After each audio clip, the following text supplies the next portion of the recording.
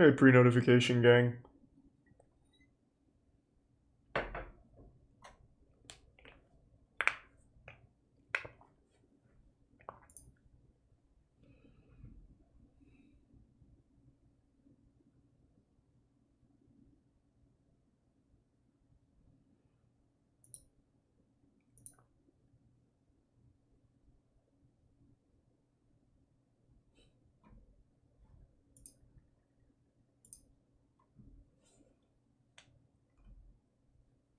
I've been alright. Haven't really done much today.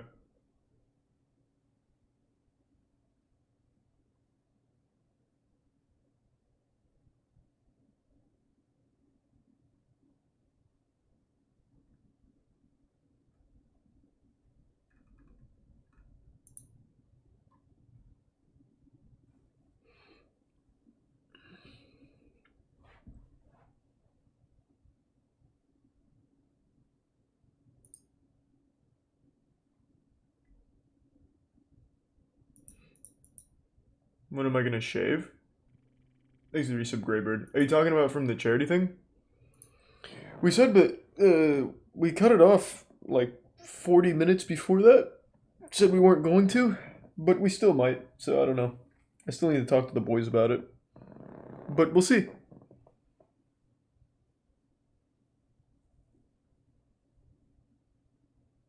Yeah, Resident Evil 2 Remake was incredible. It was super good.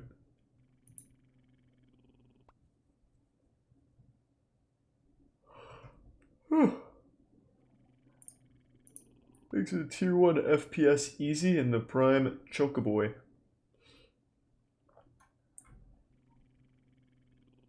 Oh, sweet. Well, thanks, King Emperor, and welcome. Thanks to Prime Tev and Morg. And the resub Harpston.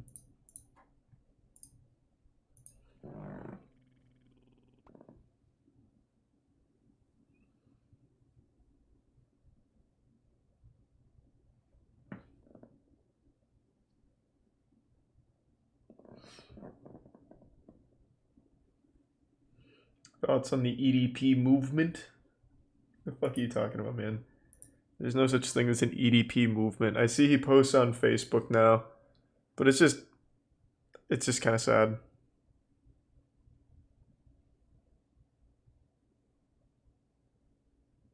Yeah, I was watching the roast of Ludwig. It's fucking great. Everyone has done a really good job in the Ludwig roast. Like actual pretty good material. Thanks to the resub Jesse. And the Prime Dark Mattered. And the 5 gift subs Periwinkle. Good to see you again, man. And the resub Masa Moose. Bitch Shank. Prime Bree. Resub Luke.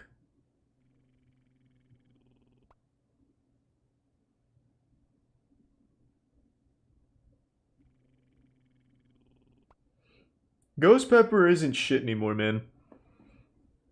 I ate that Ghost Pepper ramen. Didn't feel a fucking thing. The Psycho Serum has just made me stronger. Much stronger. Thanks to the Prime Pilot and the gift sub Capacrum and Jason.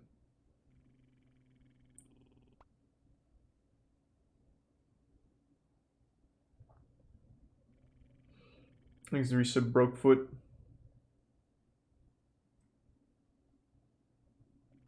And the Tier 1 King Sauce. And the Prime Geff.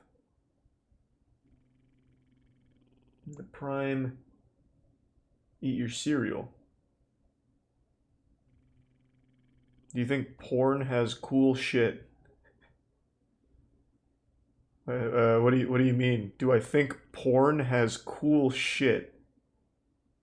Make it sound like it's some kind of convention center or something with like merch for sale. What do you? I mean, I guess it depends.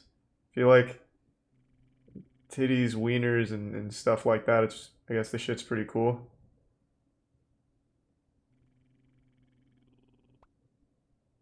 Thanks for the 5 gift subs, Swamped. Good to see you again, man. Thank you for the generosity.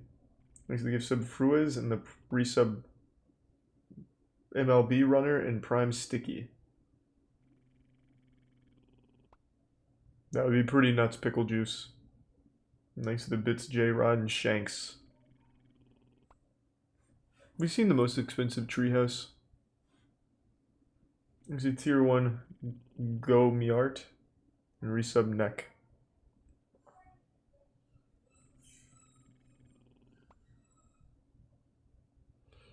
I don't know if the part 2 of the Japanese hijacking has come out.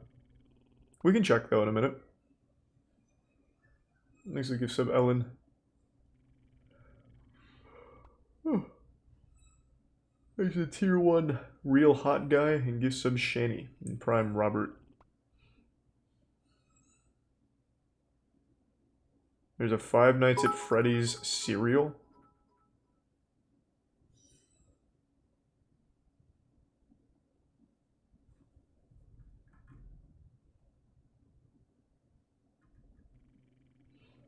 There's the prime Alfie, Hobos, and tier 1 1-inch Wonder, and the resub Donut Gamer, Kurisu, and 5 gift subs Butter. Thank you, Butter.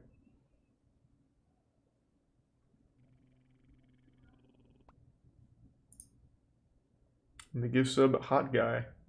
Are you in on AMC? Why do people keep bringing that up? Yeah, I got into all those fucking Reddit meme stocks. Why, is AMC doing something? Nope. Still down from when Reddit pumped it up. There's the prime RGB Cypher and the resub Gamble.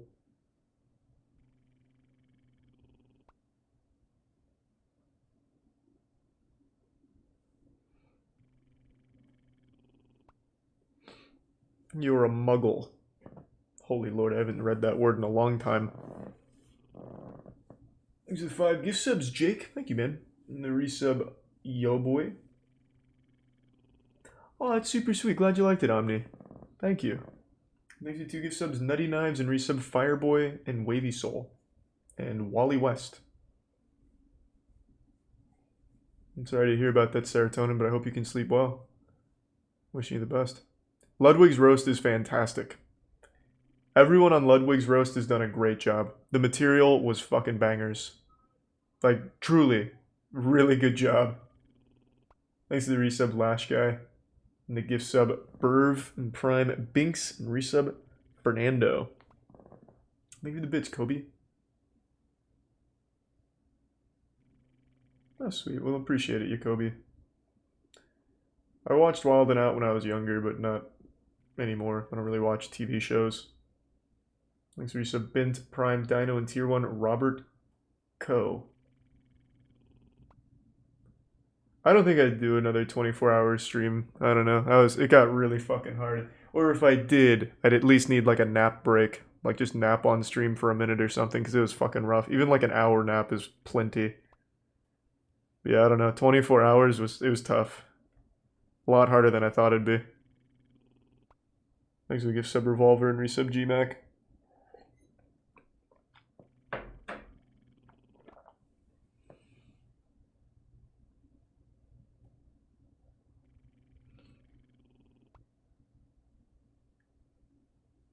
Oh, sweet. Thank you, Avery.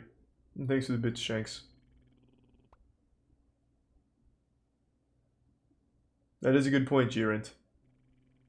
Thanks to tier 1 Jackie Bow.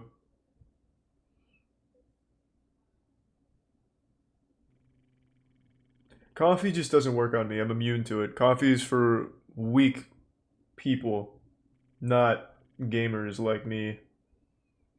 Fucking hate coffee. Tastes bad. Doesn't give me energy. Tea, on the other hand, though, that's where it's at.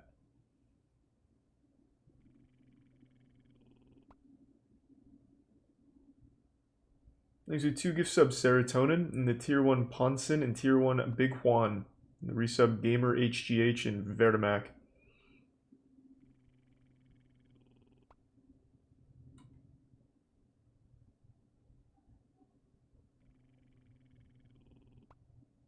There's a prime Will.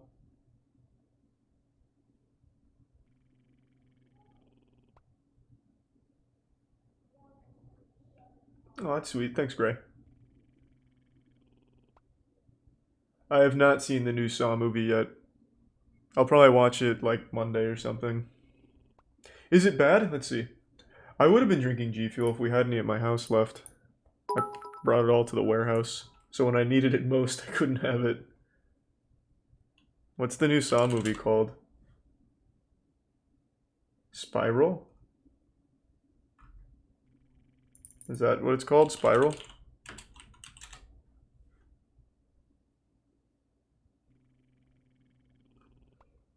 It has decent reviews for a Saw movie. 40% on Rotten Tomatoes.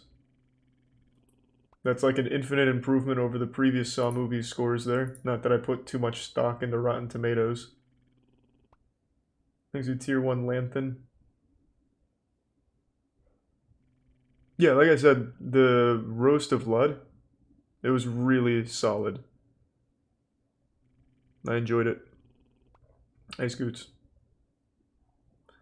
Your opinion on cereals sucks ass? How can that even be arguable? Everything in the S tier deserves to be there. Are you just one of those guys that houses Cocoa Puffs and couldn't handle the truth? Jesus, truth.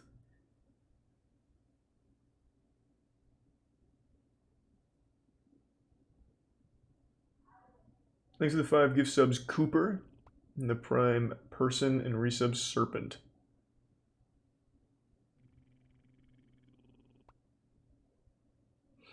QT did kill it. QT fucking slayed.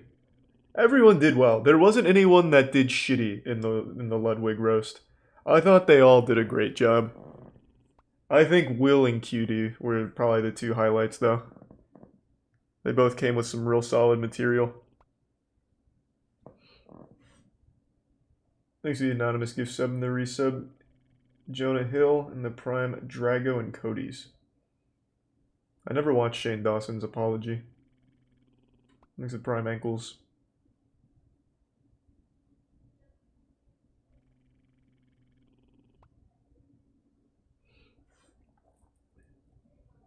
Thanks to the gift sub Tony and resub Thankful Dead. Rabbit hole vid? Yeah, we'll probably do some rabbit holes. We always do rabbit holes on YouTube night. Thanks to resub Storm and Norman and the gift sub some swag. And the gift sub Chimja. And that headbanger video. Yeah, this is a new To Catch a Predator video, so I'm gonna cue that up before I forget.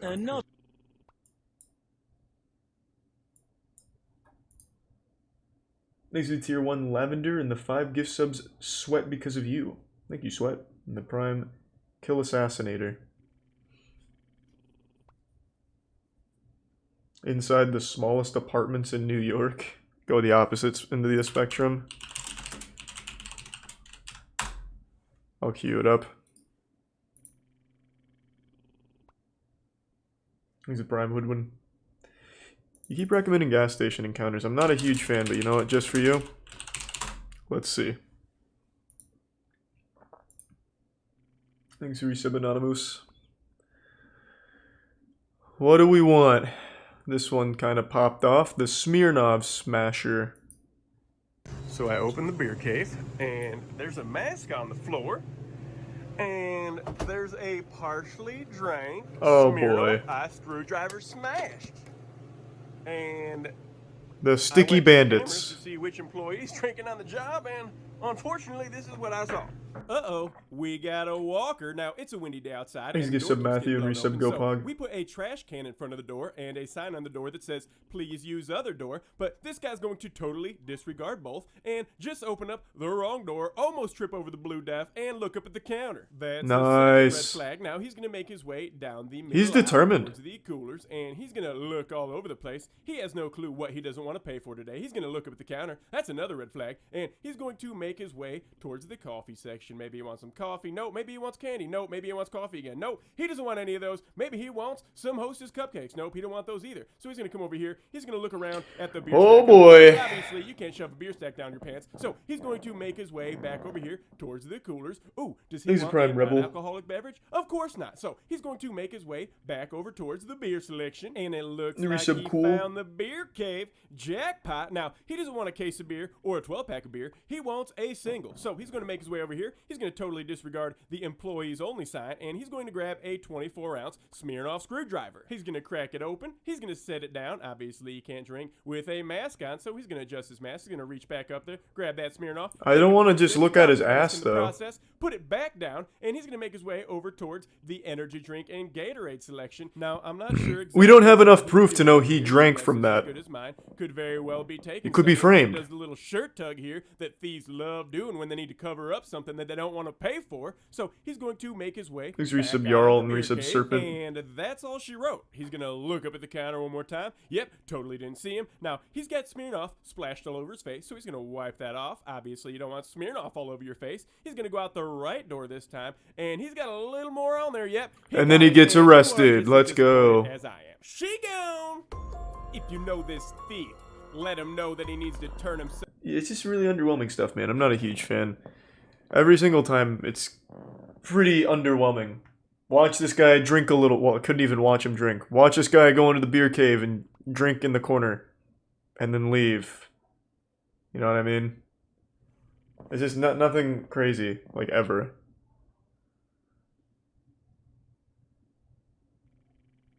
That's why I'm not a huge fan.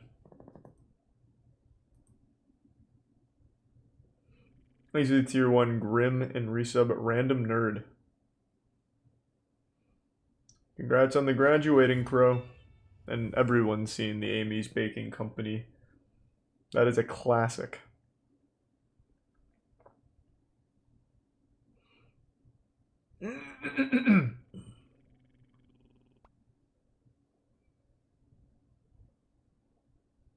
How North Korea held the greatest pro wrestling match in history? What?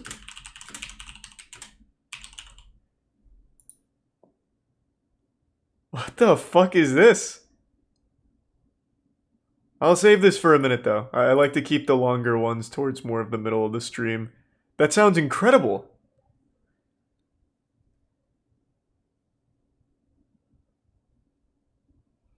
Oh, well, while we're on Kinto Bento, is part 2 up yet? Nope, not yet. Fuck.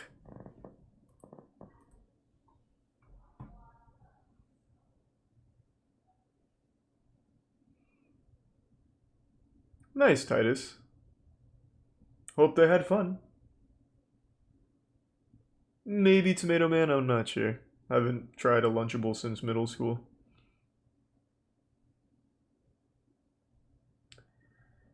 Galpin Motors Mizar? What the fuck is that?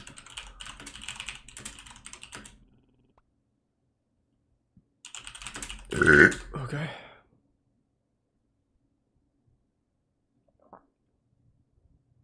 You said skip to 6 minutes?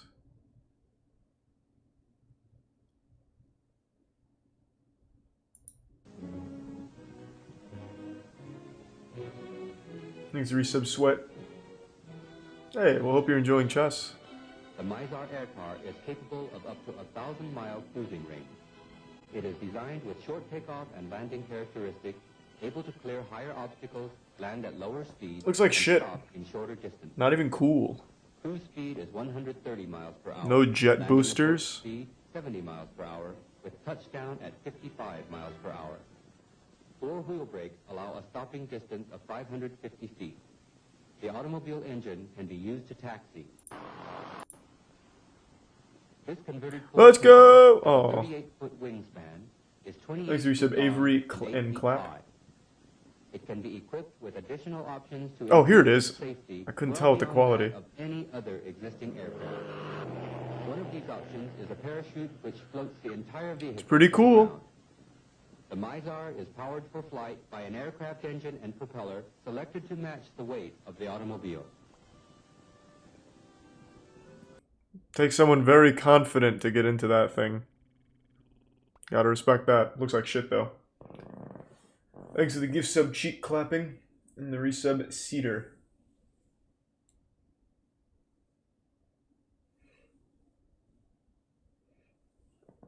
Japan's most dangerous band now? I'm still not convinced that I can watch that on stream, man. I do like the idea, but I really feel like there'll be blood or something. Like, just this thumbnail down here does not inspire very much confidence, considering his face looks all scarred up and shit.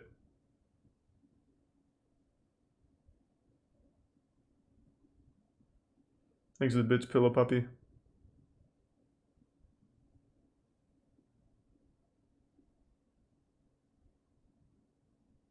Not this. I know they're not the same video, but it's the same band, right?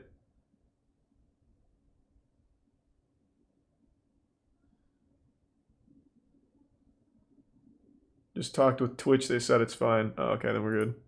Can a bulldozer be an instrument? Well, I'm sure you and I can Exit both Prime, agree, Ocean Global. no, not really. How would a bulldozer, a construction vehicle, accomplish the same job as a guitar or a bass or drums or a piano or a keyboard, whatever it is? But for artists who perform in the realm of noise music, challenging conventional ideas about what music could be and how it could be performed is just a part of the day-to-day. Hold on. Just checking something real quick. Okay, not a penis. We're good. Whatever it is. But for artists who perform in the realm of noise music, challenging conventional ideas about what music could be and how it could be performed is just a part of the day-to-day. In 1985, legendary Japanese noise band Hanatarash would perform at the I know what it Tokyo is, San. It's just Superloft, way too long. a show which saw their frontman, Tetsuro Yamatsuka, or better known as Yamataka Ai, drive a bulldozer through the venue. After a pile of debris and destruction was left, audience members had to restrain him from throwing a Molotov cocktail onto the wreckage. Hanatarash, to put it lightly, sounds like a good was song. known to cause a ruckus, using a variety of instruments, objects, and tools to create the sound during their extreme and savage performances. The band would eventually become too much to handle for venues and clubs alike, not only requiring concert goers to sign a waiver regarding the potential for injury. So he's like shows, Yoko but Ono. eventually also requiring He just a makes guarantee noise and from breaks Yamatsuka shit. that his onstage behavior wouldn't cause damage to the properties they played at. Today, I want to explore the 7. story and take a look at Jindo? the music of Hanatarash, Japan's most dangerous band. A couple of months ago, I did a video on fellow noise artist Merzbow and his 1996 release of Pulse Demon, a video which has ended up Prime, becoming Sarah. my most viewed video on the channel ever. Ever since I made that video, I've only gotten more and more interested in the world of noise music, and more specifically the growth Prime of the Lunchbox. noise scene in 1980s Japan.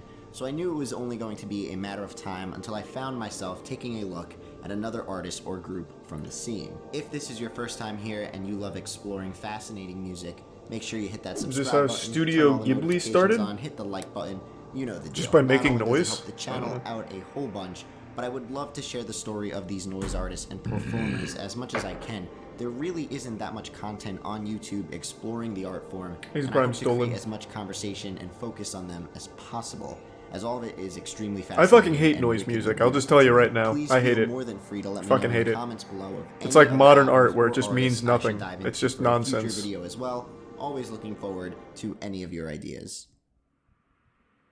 So before we get started and dive into Hanatarash, it would only be proper Thanks, to Prime touch Jess, up and on the resub Marky origins Moo. of danger music, the experimental form of sound and performance art Hanatarash is more specifically associated with beyond just noise music. I do plan on doing an entire video on danger music in the future, so I'll keep it pretty Thanks for the bits, simple Walt. for now, but danger music is pretty much what the name implies. Musicians performing in a sort of way that can or will pose a threat to the crowd. With a Which, of thrill course, makes the knowing set music piece sound or better. therefore may or may not be performed. When you Danger break music a can be traced pane of glass all the over way someone's back to the skull, it makes a early great 60s. noise, American compared artist, to just poet, breaking and it on the composer floor. Dick Higgins creating his series of danger music scores defying and challenging the normalities of what a score Thank you, should Tier be. 1 Ricos Here and the we Prime have some King. of the original scores created by Higgins. Some are the original typed versions from the 1960s, and some are part of a recreated handwritten set that Higgins created in 1989. Some are nonsensical and humorous, like let's take a look at Danger Music number 41 here, which requires you to take off your old coat and roll up your sleeves. Pretty simple. Others are pretty much impossible Thanks, to Resub perform, Swag. unless of course you really want to bleed for I your have not art, even no started pun My Hero intended, 5. and perform Danger Music number 9, which is simply volunteer to have your spine removed. And then, how could we forget about everyone's favorite, the essential classic, Danger Music number 17, Scream, Scream, Scream, Scream, Scream, Scream. I'm going to leave a link below to an article titled Danger Music, The Scores of Dick Higgins, Thanks to the written by bits, Bradford Bailey, Kiera. if you seek more detail on the origins of this The Prime style Bot. of performance art. As the music world developed through the 70s and 80s, many bands and artists would begin repelling the excessive nature of the mainstream rock that came before them, hence the birth of punk rock, or simply punk. Musicians Tier taking 1 a hold of their Lautrec. sound and direction And I'm by good, often Huey, thank you. self-producing and distributing their tracks through independent record labels, punk defied the norms of what rock was at the time and how to get heard. Unrestrained melodies with a rapid-fire feel and raw production value. I have a friend who punk whips himself with glorified the massive DIY chains while he aesthetic and screams. took many under its belt. And while Have you places tried like getting an New York exorcist? and London are known for the creation of punk and the craze that followed, it was only a matter of time until Tokyo and Osaka would also soak up the scene like a sponge. In the 1970s, Japan was dealing with Tier problems 1 like Dylan? major price inflation, an oil crisis, and industrial decline. There was a bunch of things, and things, they just were not looking too hot for the country, so the introduction of punk rock couldn't have been more perfectly Thanks to the timed, bits, as it mother of provided nut. the youth in Japan with a voice, and more importantly, an outlet. During my There's a research small for cap. this video, I found it extremely hard to get any good footage or high-quality photography, not only of Hanatarash, but of the entire Japanese noise and punk scene in the 70s and 80s in God Japan. damn it. However, wherever I would look, one name kept popping up. Jin Sato. Jin Sato was a photographer who captured much of the scene back then, and as I kept looking for more and more footage of these shows Yeah, of course I've watched some of existing, that, Stormy. it really seemed like this guy was one of the only ones capturing and archiving these incredible underground shows. I knew I had to get in contact with him, not to only just ask about permission So to when- use these when do they photos get in to, my like, the videos, dangerous but to shit? 'Cause see we're if he almost had the halfway files on there. hand so I can get them in as high resolution Not much as is happening. possible. After a couple of weeks emailing a person by the name of Tomoya Kumagai, my eye push sound itself, but how they could create performance art that would defy the traditional, which ultimately led to the band being known as just Hanatarash. Here's a With tier 1 previous acts like Joshi. the Japanese noise group Hijo Kaidan releasing under the Mumble Stream. The list of what Yamataka Eye would do just goes on and on, from throwing gas drums and cases sweet. of beer Thank you, bottles Granny. around the stage and the crowd, to even cutting a dead cat in half with a chainsaw that he found dead in an alley before the show. He's also accidentally cut his leg with a power saw that was strapped to his back during one of his shows, and of Pretty course, cool. most famously, he drove a bulldozer through a club they were playing at, causing an estimated $60,000 in damages. Now, I, for one, Great obviously music. do not condone the acts of Hanatarash on stage. Don't like chainsaw a damn dead cat, you know, but with all things performance art, it is obvious to see why people would come to these shows and keep on returning. Curiosity and the desire to see something wicked or extreme unfold right before your eyes. How extreme, Hanatarash he's throwing performances barrels. pique the curiosity. Whoa. Adrenaline through the body. If I wanted to idea see that this, as a I'd just concert go goer, downtown you could just and watch the someone people else do that it, are whether that tripping be on smashing spice. glass or screaming and bending your body in a contorted, unsettling sort of way. The idea that you can come that close to the danger itself, but not actually be the one doing it or responsible for it, caused many to want to see the spectacle. It's a selfish approach that tests the It's an interesting topic, but not a very interesting video. If there's no, like, footage besides the thrusting the air thing with a spoon in his mouth, there's just not a whole lot to, like, watch. It's just a couple of pictures. Actually, tier 1 JoJo and resub it. Nobody cares. Yeah, I had a lot of fun on RP, but there's just not much for my character to do in that world anymore. So I just haven't hopped on in a while. Thanks to the 5 gift subs, Jack Rags. Was the music good? Well, if it's anything like other noise bands, it's a resounding no. I don't know how many of you are familiar with noise music, but it sucks.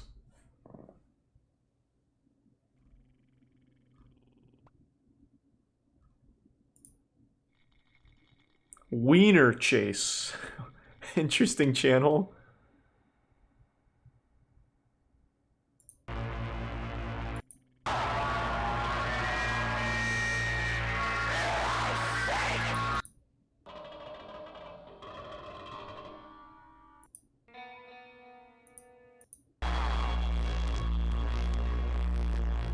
Oh, yeah. Thanks to tier 1 suck. Thank you. Really appreciate the 5 gift subs, Jack Rags. Thank you, man. And thanks to the Prime Husky Gamer and resub Saltkin and gift sub Lautric and bits Lycan. Basically, just take any shitty meme on YouTube where it's ear rape volume and stretch that across the course of an album. That's noise music. Thanks to Tier 1 King Porcupine.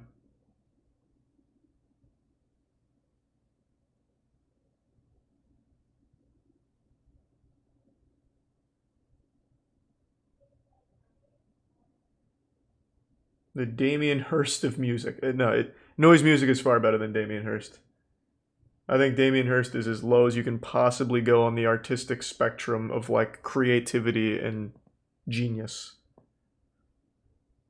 Thanks to resub Kappa.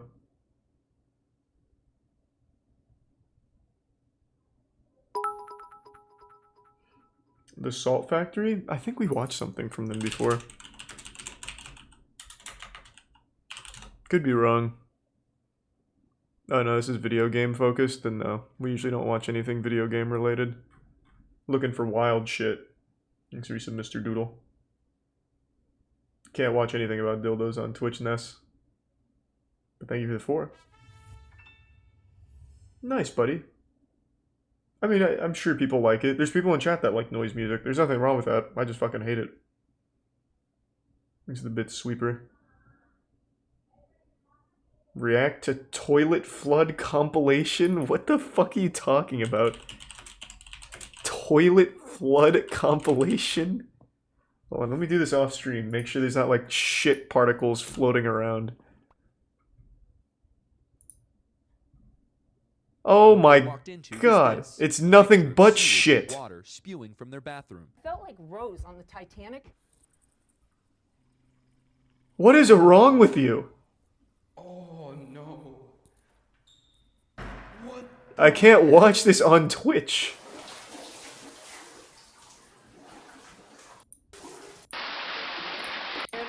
Okay.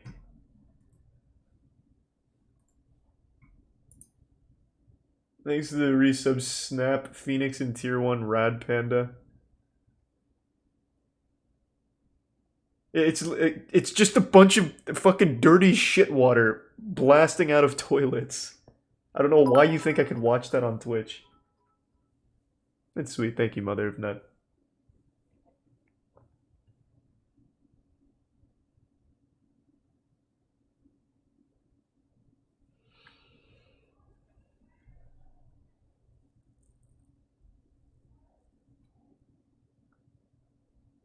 Oh, I love Kit Boga.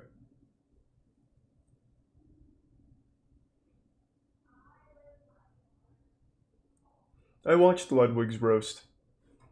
It was really good. It was very, very good.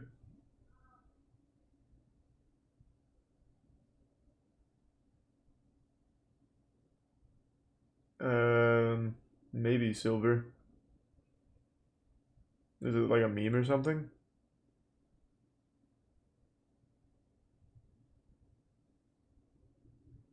The first one is good? No, I'm not watching another thing on noise music. It's literally just slideshows.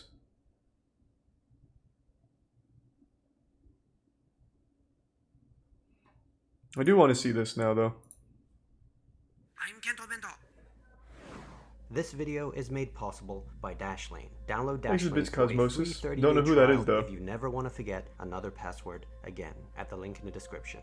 Pyongyang, North Korea, 1995. The lone American made his way down a long, dingy hallway. Stone Cold Steve Austin, let's North go. Korean officials. He was nervous, afraid of what was to come. Not just because of the constant surveillance he was under, but the state of the entire country.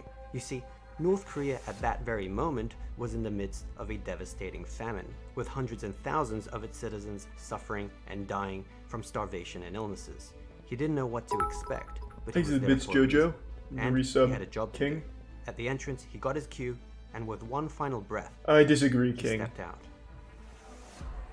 into what was a sea of humanity. Oh, Now this fuck wasn't just yeah. any crowd. This was 190,000 North Koreans. Holy who were conditioned shit. To see Americans as evil, who did not know pro wrestling was staged, that it was predetermined and choreographed. And here was a man, a blonde-haired American man, who 190K. embodied everything they were legitimately told to hate.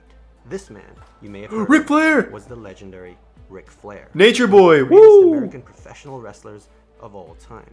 And at this moment, he was wondering what he had gotten himself into.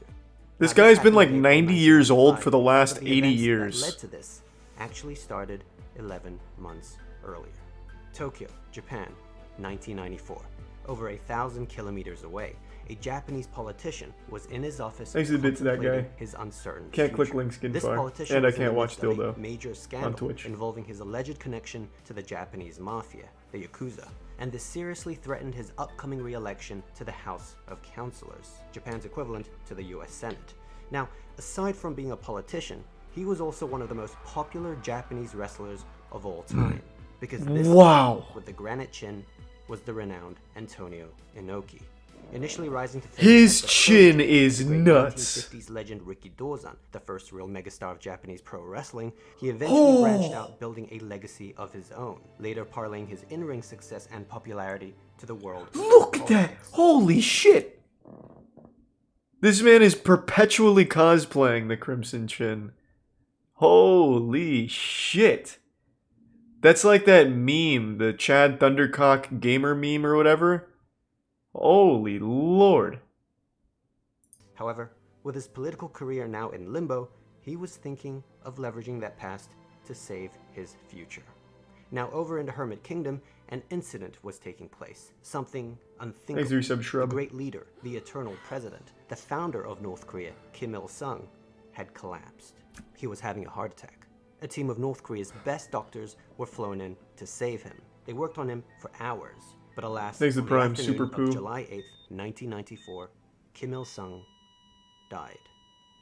To North Koreans, this was a man who saved Korea, who single-handedly defeated the evil Japanese to liberate the nation, who fought off and vanquished the imperialist Americans to win the Korean War. Thanks to And Prime those Hypey. were some mighty shoes to fill. His son, Kim Jong-il, now left suddenly with an entire nation to rule and one under immense turmoil, felt this pressure, as all eyes were on him. Meanwhile, in the Thanks, US, Resub there was Nando. one company that was reigning supreme as the world's premier wrestling brand, the Connecticut-based World Wrestling Federation. or The WWF! today Fuck! WWE. They used to Now, make at the so time, many good their biggest Nintendo competitor games. was the Georgia-based Oh, World shit. Championship Wrestling, or WCW, who was constantly Oh trying my to play God. catch up. This frustrated the WCW president Eric Bischoff, who wanted nothing more than to beat his rival. One night, Bischoff received a call from an old Japanese acquaintance. It was the wrestler turned politician Antonio Inoki. Inoki had finally figured out how to save Thanks to his Prime, political Crosslaw, and career, Resub it, Haley, perhaps and Jaws. strangely, involved holding the greatest pro wrestling event the world had ever seen. Inoki himself owned a successful wrestling company in Tokyo called New Japan Pro Wrestling, NJPW, and in a collaborative effort I don't know with too much Bischoff's about that. WCW, wanted to put on a pay-per-view extravaganza with marquee names from both sides of the Pacific. The publicity would be huge. Bischoff listened intently as WCW had Inoki Hulk Hogan revealed first, I caveats. think, right? The event would be held Is Hulkmania gonna run wild in North Korea? totalitarian, isolationist state. Now, this in itself would be controversial, but NJPW was a Oh, no. Japanese company, and WCW was an American Oh. company. Two countries considered the greatest of enemies to North Korea. He went to Despite WCW this, after. Inoki Gotcha. was willing, hoping the publicity and goodwill gleaned from this so-called World Peace event, as he dubbed it, would boost his chances at re-election, as well as help put WCW on the map. Or at least, that was his pitch to Bischoff. Bischoff didn't actually need much convincing though, because he saw this as a phenomenal opportunity to gain mainstream attention.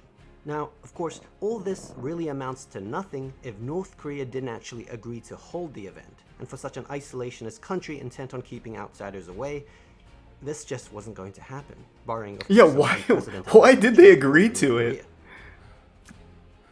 Did they revive The supreme their leader, supreme leader and have him Kim win the Il-sung wrestling Kim Jong-il, match? was now Proving ruling, that he was which the meant best? He needed to make a statement. He needed to showcase his newfound power and influence to the world and to his own people. He needed to prove his worth and establish a cult of personality he Okay. felt was vital for political control, something he learned from Dad. and, odd as it may seem to us, a grand pro wrestling event with its simplistic portrayals of good and evil. I hope he hops in the apparently ring. served that purpose. North Korea had always tended towards Thanks these to Prime types of Goose and old-fashioned Resub style Medieval. spectacles in showcasing their might. And so, Yeah, I heard he was about on that board. body farm. Thus, the pieces were now in place. INOKI, Bischoff, and Kim were all in. But they needed a main event to headline the show, one that would generate a great deal of buzz. And it only made sense that INOKI himself be involved, given his What a superstar badass. status, which he agreed to. Being And that chin semi-retired is from the nuts. sport by that point, and being an active, high-profile politician, made it unexpected to some, though not completely unique in the annals of wrestling Kane! history, as seen by current mayor of Knox County, Tennessee, Kane, who still makes in-ring appearances to this day. INOKI had always taken a Kane's so hands-on fucking cool. approach Oh, in what? diplomatic affairs, and controversies aside, his actions slap a often school stemmed child? from a genuine interest in promoting Nice. world peace, to the point of putting himself in some real danger. Now, the question was though, who was he going to face in the main event? His opponent also Thanks, had to be Resub someone Grievous. big and preferably American, and so Eric Bischoff went and asked his biggest star in WCW to join him in Pyongyang, the most famous wrestler of all time, I fucking Hulk knew it. Hogan, who said no. Oh. But who did agree to join him was the Nature Boy, Woo! Ric Let's go, Ric also one of Flair! the all-time greats. Unlike Hogan, Party Boy Flair was always up for an adventure and was excited to take the risk. I don't think this guy's And been risk it off was of that cocaine once for inside more the than a Kingdom, day, no one would be any able to time in the prevent last 3 their decades. safety. Now, at this point, the powers that be wanted even more prestige added to the event. Thanks for So 5 they gift called subs, upon a Fairy. name that even Prime non-wrestling will. fans Thank you, Fairy. had heard of. Astonishingly, Bischoff was able to convince Muhammad Ali the Greatest to join them on the ride. Many months later, in Pyongyang, this motley crew of high-profile American and Japanese wrestlers and performers touched down in a special military plane sent by the North Korean government. They were warned in advance the plane would be bugged, filled with microphones, which meant they had to refrain from saying anything even remotely negative about the country. Upon landing, each person had their Thanks for some passports voyeurism taken and a and gift was sub immediately Barnett. assigned a handler by North Korea's intelligence agency to follow them around 24/7. This meant they weren't allowed to go anywhere except for on carefully curated tours of the country, crafted What's Ric specifically Flair's for finishing them. move? I On don't these know. tours, they had to go to Fucking monuments Force and of memorials Nature or where something, they where he were just, told like, by their rips your handlers cock that off? the I don't atomic remember. bombings of Hiroshima and Nagasaki never happened, and that North Korea won World War II. Many times they had to pay their respects to the great heroes of North Korea's past, including The of fucking course, Figure the recently 4? deceased supreme leader. I don't All in remember all, that. They were simply the best, and if anyone told them otherwise, there would be severe consequences. One of the wrestlers, Big Scott Norton, found this out the hard way. One night in his hotel room, he was on the phone with his wife, who was in the US. They were arguing, as she was accusing him of partying recklessly, having a blast with the guys over in Asia. Norton tried to explain that she was wrong, that Yeah. that sort of thing just wasn't possible in North Korea. Yeah, But Jesus she didn't Christ. believe him. Out of frustration, he yelled, "You don't understand what kind of shithole we're in." Which is when the phone went dead. He died. The door suddenly opened. Oh my and God. North Korean military personnel Executed came in him. and forced him out. They sat him down in an interrogation room and informed him that he can't talk about their country like that. Indeed, they had heard everything. The phone was tapped and the room was bugged. All the hotel Thanks, rooms Resub were Voful. under surveillance. According to his later account, Norton fully Hey, appreciate it. expected Thank to you, be shot Choppa. right then, right there. But as things were Redkin. looking dire, someone high up in command walked in, and after some vague threats and a stern warning, he was let go. Perhaps it was because they knew a high-profile diplomatic incident would likely be more detrimental to North Korea. Or they just didn't want to ruin the big event the next day, as Scott Norton was a featured attraction. Does he Either still way, go on come to ringside, wrestle? Norton, Flair, all the wrestlers were ready to put on a show. They Now, beat there him was a with huge metal famine bats going and then on, expect so him the to go wrestlers wrestle? really had no idea what sort of crowd to expect. Would they even be able to afford tickets? But upon arrival at the stadium, they were shocked to find a packed attendance, which in itself is impressive. But this was North Korea's May Day Stadium, to this day the largest stadium in the world. Ric Flair was ecstatic that there were real draws even in the Hermit Kingdom, but he was soon informed that what he was witnessing was a forced attendance. Who North Korea wanted to cares? show the world how much they were Let's truly go. respected, and it was clear that empty arena matches just wouldn't convey that. As for their militaristic might, they had tanks and launchers displayed on the field, as well as lots and lots and lots of marching. In the back, they had rows of children holding up sectioned cards that collectively depicted ballistic missiles hitting the US and Japan, which, while a magnificent sight to behold, was awkwardly worrisome for the American and Japanese No, wrestlers no, who were they getting mean it in good to faith. perform. Part Now, of the once they wrestling were performing, promotion. Once the actual wrestling started, things took a strange turn, because it became quickly apparent that something wasn't quite right. The entire stadium of people were silent, eerily silent. Pro wrestling had always been contingent on eliciting crowd Thanks, Resub reactions John. and playing off them, so this was a huge detriment to the performance. Now, it turned out that likely no one in the stadium actually knew what pro wrestling was. So what? They didn't know any of the famous wrestlers, and they didn't know it was meant to be fake. For this conservative crowd, the carnivalesque glitz and glamour, the flamboyance and face paint was just too much.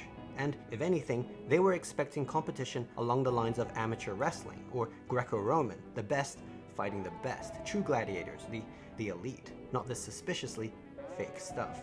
But that wasn't even the biggest problem, because the entire show was filled with American and Japanese wrestlers. All the matches were either America versus America, Japan versus Japan, or America versus Japan. So who are they supposed to cheer? Wrestling's meant to have a good guy, bad guy dynamic, and they clearly established at the start who not to cheer for. The deafening silence continued through Too Cold Scorpio's breakdancing, the Steiner brothers' theatrics, and even some solid wrestling. There were a few exceptions though that provoked a reaction, like the women's tag match, which was absolutely shocking for the North Korean men, Bull Nakano in particular with the blue-haired dominatrix look, and the match of behemoths. Big Scott Norton, fresh from interrogation, battling Shinya Hashimoto. Big heavy-set men like these were of course bewildering sights in a country ravaged by famine. Exceptions aside though, by and large, there were no reactions. This The is crowd fucking wild. just didn't care. And as the main event rolled around, things were looking grim. Ric Flair versus Antonio Inoki. Once again, America versus Japan. Now, Flair may have been on edge, but Inoki, They should have used necromancy and brought wasn't back the concerned, supreme because leader. he Have him had a wrestle. plan. In fact, he had anticipated the crowd the hype. crowd from the very start. And as the architect of this whole affair, Thanks, Resub he was Fluster. banking on one very important piece of the puzzle. It's One sweet. that was Thank you, remarkably Fluster. over 70 years in the making. Hongwon County, North Korea, 1924. On the East Coast, there was a boy who was the son of a farmer. He grew up poor like many in the region, but once older, he was able to make his way to Japan to earn a living. Korea was still under colonial Japanese rule at the time. He first did sumo, but soon gave it up to try his hand at professional wrestling. This is where he found unrivaled success, defeating American after American, emerging as a folk hero to the Japanese He's the prime people. downfall. In the post-war era, the Japanese people were searching for that one symbol of strength, a symbol of Japanese resurgence, and they found it in this man, the man known as Rikidozan, the first real megastar of Japanese pro wrestling. By this point, he was a naturalized Japanese, but he still loved his homeland and its people, if not the regime running it. Then in 1963, after an altercation at a nightclub, to the shock of the nation, he unexpectedly died. Now, it was at this point North Korea decided to use him, an ethnic North Korean, for propaganda purposes, transferring his legacy to fit the North Korean narrative, defeating American after American on behalf of the Kim regime, even if no one in the country knew what pro wrestling Thanks was. for some homegrown Today, and he stands homegrown as and the prime. nation's ultimate anti-imperialist patriot, and, just like the Kims, is a revered national hero, heavily featured in North Korean media, propaganda posters, monuments, with people all over the country traveling to pay their respects. Which is why 30-odd years after his death, it was a monumental occasion when Rikidozan's protege, Antonio Inoki, on behalf of his mentor, returned to the homeland to once again conquer and defeat an imperialist American scoundrel. As Flair made his way to the ring, looking as American as can be, with his blonde hair, blue eyes, and star-studded robe, he was nervous. The crowd was treating him with a sense of quiet disdain. Hitting him with tomatoes. But then it was Well, I time mean, it's North for Korea. They don't Inoki's have tomatoes. entrance. Spitting at him, I guess. And for the first time, the crowd came alive. It didn't matter that he was Japanese, because he was representing the great Rikidozan. As the match started, it became very clear that this wasn't America versus Japan. This was America versus North Korea. Thanks to Resub Sokoloco. Few times at Collision in Korea, really responding to Inoki. The people truly loved Inoki, chanting his name and hanging on his every move. Flair too played his part well with his classic cowardly antics. And after about 15 minutes of back and forth action, Inoki nailed a cartwheel, Ooh. a devastating top rope knee drop. Oh, God. Finally, Nature Boy's getting signature fucked up. Enziguri kick. And it was over. The hero had triumphed. Fans stood up and applauded as North Korea once again prevailed. The main event was a success. Kim was happy, and with the entire event in Pyongyang having a legitimate record-breaking attendance far greater than Tier any 1 WrestleMania to Cyborg date, and the Prime Bonesaw. this was proclaimed undoubtedly the greatest pro wrestling event in history. Or was it? That was the North Korean narrative. But outside of the Hermit No one Kingdom, watched it. the event actually failed to garner Yeah, any real I figured. publicity. No one knew about it, and the few who did reported it as some strange attempt to win world respect, reinforcing international opinion that North Korea was kind of weird. Kim Jong-il did not get the respect he was seeking, but it wasn't just scary. him. After returning to Japan, Antonio Inoki Double discovered leg. that the event offered little to no political rub amidst its controversies, and a few months later, he lost his re-election bid to Japan's House of Councillors. For Eric Bischoff, he decided to air the controversial event on pay-per-view, marketing it as Collision in Korea, which hopefully was the big push he needed to once and for all topple the WWF. But it tanked. The ratings were low, and no one cared. There wasn't even any blowback for their time in Korea. Years later, WCW was purchased by the WWF, by this point, the WWE, and the event soon faded into obscurity. Now, interestingly, this wasn't actually the last time a major US wrestling company would go on to North hold Korea. a prominent event in a controversial totalitarian state. Riyadh, Saudi Arabia, 2018. 23 years Oh, after I remember North this. Korea. The wrestlers WWE, got now trapped. unrivaled as the world's largest wrestling They weren't allowed to promotion, leave. held an event in the kingdom's capital. This amidst controversy involving the journalist Jamal Khashoggi, who after being surveilled for weeks by Saudi officials, was executed in the Saudi consulate in Turkey.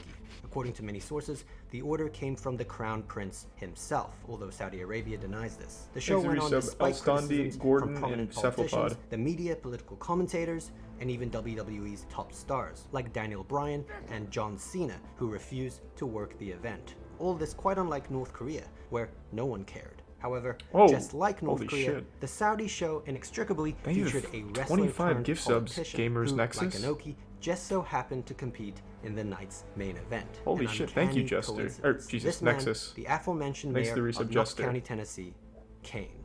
Now, the funny thing is, while North Korea was spying on wrestlers, Saudi Arabia you, was Nexus. spying on journalists, tapping their phones and hacking their accounts, which makes it all the more fitting that the only reason they were caught and exposed was because Turkey was spying on them. And really, it's not just governments or journalists or wrestlers. Oh, Most super people sweet. today Thank you, are Gamers too Nexus. laxed when it comes to online security, using the same password for every account they have. Now, if this is you, congratulations. You've just witnessed my most convoluted seg. But that's okay, because Dash I mean, it's a good makes segue. keeping track The one he's talking about, though, I actually do remember that one. I'd never heard about the North Korean one, though. I don't know who Tech Jesus is? I guess not. But I do very much appreciate the 25 gift subs. Thank you, Gamers Nexus. I'm sure I've seen the content at some point. In fact, I'll look now.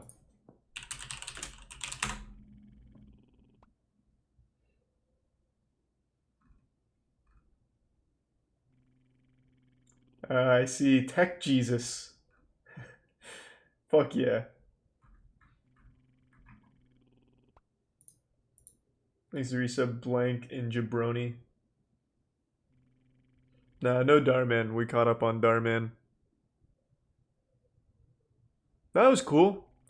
I am a little disappointed that they didn't have like North Korean wrestlers enter. It would have been pretty nice to see that. But, oh well.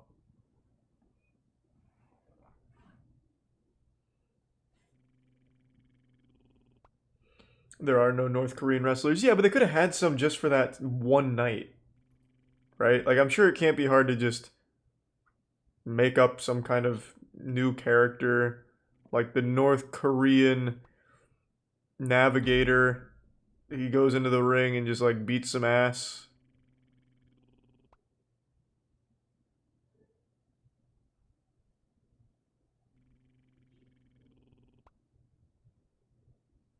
Is that a fact, Evan? I mean, Inoki looks like a guy that could beat some ass. Thanks to the gift sub career.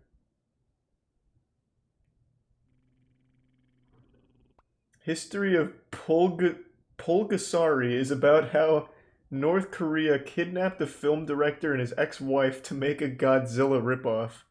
What? You the gift sub scoots to Gamers Nexus. Fuck yeah. Hold on, what the fuck are you talking about? You going to bed? Okay. Hold on. Let me make sure this is something I can actually watch on stream.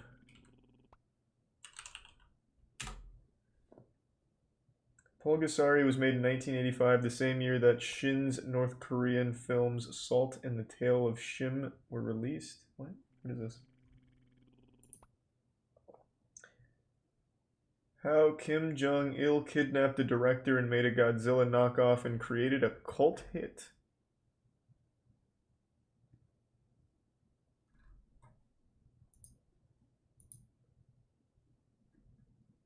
I don't know about that, Fluster.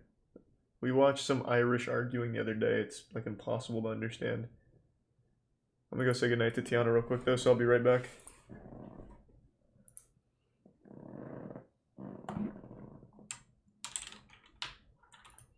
Thanks to the resub, Sierra.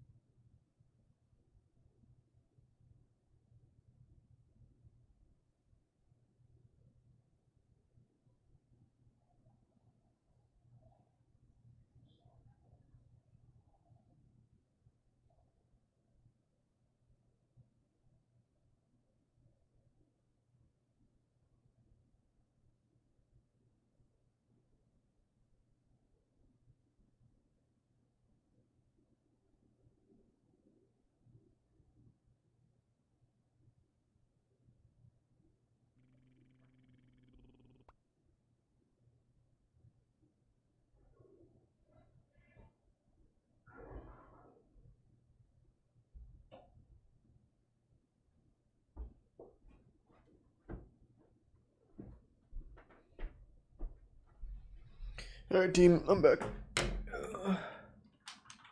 Yeah, of course I've seen ear pulling contests.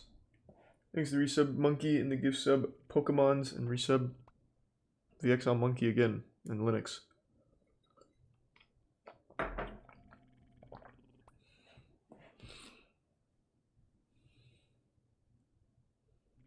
The resub Carl.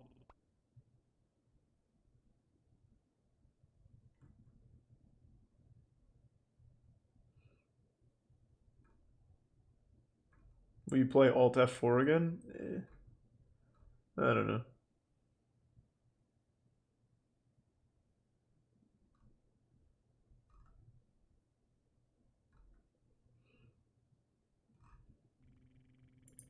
Thanks to resub Mouse. I hope next week's better, Mouse.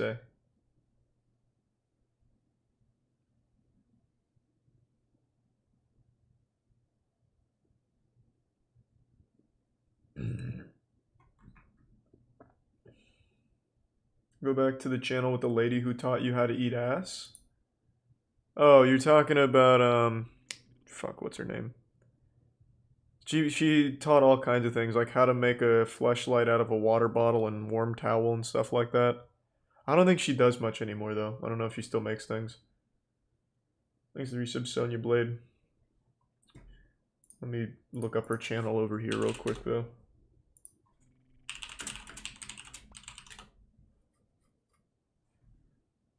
Here, yeah, here it is. Sexplanations. As you may know. Oh, she. Wait, this isn't the same lady. I don't think. I'm not sure. But yeah, this is the channel. It was Sexplanations. And she'd teach things like proper ass eating techniques and shit like that. Homemade fleshlights. How to have phone sex. I'm actually, hold on, I'm pretty curious on that one.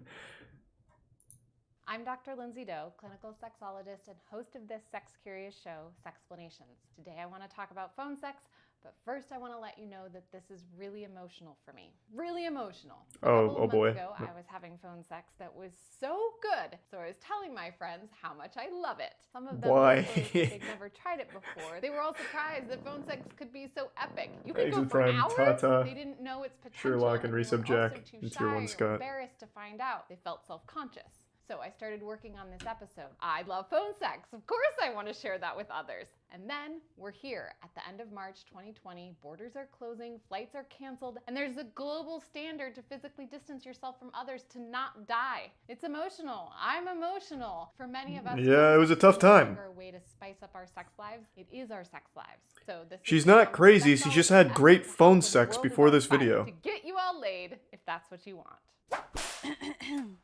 Let's talk about how intimacy survives the apocalypse. One way it doesn't. Is phone sex. Checkmate. Texting, calling, or video conferencing on your phone with others, usually while masturbating or expressing sexuality. JW asks, how do you get started? Well, you need a telephone first. Honest and simple as, want to have phone sex? Can I get you off over the phone? Have you watched the latest Sexplanations? It probably feels scary. So I'm assuming these techniques are for somebody you already know. I can't imagine a cold opener, like, can I get you off over the phone would be great on a stranger. So I'm going in here with the assumption that she's talking about with, like, your current partner, I think. I would highly recommend not using any of the three if it's like a Tinder opener, but I'm also not your dad. Like, if you want to get wild and wacky, fucking run it. And I'm not a literal PhD sex degree haver like Lindsay. It probably feels scary. If you're on the phone, you can't read body language as easily. You can't communicate through touch. What if they say no? What if they think it's weird? Help! Deep breath. If you try to have phone sex, you could have phone sex. And eventually you'll come up with your own phrases like, do you have a toy nearby? Are your notifications turned off? My go-tos are, would you like me to moan into your ear while you masturbate? Do you have time now to make me come over the phone? And drop in the conversations about taxes and epidemiology. Up for phone sex later? The similarity across all starts is I mean, that's... There's no miscommunication having with that kind of forwardness. Or change the subject. So COVID, am I right? They say yes. Determine when. Hey, Maybe excuse it's me. tear your I'm clothes trying to off come. right now kind of Can you phone moan sex. into the phone? Maybe it unfolds organically throughout a conversation. You're flirting and making dinner together, and then on video call, you start to slide the shoulder of your blouse off. It's also possible and probably most convenient to schedule a time when everyone is free and set up to play, accounting for Thanks for the different resub, time Tim zones and time Prime changes. Kyle. Checklist. Privacy, phone charged, Appreciate the resub, toys Tim. prepped, hands cleaned, good lighting, quiet area, untangled headphones, hands cleaned again. All the while you're prepping, anticipation is building. You're going to get it so good if you're patient. Another thing you can do while getting ready is warming up with some suggestive photos and emojis. What makes you feel sexy? Lip biting, your panty line, the bulge in your jeans? If you're new to selfies, this may feel strange. Lean into it. Take a close-up of your Lindsay, eyeball this is and pretty touch aggressive. One of the last things your dick sees before I draw it into my mouth. In my experience, there's a Oh, whoa, Lindsay. Okay, let's slow down a little bit. Whoa. And it feels like exercising Okay. intentional seizure. And with phone sex, all of that awkward is being sent into the ether. So when it's time for the call, get situated. Position yourself to masturbate, drink some water, own the weird, and then call. Audio or video. Acknowledge you're nervous and try to make one move. If we were together right now, what would you want to do to me? Oh! Give me a moment. Did I mention that I love this? Their suggested formula is I mean, this is like say or do next. Mine is desire, unfulfilling. Experience, wait, do. Express what you want. Thanks for the Desire, gift sub, what's Green happening, Bean and your Scott. Experience, and then wait. Let the other person volley back their desire and experience to you. Thanks to the Bits Desire, Real Talk experience, and wait. resub Maddie. Desire, experience, wait. Here's some examples. I just got your eyeball close up. It gave me a hard on. That's experience. I wish I was there to unbutton your pants. Can you do that for me? Desire. I'm lifting up my skirt so that you can see I'm not wearing any panties. Experience. That's some anime Imagine shit. my warm breath on your navel, excited to go down on you. On your navel? Lindsay, what the fuck is this? Warm breath on your navel? Fucking speaking into a belly button like a dog whisperer? Like, what is this garbage? Go back to, like, the eyeball with the last thing your cock sees before it goes into my mouth or whatever. This navel shit, you've ruined it. You've absolutely ruined it. I'm hanging up now. Desire. Eventually, one of you might take a more dominant role, guiding the fantasy or narrating what's happening. Thanks for the You feel resub, my hand Dubdick. sliding up from your waist under your shirt. Other times, it might be playful encouragement. Make yourself really hard for me. A third option is saying nothing at all. Sometimes I can't talk. I'm so enthralled that I can't put words together. Well, then so I phone not sex to doesn't work participate. in that Established, case. I'm just going to touch myself and imagine you doing the same. I like you being on the phone, but then I switch to only This is like the breathing Louis and C.K. moaning approach here. audibly. No one has to talk. Got it? Let's do some phone sex troubleshooting. Ryan Smith asks, odd question, but how can I hold the phone without having headphones on so that the phone doesn't go away from my ear? Hat, ribbon, underwear. I prefer to use speakerphone and place it somewhere else. Hot tubs Pillow, destroyed, nightstand, plant. leaned up against bedding, on my chest. And for the hands-free crotch and tits shot, I hold the phone in between my heels. All right. Asks, how do I not Twitch streamers, phrases over take some and over? notes. What We've can I got the do? techniques It's really now. interesting We and can exciting upgrade beyond these just streams. describing what's happening. The more you practice, We've the only easier just it begun. sex, the easier it will become to script with new and delicious words. One thing I would recommend is to add another person's words. Read erotic literature over the phone, romance novels, porn for the blind. For me, the best part of What? phone sex is sharing it with someone else. They could be in quarantine with their family cooking curry, and I'd still be so happy rubbing one out, knowing that there's a witness on the other line who appreciates it. So You psychopath, what are you talking about? You're saying that when your family's over for a nice meal, you'll be upstairs flicking the bean? Why? Go eat. Like, you can do that later. They came over to socialize with the family. You don't need to go upstairs. Sex on Earth. What the fuck is it? Jesus Christ. Sex, shake, and pee. What? What kind of 50 Shades of Grey fanfic is going on back there? less about what you say. You could say anything tenderly and you're set. Dan is done asks, what makes it enjoyable? Nothing. How it feels ultimately depends on everyone's masturbation skill and imagination.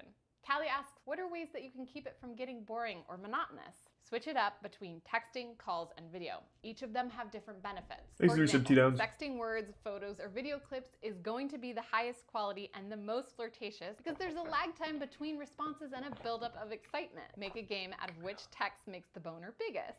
Pick the erectile progress, mix in some photos or messages about non. So she's like a dick pic the person cares about receptacle, like a hub for dick pics, it sounds like. Say, which square inch of my body is this? Record a clip of your hand sliding down the front of your pants.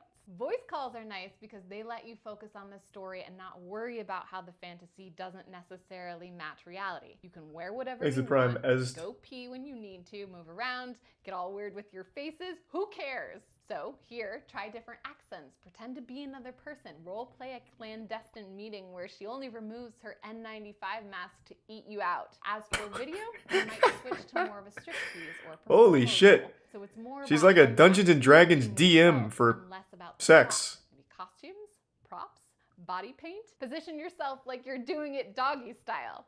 Just a Scottish Yorkie asks, does your phone sex become surreal? One time I came riding in on a tank. Yes.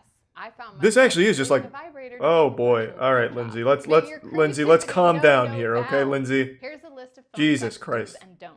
Do try phone sex a few times before you decide whether or not you like it. Do laugh at yourself. Do call each other back if the call drops. Do try something different if service failure persists.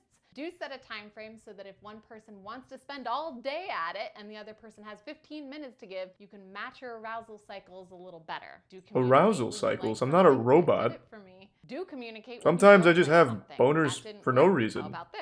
Don't record the conversation, video, audio, or screen capture without permission. Don't let other people listen in unless you have permission. Don't come and run. Check in afterward. Phone cuddle if you want. Don't expect orgasms. Don't check in afterwards. She makes it sound like it's that Facebook feature during a natural disaster to like check if you're okay. Like, I'm still safe. All right, I came. Are you good? I don't care.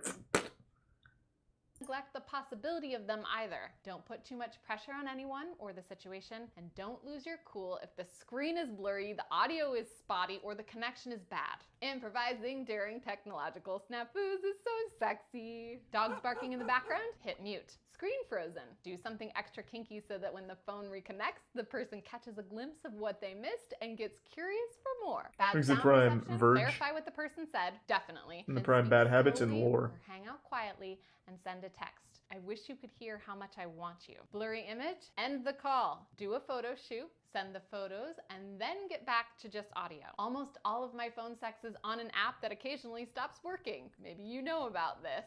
When it beeps and says, reconnecting, doot-doot. I have no idea what Use that is. time to What app drink is more that? water and think about how fortunate we are to have Sounded like phone a and dial-up. internet technology to maintain sex lives and relationships. Too loud. My friend taught me that you can turn the earbuds around so that the speaker isn't going directly into your canal. Here's a big one. Can't tell if the person has come or not? Ask, did you come? And when you come, model being really explicit so that you don't leave them pardon me, on, madame. I'm coming. Did you Remember, come? Desire, experience, wait. Part of desire can include an outline of how you want sex to go. Do you want to come multiple times? Do you want to follow Multiple? masturbating with the other Jesus person Christ. on the line? Do you want to get In the one other phone person call? all riled up, hang up on them, and then finish separately? Put it out there. The experience is communicating how all of this unfolds. By describing your body's physiological changes, everyone has a better idea of how into arousal you are. Nipples hard? Genitals engorged? Heavy breathing? Pelvis thrusting like it's somehow going to circumvent the globe and reach dick on the other side? Jesus Jack, Christ. wait for the other Help. person to confirm Fuck. and understand. Goddamn. Them to reciprocate That got what insane they real want quick. and Like how she was you're turned hunting on. for infinity Phone stones sex in is cock. something we're going to get better at. It'll get easier. We'll come up with surprisingly ingenious ways to please each other, to survive with what we've got. Human beings are innovative. We're built to learn skills and improve upon them. We're curious. Stay curious. I've put a list of other phone sex and sex in the apocalypse resources in the description. I hope you're all taking good care of yourselves. Thanks to and give reaching sub out by sauce phone and to resub others. quad Much love. and Sharon. Well, that was pretty wild. Guess what gear? What the fuck? What the fuck is that? Dude had her strung up like a victim in the Saw universe. Jesus Christ. Hold on, let's see what else. I haven't checked in this channel in a while. Let me see what else is going on here. I can't look at the channel on stream because sometimes she busts out some wild shit.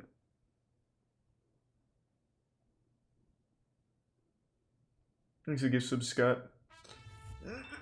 True, Rip. Very true. And thanks to the Bits Cosmic.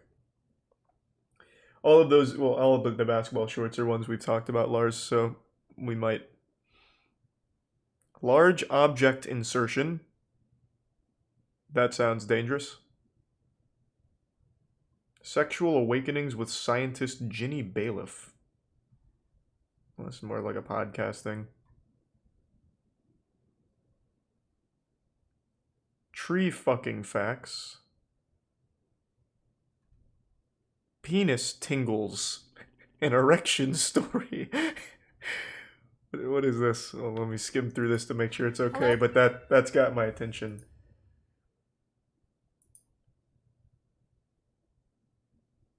Oh boy, it's a full scientific look at penis tingles while she's dressed as Spider-Man, which I imagine is because of the Spidey sense tingling, implying that my penis is my Spidey sense. The old wiener sensor. Probably can't watch that one. Oh! Holy shit, Astro. Thank you for the 50 gifties. Astro, thank you, man. Appreciate the huge 50 gift. Whoa, what the fuck is happening? Thank you for the back-to-back 50 gift subs, Astro. And the gift sub Porcupine. Thank you, man. Holy fuck. And thanks to the tier 1 Dead Cat. And really appreciate the big 50 as well, Prophetic. Sorry, I just saw that one. Astrodex, thank you so much. Yeah, I hope the phone sex advice was helpful, I suppose. Thank you, Astro. Goddamn. That was super sweet. Thank you for the gift sub Juice. And the resub Narth and Yelm in the tier 1 Stop Losing to Me and Prime Frisco. I don't know why that happens, Fluster, but yeah, that happens from time to time. Virginity 101. 37 clit pics. Clit pics? Alright, hold on, let me make sure this is safe. This episode of Clit Pics is sponsored by AdamandEve.com, where you... Oh, it's actually just showing pictures of clitoris. It looks... The pictures she has pulled up, I obviously can't show them, but they look like little spaceships. It's like... It's like some kind of fucking starship fighter. These are not very good pictures of clitoris, I'll tell you what.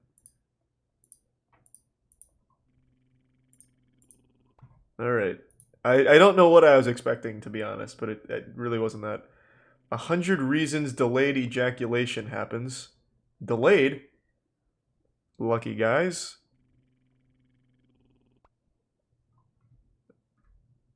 Genital hygiene for kids. Whoa. Don't know about that one, Lindsay.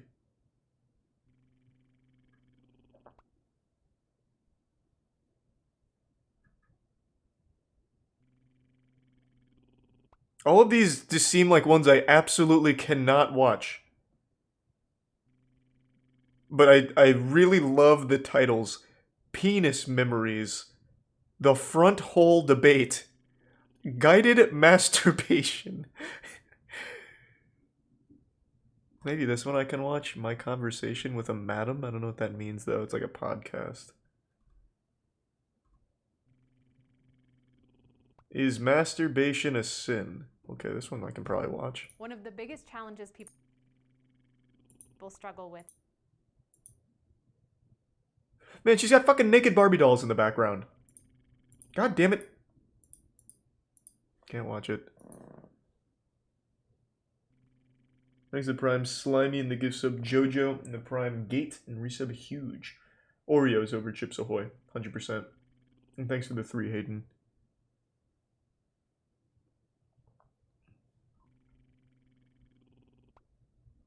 Dr. Doe's got... Oh, she has naked Barbie dolls in the background of most of her videos from 2 years ago, it seems.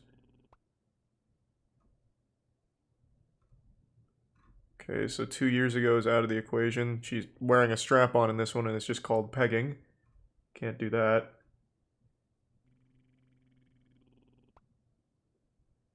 Thanks to the resub Dustin.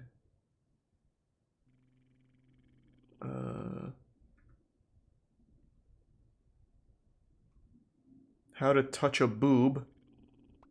Part 1. How to touch a boob part... Man, how to touch a boob part 2 popped off. 6 million views. Who doesn't know how to grab video, titty? Stella and I demonstrated breast anatomy and breast healthcare. Now we're going to work together to go over how to... Absolutely can't watch this one. And I see the reason why it has 6 million views is just full-on titty. YouTube allowed it under the guise of education. So, smart play, Lindsay. How to put condoms on an intact penis. As opposed to what? A dismembered penis? Like, what does that mean? I'm Dr. Lindsay Doe, clinical sexologist and host of this sex-curious show, Sexplanations. Today's episode is sponsored by AdamandEve.com, where you can get all of my favorite condom brands for cheap. Adam and Eve does slap. Phallus. This represents a penis, but it can... Oh, I see. And then here's the classic how to eat ass. Do I have sex with my clients? Recently I was... What?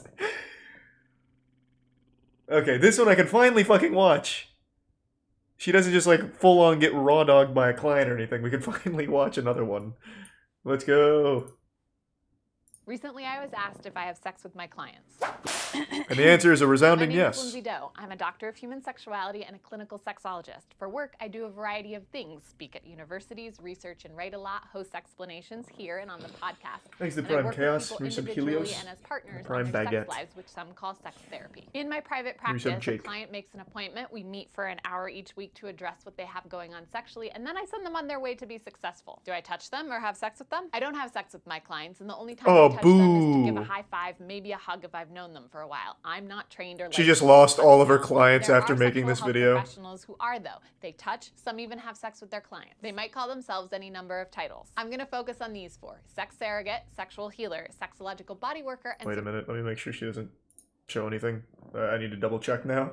I'm starting to question if this is actually safe. Okay, that's fine.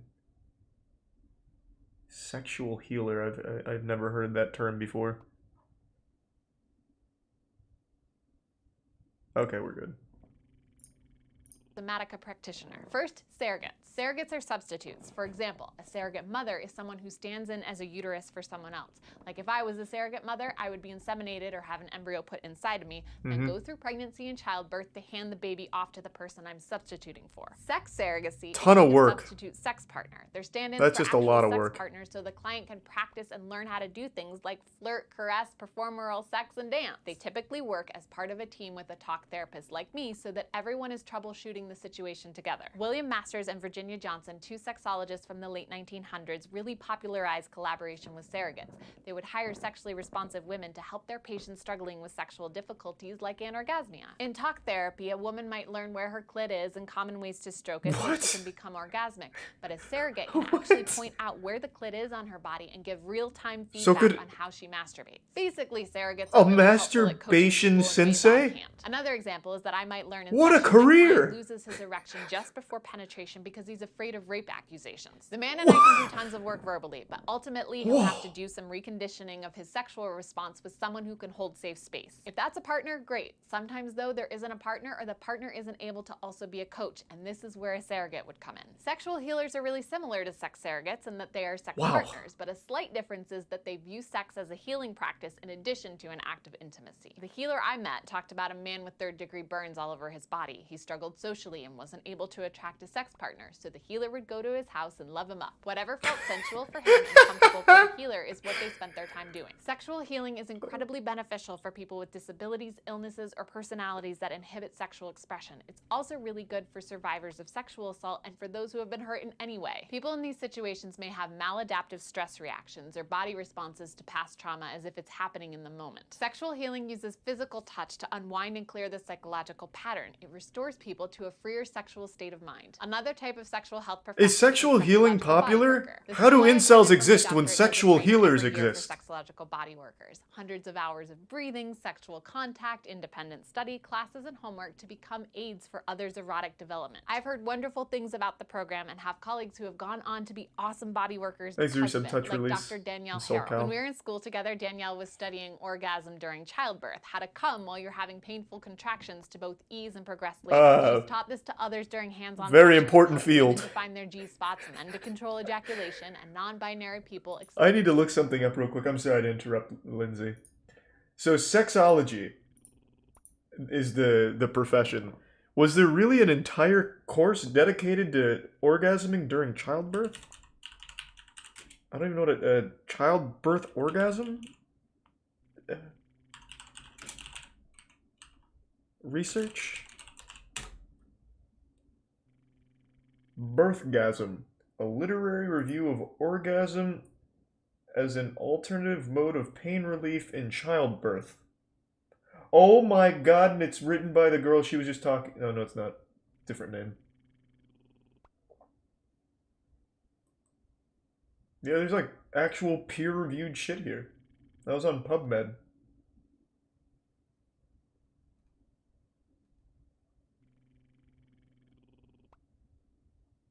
Is an orgasmic birth possible?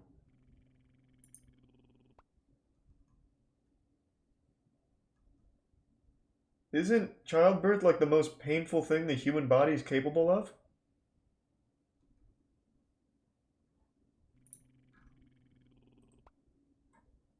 Yeah, I mean, I guess this is a real field. The study of orgasms. That sounds like something some fraternity on a campus made up one time.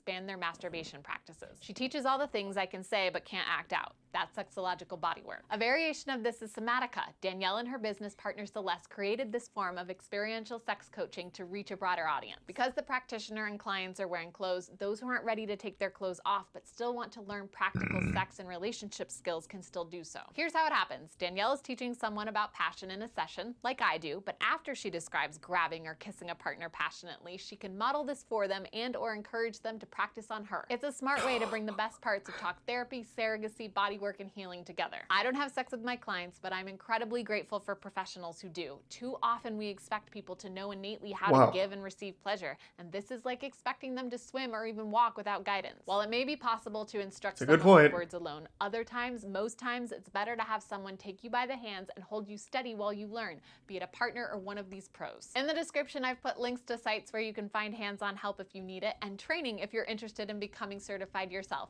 Stay curious. Who certifies that? Is there a board of sexual certified experts who just fuck people and they're like, you know what? That was pretty good. Here's a badge. Where, like, who are the board members? Alright, let's see what else.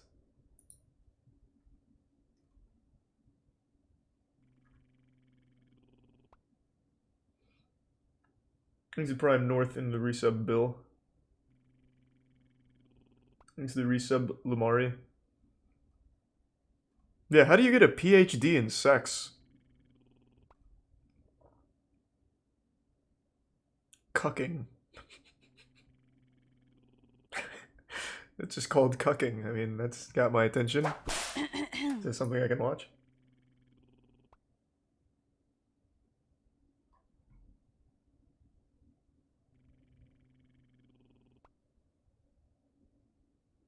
I don't think so. Damn.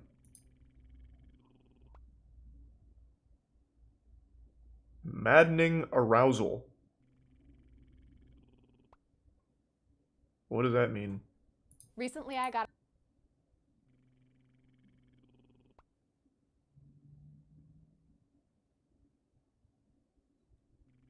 Oh my god. Okay, I think we can watch this one, I think. Yeah, we should be good. Thanks to the Prime, Biggles and Elvin, the resub T Cool, and the Prime Muffin. Got a call from a really distressed young woman. Through tears, she explained that she had had what seemed like an orgasm while exercising, but there was no resolution, the stage after orgasm where the body goes back to relaxation. She'd already been to multiple medical doctors and looked online for answers, but only got a diagnosis of persistent genital arousal disorder, no solutions to fix it. I imagine some of you are skeptical, thinking, Constantly how can prolonged aroused? pleasure be that bad? So I'm gonna foster some I've actually heard of that. pool, ice water, crop. Oh, so she's ready for a Twitch stream. Let's go! Dr. Lindsay stepping up to the meta. Might feel exhilarating, but I can dry off and change my clothes. My crotch staying overstimulated indefinitely is not exhilarating. But what about being stimulated by donations, huh? That's some perpetual Those afflicted stimulation. with persistent genital arousal disorder have described it as irritating, torture, intrusive, unwanted, would rather cut out all my reproductive organs than to have it go on like this. In an interview with ABC News, Heather Dearman said she would rather never have another orgasm than to have this problem. What is happening? And that makes Why are you sense. doing When this? a penis is aroused for more than 4 hours, it's considered a medical emergency called priapism. My god, stop it. You know what the What are you French call doing? orgasm? Le petit mort, the little death. If we take this as an indication of what coming feels like, the young woman calling me had basically experienced a week's worth of little dying. What's happening? With no foreseeable end. That's real. The symptoms. Feelings of persistent, spontaneous, intrusive, unrelenting, and unwanted physical arousal, such as throbbing, pulsating, pounding, engorgement and/or pressure and discomfort in the genital tissues, including the clitoris, labia, vagina, perineum, and/or anus, without sexual desire or interest to varying degrees of bother. Jesus, that was a lot to take in.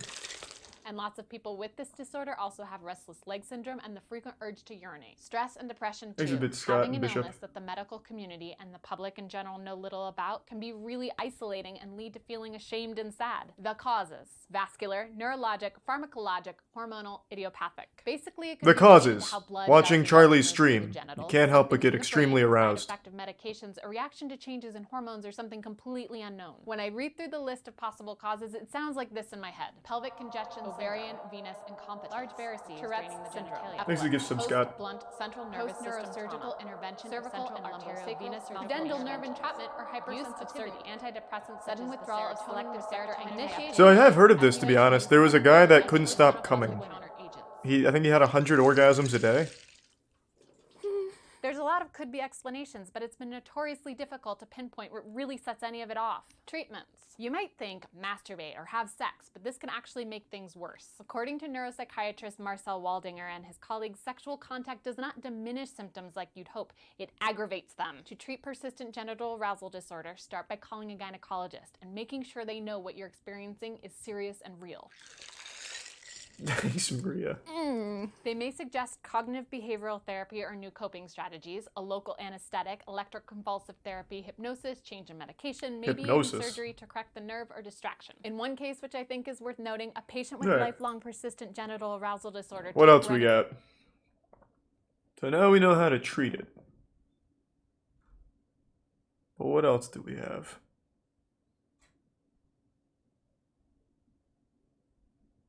Are your kids having sex? Don't want to know. BDSM dungeon tour.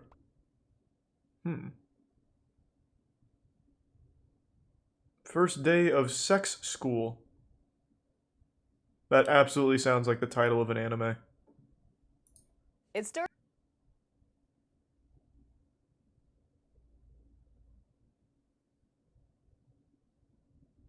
Don't know if I can watch this one.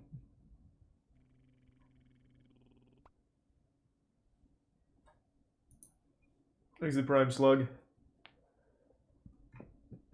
Sex and poop. Fun facts. Sex and poop, huh? Well, you've got me interested now. This is Sexplanations, a show where... Hold on, let me make sure they don't show any poop.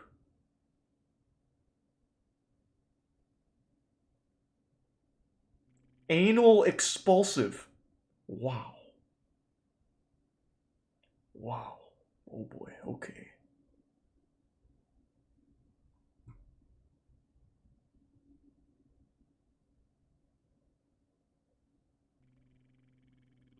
Oh, what the fuck is this? I'm just scrolling through. She's like dropping terms. The frothy mixture of lube and fecal matter that is sometimes the byproduct of anal sex. I can't watch it. Shows poop. Good lord. Lindsay. Vagina mysteries solved? Finally, it's about time. You can learn things in textbooks and classes and YouTube videos about. Can't watch it. God, Jesus Christ.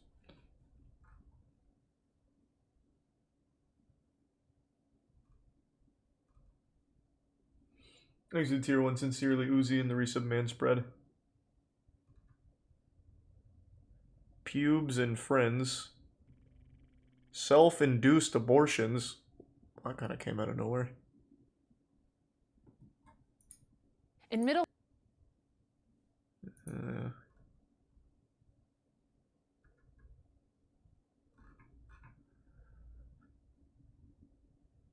Holy shit, this is just a video of her getting her vagina looked at. Whoa. That's pretty intense.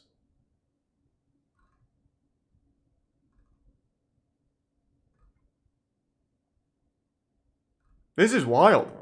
I never knew there was this much content on it. I just remember her making like a do-it-yourself fleshlight thing and then the how to eat ass thing I made a video on. I didn't know it was so deep. This has everything you need.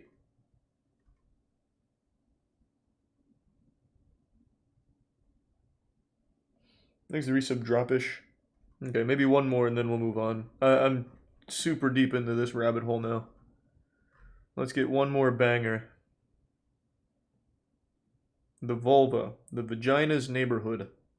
Number 4.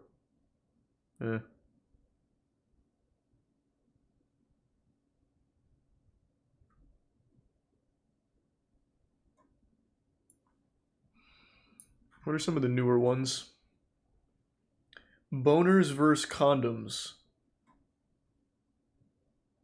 Virtuous pedophiles. What? Okay.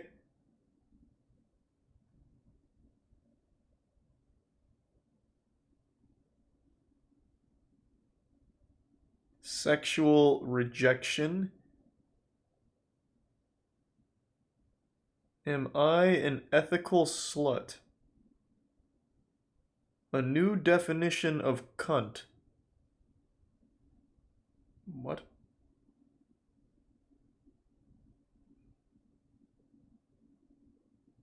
Spit or swallow?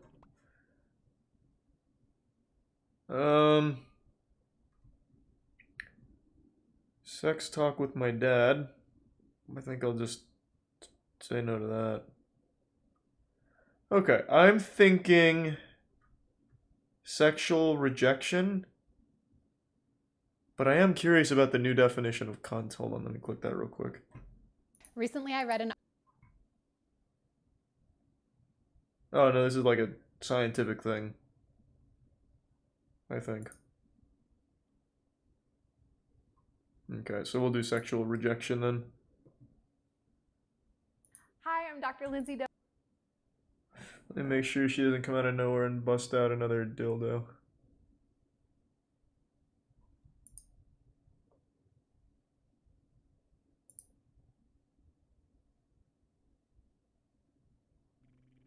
Oh no, but she does just bring out some guy's testicle.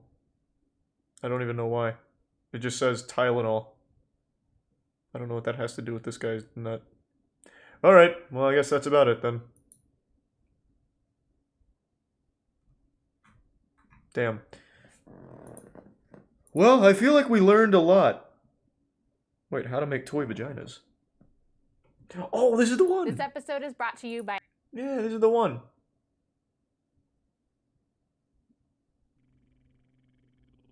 Am I allowed to watch this on Twitter? I forgot how fucking cool this video was.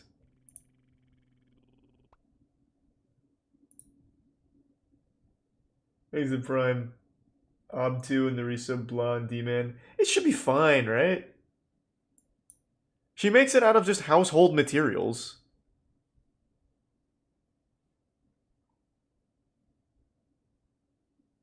Yeah, it should be fine. And this could help somebody out in the chat.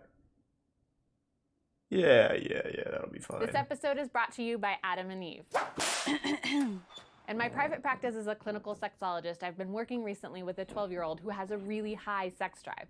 His solution was to ask a friend for sex, but that's not legal. So we put the focus on masturbation. Okay, I may have misremembered this video. Okay, maybe not then. Holy shit. Thanks to Tier 1 Zvolta and the Prime Jopin. I think we'll just move on. I thought she just made a goofy fleshlight.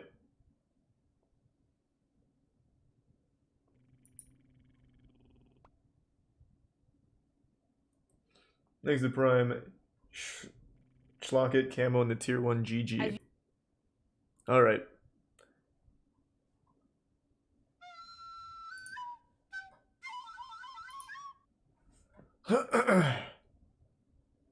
Yoshi, good to see you again, man. Thank you for the 15.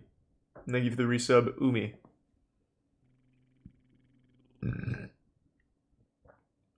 Thanks to the Tier 1 Japhonic. We just did that. We can do this one. Thanks to Prime, Mistachio, and Joy. The second video is the one you're talking about? Okay. Let me fill up my water real quick, because I haven't had water in a little bit, and then we can do this. Give me 1 minute.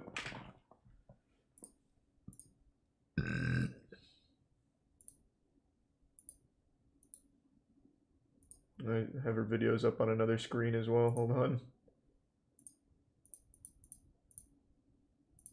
Oh.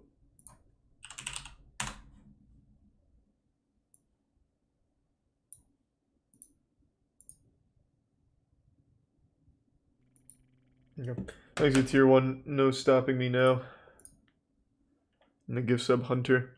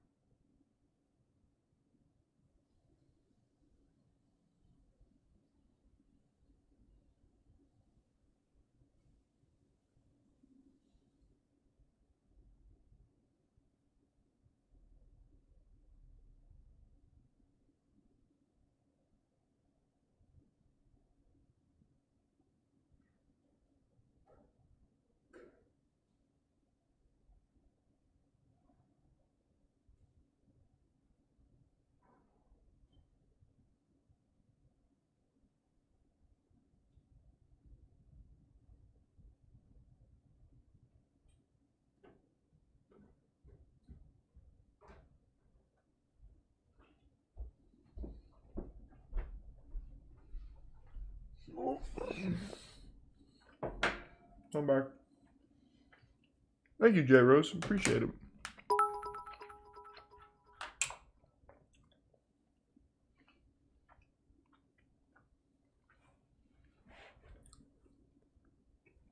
I'm sorry to hear that, Phantom.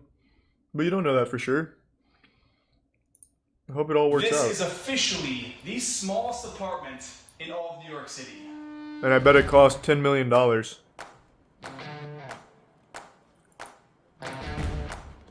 Thanks to Prime. Zakusa? I don't think I will, Quiet Corner. He is the guy who creates travel guides to exotic places around the world. The guy who did a workout with Thor, and of course the guy who tours luxury apartments around New York City.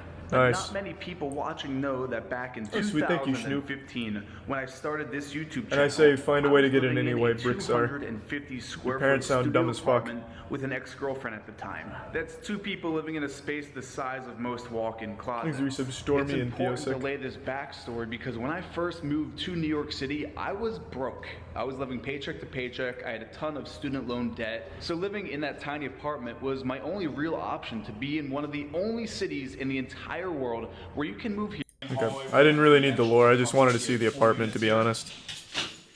Thank you, 2 gift subs, Tempest and the resub Clark. Here we are, first apartment. Door stays open. Oh wow. This is actually not as bad as I thought. Number one, because we're facing south. True. So we have the sunlight. But this is yeah, this is a tiny apartment. What's the square footage? It's not a bad It's place. what? Let's It's check the square not footage. what? That's this is wait. This is the like super tiny apartment. This is not tiny. This is about the size of my old apartment. 6'4". So if you go horizontal, your head and your feet are going to touch the fridge. Roughly 18 by This is 5 6, gift subs, so Phantom. like Appreciate it, man. 110 square feet. Thank you, Phantom. Not counting the bathroom. So maybe it gets up to 170. Oh, this is not the smallest one. Max. This is the biggest place that we're seeing. Your bed, I can't see another spot for it than in this corner somewhere. And I think you're going to want to get the smallest bed that you can. But once you've got a bed here, really, past the fridge, Goddamn. I mean, it's going to be a small table. Sorry to hear that, and Wally. probably like a TV You'll mounted find on someone the wall, better. and That's the rough. setup. I wouldn't put a Thanks, couch. Resub Jazzy. What's crazy, most people, they don't do a Murphy bed because they're going to live I'm here sure for your like cat 2 pictures years. were adorable. They didn't have one in their parents' house growing up, and it just doesn't make sense when, oh, I might move in with so-and-so in a year anyways, why am I going to spend more than I need to, right? Exactly. Let me show you guys the bathroom. So, Thanks, Prime Harry. again, this, I'm happy that this is like normal size. Need to get an extra light bulb up there, but at least it's like a normal size bathroom. The fact that it has a bathroom. Wait, is there no shower? I mean, you'll see later in the video, but the fact that there is a bathroom in here, that's a luxury. Yeah, it's yours. This is not There's no a bad shower in there? You apartment. just It's take a good place. baths? It's just small. The kitchen and everything was redone like a year ago. You've got all The apartment's normal not that size small, New but York, that bathroom sucks normal size ass. appliances. Any of the other 49 states, that's not. Was there a shower? I didn't see a I head. love how in New York things just become normalized. Like this becomes a nice kitchen for an apartment like this, but also like the nice lacquer on the cabinets, good storage. Pretty much This is the nicest place we're gonna see. And what is this? So then we have. That's this your. is it. That This is your the closet. It's not good advice, Bricksar, but I do hope you figure it out. So it's 1,800 with some free rent, so it nets out to 15. This is the starting point of this video. Like Jesus Kat was saying, Christ. The nicest, the largest. Yes. From here, it's just. This is the big guy. It's not horrible Holy for $1,500 shit. a month. If you're just moving to the city and you're looking for that first apartment, this is not a bad first apartment. $1,500 a month? That is so much for that. What are you talking about? I don't know why you would live in New York unless you were forced to, or if you were like kidnapped. And yeah, I don't see a shower head, but it might be above the video. Or no, yeah, there's one right there. Okay, I thought it was just like a straight up fucking bathtub. I was gonna say. I don't know if we're all gonna fit. Come on in. 1,500 is low key good, bro. Get the fuck out of California and New York. You are overpaying for everything. My apartment was about that size, maybe a little bigger, and it was like 600. Oh. I don't have. Do you see this? Here, Diego, spin around. This is the smallest apartment I've ever seen. This one's pretty fucking bad. Yeah, this one's pretty bad. Holy shit, this one's pretty bad. This is probably what, 9 foot? Go look at the bathroom, dude. Wait till you see that. Are you seeing this in the frame? So for some perspective, like I'm a pretty big person, but I'm picking up the entire Thanks, door of Yusuf this Sniper. bathroom sink. We have a vanity. Oh, of course, Greg. You The did great work, shower man. I love it. Thank is you. just in the middle here, sandwiched in. You have the shower rod to then cover the water from getting on your toilet. I've never seen. This is actually I don't have fucking words for awful. this. Holy This shit. is the craziest thing I've ever seen. On a positive note, this is technically a self-cleaning bathroom because everything's gonna get wet because your shower's right here in the middle, and you have the nice shower caddy. It's like a prison you'd find in the a shower you'd find in a prison. I literally had to turn like this to get out. I had to do the side shuffle to get out of the bathroom, and then we have the. Yeah, this is gonna be over 1,000 a month. I'm calling it. It's New York. Nothing's gonna be under 1,000 a month. Some nice storage area. You could put a hot plate here, I guess, and plug it in. The faux marble. Thanks right to the here resub on spade. top. From the kitchen, then we have the mini fridge, microwave Theme combo, park crazy? some nice Maybe. shelves to store whatever you like, and then in the corner where Diego is where the bed would go. Yeah, I don't see another place for the bed. I mean, it's gonna have to go here. This could be the bed, so this is technically a loft. So you could, if this holds, should we test? Yeah, I mean. Yeah, it's a good idea. Just fucking break do you it. have insurance? Does Eric have insurance? So you could sleep up here. This holds 215 pounds. Wow. So you would put a ladder there, and then this would be the bed. And actually, look at this. I'm just noticing this. See that spackle? Oh yeah. Someone had a ladder. You know, we gotta look at the positives when renting because this whole video is about you're just moving to the city for the first time. You're looking for that first place. So on the positives, you have a huge window with tons of light bouncing. Yeah, good. You can just throw yourself out of it, I guess. This could be a balcony, you know. Mind if I pop out there? At your own risk. Let's head out there. You have your own, I guess you could call this a terrace if I can even make it out here. Okay, got the shimmy out here. Okay, we made it. So you do have technically an outdoor space. Holy fuck. I will never understand why people choose to live in New York. Closed clips. You could even have a garden out here. Someone has a I know all places aren't like this in New York, obviously, but still. For the neighborhood. We're on a beautiful tree-lined street in the West Village. But back into the apartment. Let's go take some measurements. If I can shimmy on in here. From the medicine cabinet to It the. is so expensive for 2 fucking feet? nothing. Yep, just 2.5. Oh, jeez. Oh, that is a tight shot, man. Right there, 1.7. Let's get the measurement of the actual space. So I'm so like, what is this space? So let's do. Oh, jeez. All right. Well, kitchen counter. Looks like a coffin. 8 feet. Yeah, it's just under 8. Yeah, depending on where I put it. Like right now, it's 7-11. Sometimes it's 8. So like 8 by 9. 8 by 9. 8 by 9. 72 square feet. 72 square feet, and it's all yours. $1,200 is what this out to. So Oh it's god, they should be cheaper arrested for that. than what we saw first. What? It definitely has less, but like Eric mentioned, the neighborhood here is fantastic. $1,200 a month for this. For your own bedroom It's a in this fucking neighborhood, dungeon. to get an apartment that's the size of a bedroom. Is that the same deal with no roommate? It might be. That bathroom should be illegal. We picked up another member of the apartment hunting. Thanks to Brian Dode and the resub bounce. This is it. This is it. And you know what's funny is we have another member with us.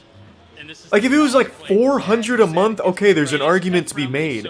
But 1,200 a month? Right by, you know, New York University as well, since it kind of takes over downtown, but definitely an awesome block, lots of restaurants. This is it. This is it. Oh, also, hey, heads up. I know all you New Yorkers love your pizza. I ate here.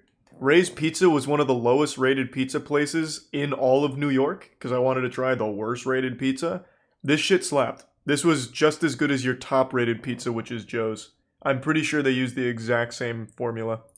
Just a little tactic for you. Little heads up, save you some money. He's just like foaming and chomping at the bit to get in. Let's go, Theo. Come on. Not bad. This is actually a pretty impressive entryway. So this is the nicest building that we've been to so far. Diego's gonna go in there and film our reactions to seeing this, but don't say anything when you get in there. I wanna have the reaction.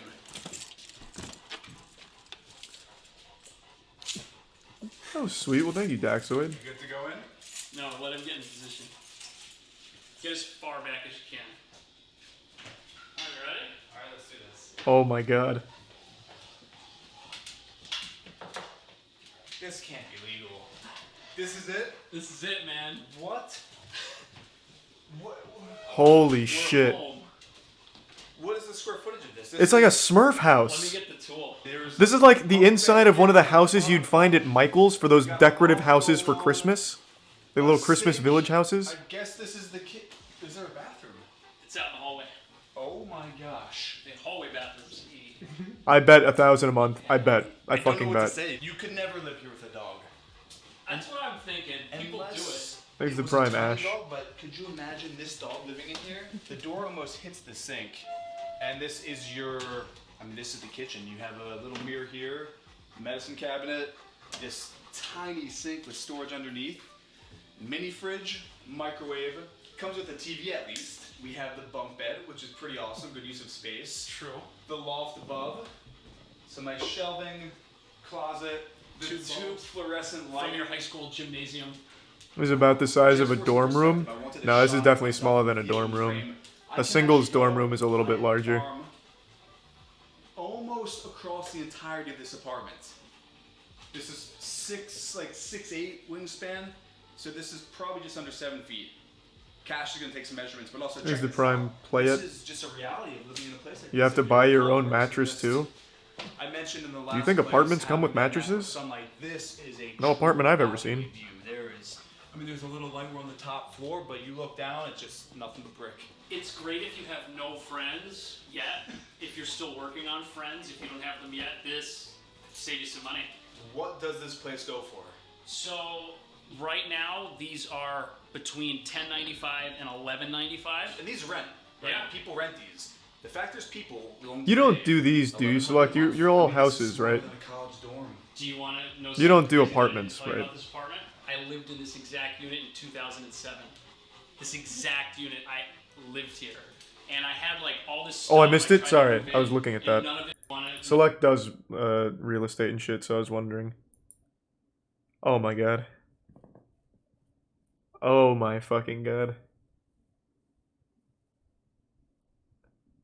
And $11.95. New York is a scam. Like, it's just actually a scam. I don't get it. I don't get it. $1,100 a month. I mean, this is smaller than a college dorm. Do you want to know something crazy that I didn't tell you about this apartment? I lived in this exact unit in 2007.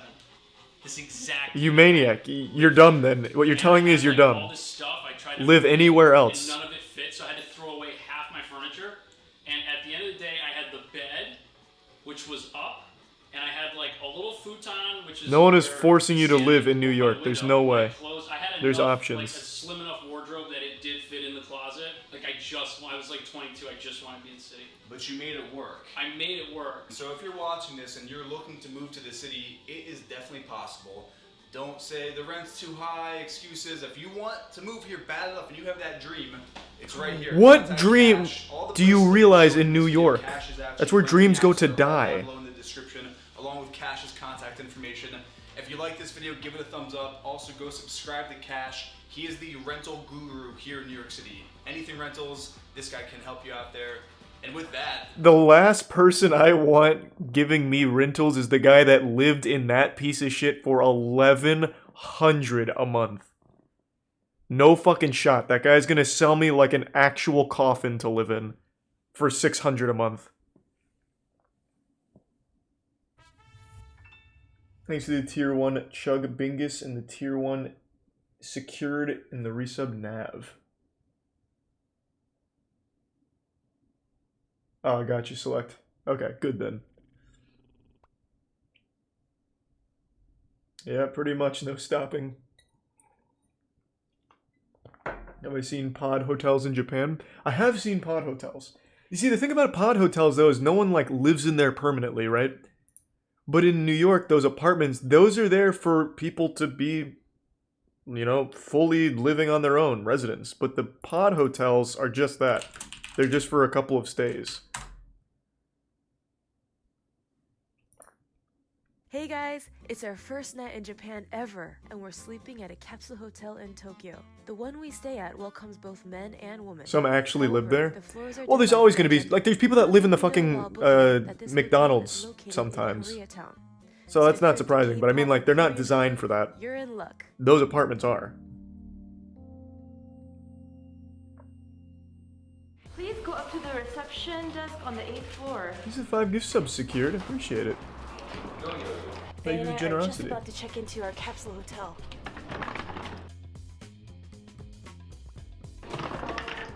My locker number is 543. Let's take a peep at our guide sheet.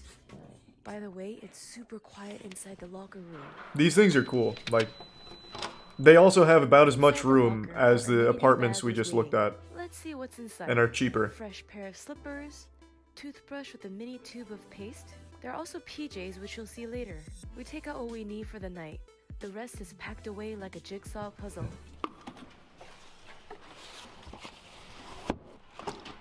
That wasn't too challenging. Thanks to the Prime, As for our Fuber shoes, and to the Tier top they 3 go. gift sub Sapphic. Thank you. I did not know that, Narito. It is time to wash up. So Faye and I are gonna get naked and clean. Spanky clean. Okay.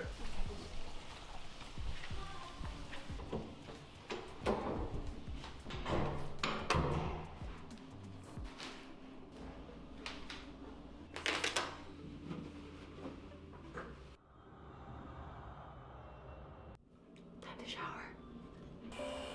Where's the? When do we get to the apartment? Or the hotel room? Here we go. Incidentally, making the floor look like a ruler.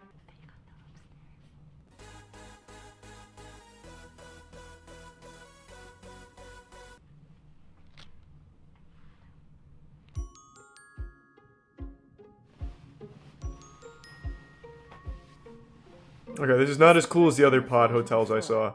The other ones had like 2 So we floors. don't get confused with the neighbors.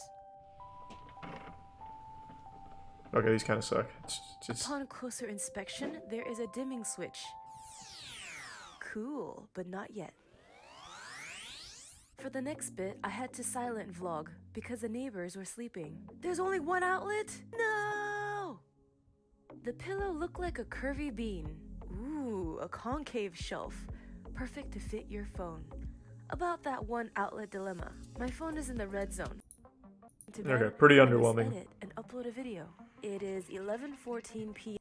Matt wouldn't fit in there. No, probably not. Not $9 a night? Holy shit.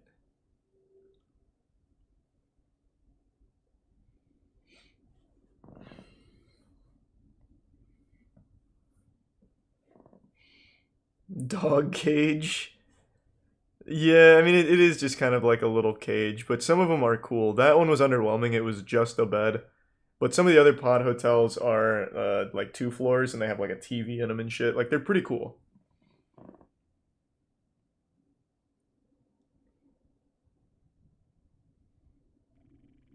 Thanks to Prime Soggy. I want to see other shitty small New York apartments now. Surely that's as small as they can get, right?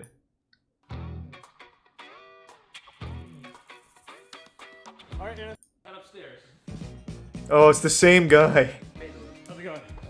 Does he just specialize in shit apartments? I mean, I'm kind of almost stuck on the hallway. But these are... It's actually just the same guy. No shower. No, that's right here. And it is the same apartment, isn't it? Oh, you gotta be kidding me. Let me go in there. Just like a good old exterior door to seal it off. It's like college. Here we go. Are you Oh, it's a different unit at least. Oh, wow. Thanks to Prime. I already said that. Dude, there's a And I don't know about that, Smith. This one's a little cheaper. I mean, a lot to soak it in here. So, you got a little, I guess, vanity slash, hey, it drains, so it's your sink kind of setup here. This one also looks a little bigger. How would you frame this? I'm assuming this is kind of like your loft. You put the bed up So here. what most people probably would do is a loft isn't for everyone because if you have to use the restroom, It's you not climb practical. down. Yeah. And I mean, this is a fun neighborhood we're by a bunch of colleges. We're There's the surrounded by prime bars floor. and restaurants and fun things to do. If you're out having a good time, Jesus, you might not really, be able game? to climb down from there. I love how polite he explained that. Basically, if you're drunk, you may, knock yourself out. So I've heard that drinking's not the only thing that people do in the East Yes, Village. right. That's what I've heard. I don't know. That's what I've heard. There's like so many things I want to ask you. That's okay. So that's Go ahead. kind of like your loft space. You share the bathrooms. Where's the kitchen? So I'm assuming this actually is just the smallest apartment in New York since we've seen it twice now. Hey, Microwave. Mikey, you gotta move the camera for that. Yeah. So this is all you get. That's what said. I mean, this is definitely spacious.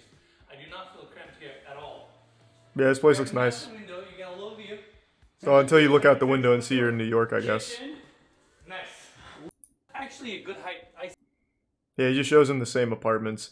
So that guy actually just specializes in like showing, or I guess even selling, dog shit.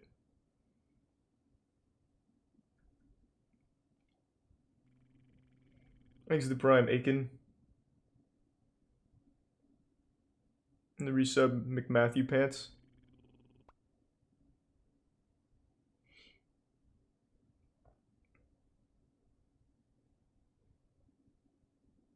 Scamming. Yeah. Hey, Florida, at the very least, the problem with Florida is the people. Everything else is kind of pretty. Like, say what you will about the Florida people, but at least when you look outside, you don't see like fucking smog from the New York City sewage. Every time I visited New York, there's like this thick cloud of actual fucking smog, like a plague washing over the city, because they actually just drain their sewers right in the middle of everything every night.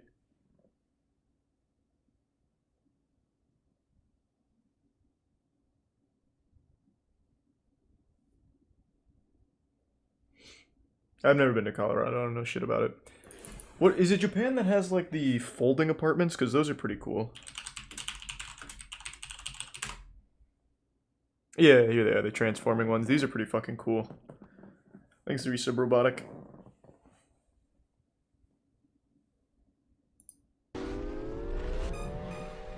Thanks to the Prime. Hi, I'm Graham Giant. Hill, and you're in my apartment, which is the Life Edited apartment. It's a 420 square foot apartment in Soho, and I designed it to be really efficient, so to get a lot of functionality in very little space. What was that? A lot of people in New York City do live in small spaces. We think we can do it better. We also think we can give the functionality of a larger apartment in less space. It's really good for the environment. It's also really good for their pocketbook.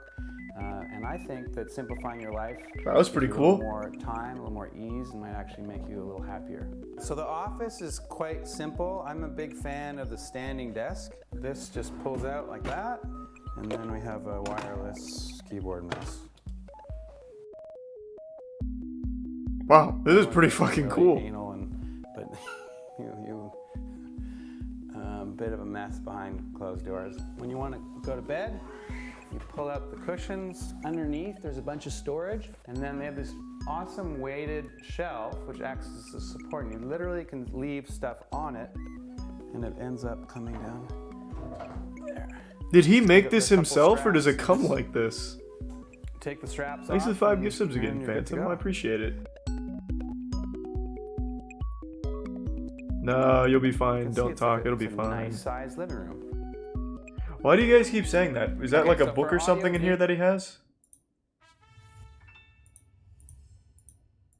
Why does chat keep saying that?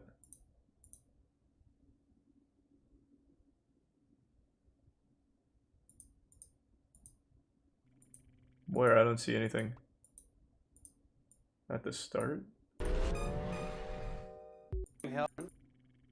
I designed it. Oh. Yeah, I don't know what that means. There. So there are a couple straps. So you just take the straps off, and you're good to go.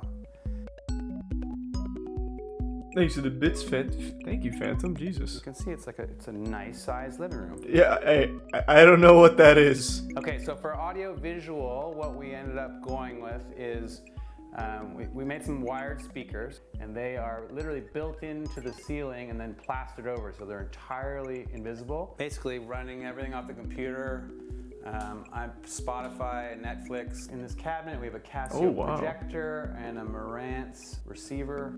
Thanks to the gift sub Lewis and the Prime, Alan, Green Dragon, Orange, and Dollar Mig. A small space work is really the layout, and then the housewares and furniture that you put inside it. And so I think storage is really important to people. Thanks to Tier 1 We camera. try to do floor to ceiling and wall to wall, and so there ended up being this is going to be extremely expensive, yeah. Place, which I think is really useful. So the bathroom, quite simple. I guess the main ideas are try to separate the functionality. And so in here, there's a toilet room, and this is like shower and sink. In a small space, you want to be really conscious of sound and privacy. A really nice. $3,200 a month? No chance. I'm thinking $4 grand a month. It's New York. We have this little platform that folds down that makes a seat. It's very quiet. Why?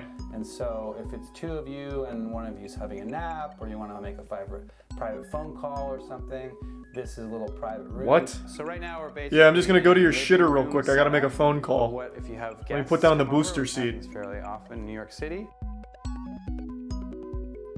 And then reveals on the other side this cool little guest room. Beds by Resource Furniture, and they're 2 guest beds. Gotcha, Cam.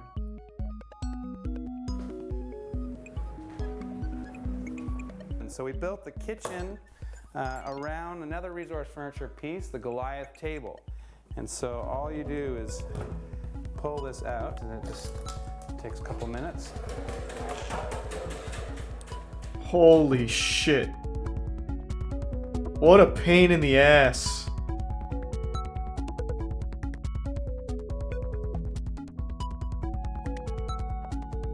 Yeah, he's got the Go-Go Gadget Extendo table. Quite simple. I like robots, and so we have the Roomba. We have 3 induction burners, and so you pull out however many you need and set them up. Drawer dishwasher.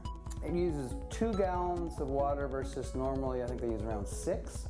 Thanks, Yusuf Lawrence. Wolf combination microwave convection oven, so you can literally cook a turkey in this thing, or do your normal microwave stuff. This is a Nature Mill electronic composter. Sub-Zero fridge and freezer. I take back what I said. This thing comes with a fucking composter. This is $6 grand a month. A friend of mine, this guy named Shane McQuaid, has a company called Voltaic Systems, and they make the best solar backpacks and soon solar lights. And so he was nice. He helped install a few panels out the window, and we wired it through. And so particularly useful last couple weeks ago in Sandy, he has a couple of large batteries. These are the batteries that they do the laptop bags with. And so it just charges those, and so I can plug in and basically charge. Yeah, that's what someone just said, To Abawa. begin the project, I thought it would be really neat to try to crowdsource the design for the apartment. We got 300 entries from around the world, some really amazing stuff, and ended up selecting these 2 Romanian architecture students, Adrian and Catalin. And this is really largely their design. Okay. Oh, he doesn't say the price? Oh, come on, man. Well, that's gonna be expensive as fuck. That's for damn sure.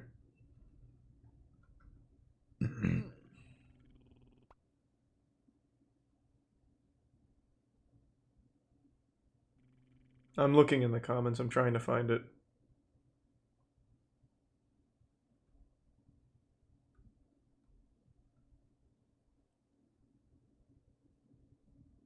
Alright, I don't know what the fuck it is. Makes it Prime 0. Fasta Rosa and resub Green Bean. Does it really, Gato? Yeah, true, Tornini. I'm not reading the article. Net Cafe Refugees.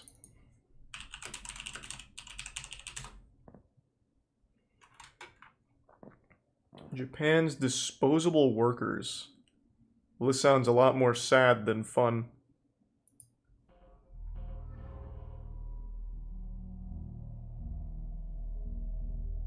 This one is sad. I'll let it ride for a minute.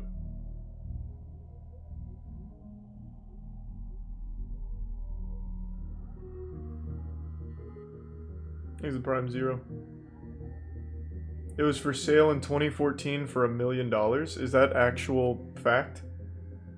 Holy fuck.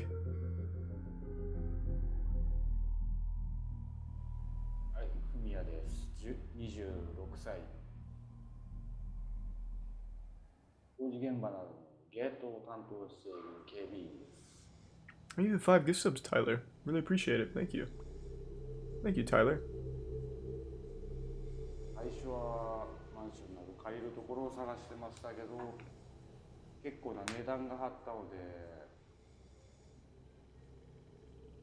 やはりネットカフェでとりあえず過ごそうと思ってましたね。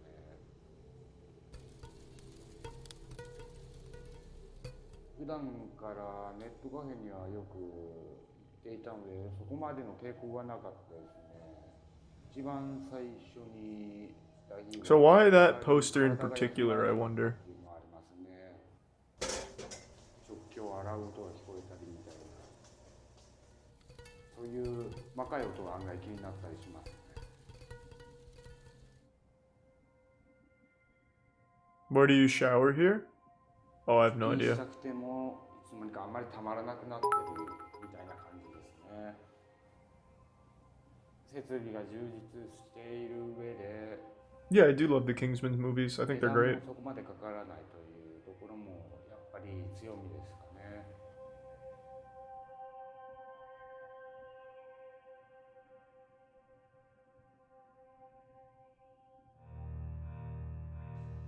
Yeah, this is just sad.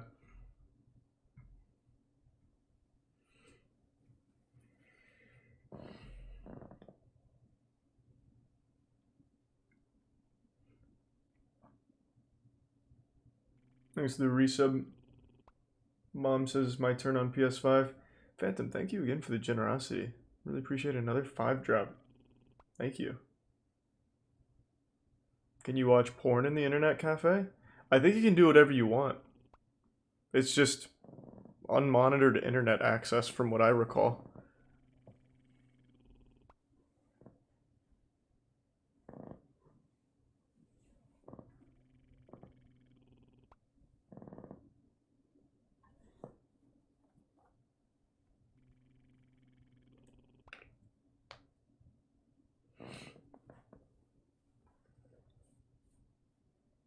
Vivaldi Autumn? Vivaldi Autumn. Thanks for tier 1 rolling out of here. What is Vivaldi Autumn?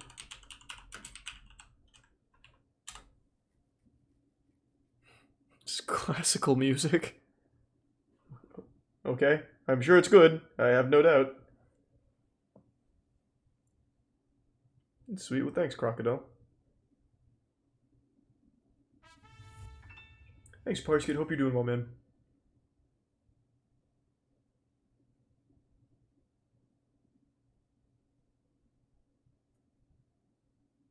Look up Hobbit House. Isn't this about the New Zealand sets for Lord of the Rings? They still exist, right? Well, maybe not.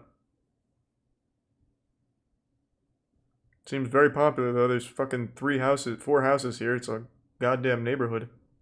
5, 6. Jesus.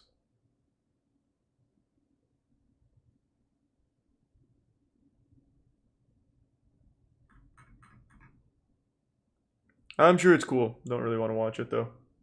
Thanks to resub Carnivix. And the bits Lee, Cheek, and Cosmic, and the 10 gift subs, Phantom. Jesus, thank you, Phantom. Holy shit. Thank you, Phantom. Lunar Lander House.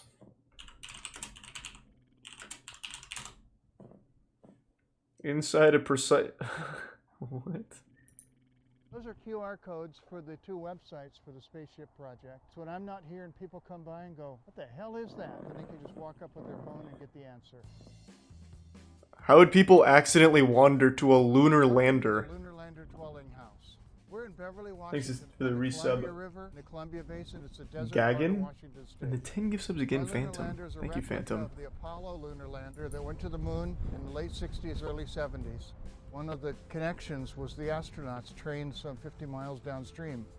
I decided to build this lunar lander because I've been building things pretty much all my life. When I was 21 or 22, I built a dome. Can't watch Monster Bug Wars. In college, I built my first sailboat. When tiny homes started becoming a thing, I noticed that they had several problems. They were heavy, they were structurally weak. I'm a catamaran designer, and I thought these same technologies could apply to make a better... Looks bigger than the house. apartments in New York. The first thing I did was to do a 3D model. Oh, where Jesus. I could pull off patterns. And from those patterns, I cut pieces out, vacuum bagged them together, brought them over here, and then used epoxy to glue them all together. I'm Kurt Hughes, and this was my proof of concept prototype of a Yeah, tiny take me on a house tour. built like a catamaran. When people first come in here, they see Captain Nemo's window, just like 20,000 Leagues Under the Sea. The idea was to This have is an cool. This is open so cool. environment. It's nice to be able to come in, look out the window, watch the river. And There's the right prime below spoon, it is resub cow. the table from my first sailboat that got repurposed here. The lights are controlled by buttons like on this one here. Then I can sit down in a comfortable epoxy foam seats. These holes in the chairs save weight. It's kind of an aerospace thing, and that's sort of a philosophical statement of the whole building. You'll notice there's a lot of NASA here. The NASA's a good model for efficient spacecraft. Anti-gravity pads overhead. Thanks to Prime. Hi. Disappears. Off to the left there is the 5K a month in New York. actually happening outside there. And then here might be the only set of stamped, engineered plans of a lunar lander house that there is. Here's one sheet, for example, with the Prime, Loey. elevations. And those are pulled off of the 3D model. This is what I Thanks for would do tinning with in, boat Yoshi. design. You'll be fine. You'll be fine, Yoshi. The next thing would be So get some miso. sink, which is actually like a telescope mirror.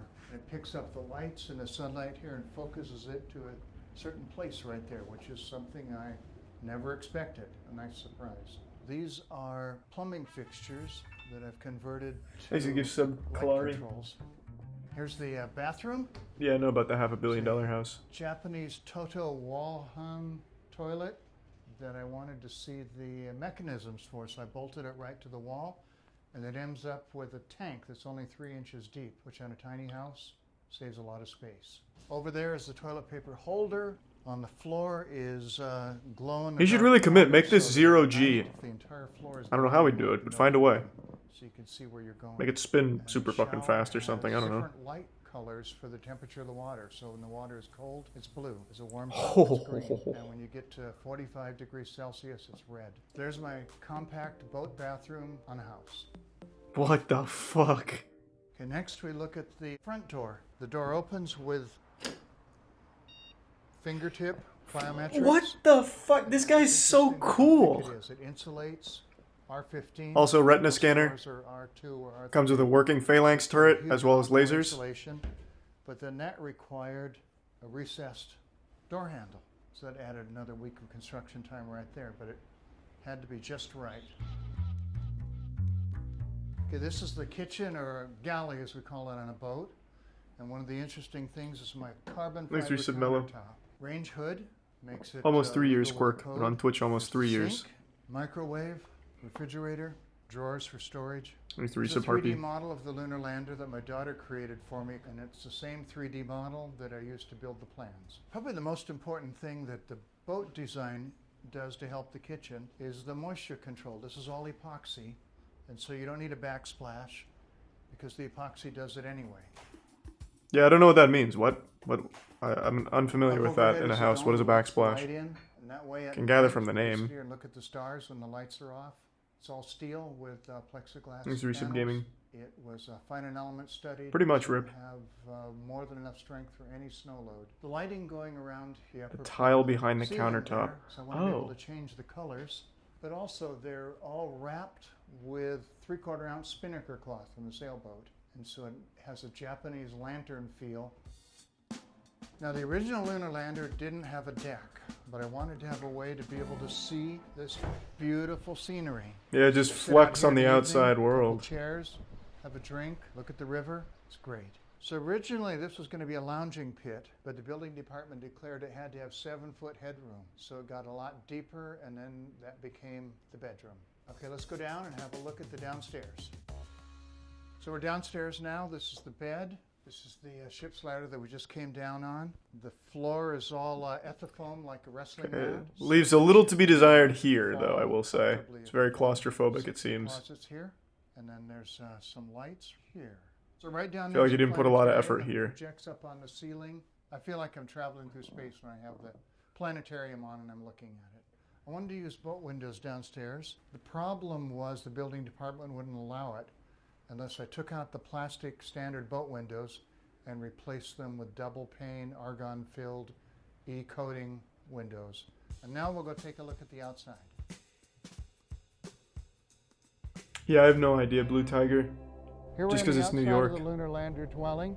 It's got some unusual features. It's not on the ground, it's off the ground. There's concrete pads at the end of each of the steel legs. A neighbor across the street happened to have a plasma cutter and he cut out my railings. How cool is that? And he cut out the stair stringers. These I have no idea how 3 concrete pads hold this up that They well. had 4 legs, which is an unstable configuration. This had 3, which is much more stable. You'll notice there's hold-down cables, like we do rigging on a sailboat. And that's what's important to keep a very light structure weighing about just over a ton, keep it in one place. There's glow pebbles on the walkway, so you can see where you're walking at night. Aw. And then there's solar-powered footlights to light up the steps all night long. So these are storage bins for outside storage and inside storage on the inside. There's never enough storage in a tiny house, so I wanted to make sure we had a lot of it. So does he live here full time or just for fun sometimes? It's fun. It's Can't imagine he interesting, fully moved here. and it keeps me thinking. It's just a beautiful place to get away to. That was cute. That was very cute.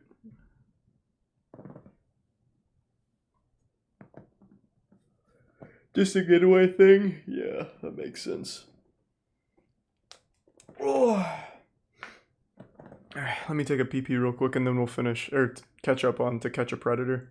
Just give me a sec.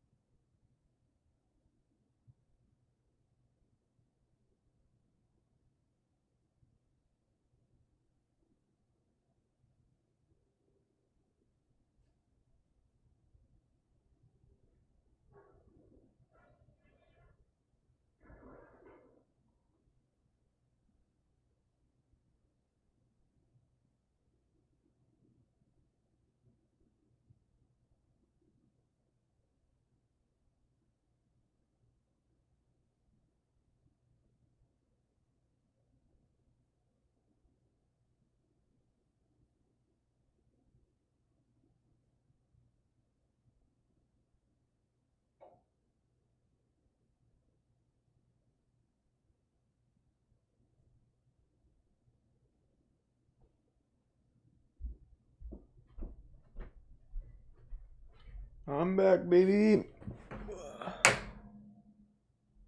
Yeah, I know. I know, Home Enthusiast. I know about the one. Hey, well, welcome then, Disappoint, and thank you for the bits.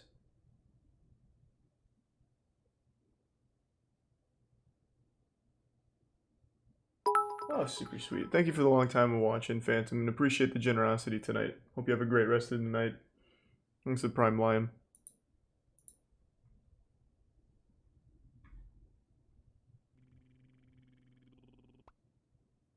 Thanks to Resub Mason. And another to catch a predator first. Whoa! Tried to Goldberg spear the countertop.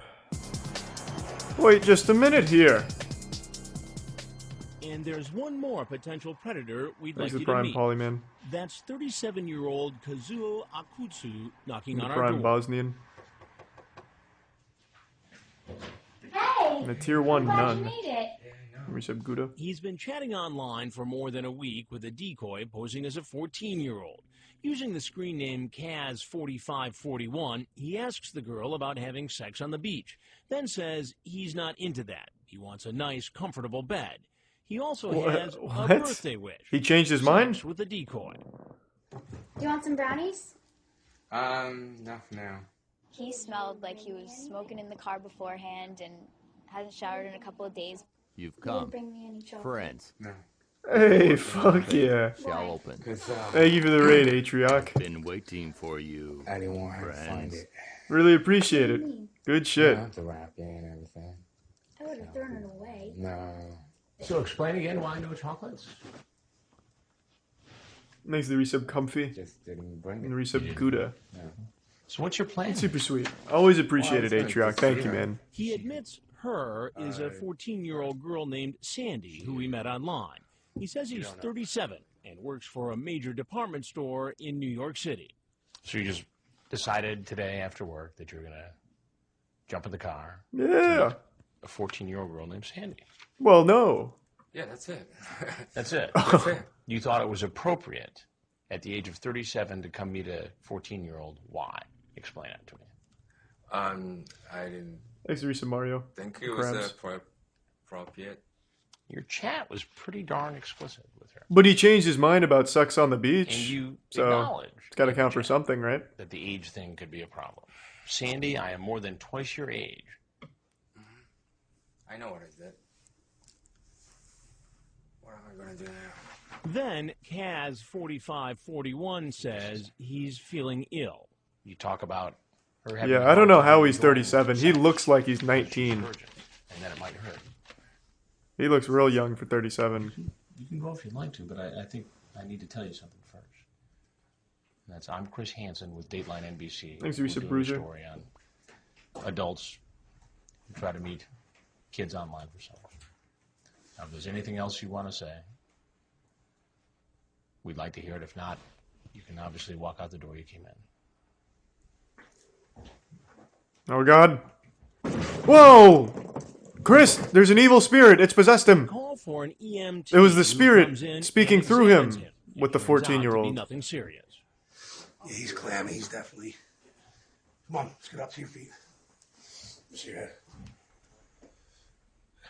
All right. That was He's nice. escorted out of the house and is later arrested. Lieutenant Neville says he recovered pretty quickly. Brought him back to the police department, had a medic at the police department that monitored his blood pressure and heart rate and pulse, and pretty much was cleared to go back to the jail. Later, he goes before a judge and his bail is set.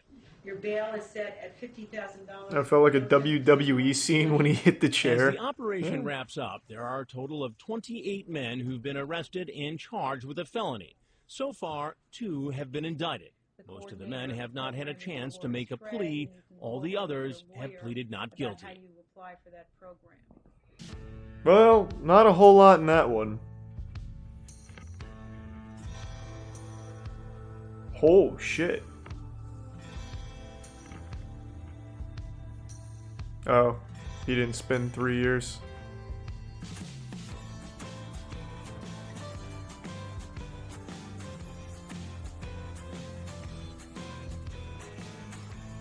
Is this the only new one? It is the only new one. Yeah, like I said, we're pretty much done with the show. He sporadically releases like short ones like this, but it's mainly complete. We pretty much did all of it. Thanks to Prime Spring.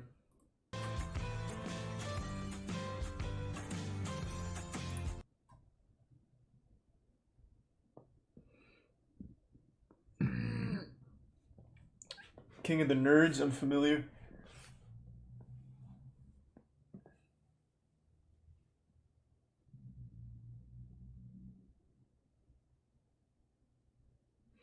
No, I don't live with Matt.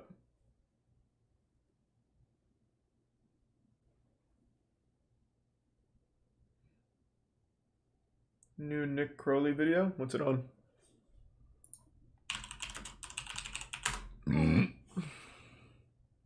YouTube's darkest channels?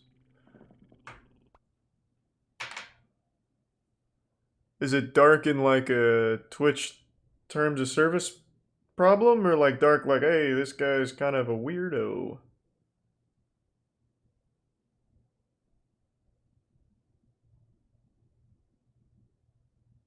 It has blood. Makes the prime turnip and resub ad wad. Let me do a quick skim.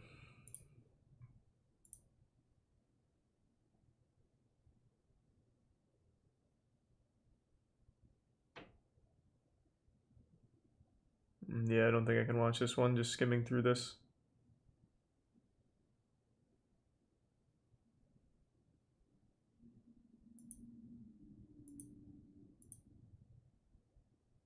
Yeah. We already did all of Hansen vs. Predator. We actually started with Hansen vs. Predator. There's not as many episodes. So we blasted through that and then went back to Catch a Predator.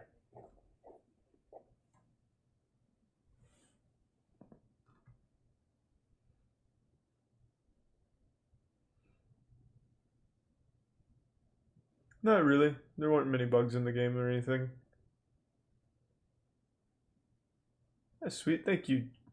Appreciate it, Will. And I've seen that video. The Strange Case of Anatoly Brgoski. Why? I feel like we've seen that.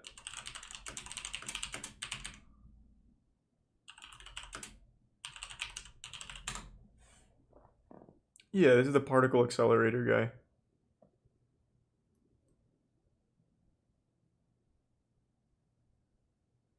Atrocity Guides video is back up. Which one?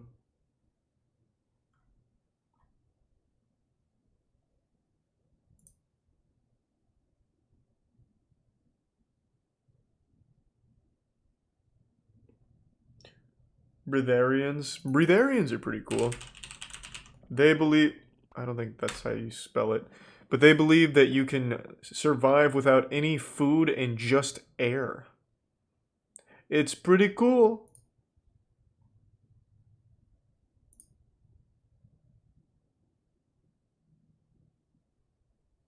Oh, this is just like a general background. Is this an actual practitioner? When it comes to food preferences, you've probably heard of a Thanks for your sub, vegetarian, Lawrence. a pescatarian. How about a breatharian? So it looks like this. And then the exhale is through the mouth.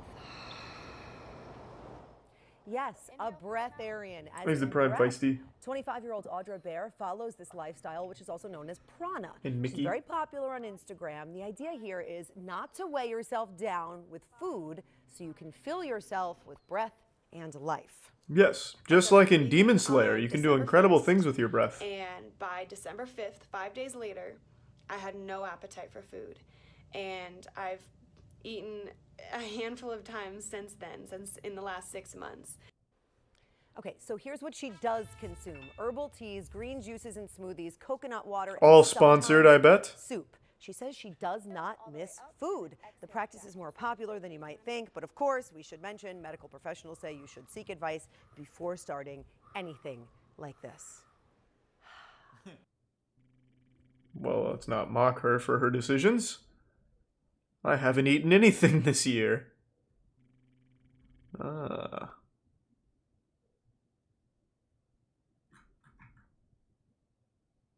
Thanks to Tier 1 Big Daddy and the gift sub K-Guns and Holographic Spoon.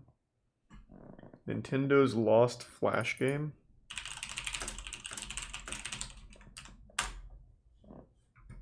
Mission in Snowdrift Land. This? Oh, this is another one of these adventures, huh? Alright, I'll let it ride for a little bit. If it's not quite up to the last one's Steam, This I might is not finish Chubby it. We'll Snow. see. You probably 'Cause don't it's 38 recognize him, but minutes. this adorable little guy holds a special place in my heart as one of my favorite pieces of obscure Nintendo history. Now, if you don't remember Chubby, that's okay. Almost nobody does. Even among die-hard Nintendo fans, Chubby is not well known at all. In part Appreciate the because bitch Chubby jag, but I only and the game he raid starred in streamers were that actually I've watched their designed to be content. forgotten. I only like to raid people that I'm certain Let's of, set the scene. you know what I mean? It's November 2006, and whether Nintendo knows it or not, they're about to have the most important holiday season in the company's 110-year history. Nintendo has just launched the Wii, a platform that will go on to sell over 100 million units and become the company's best-selling home console of all time, and the DS is on track to sell 20 million handhelds this year alone. Is A that true? runaway Oh, I forgot about that. Someone said that the other day. Oh, let me look that up. Well, actually, I'll look it up on my own time. I don't know if that claim's true or not, but we'll see. I'm gonna look it up.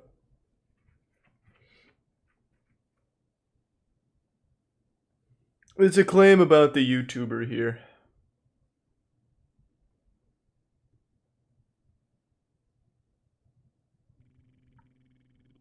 Thanks to the tier 1 general lit. So for now, we won't watch it.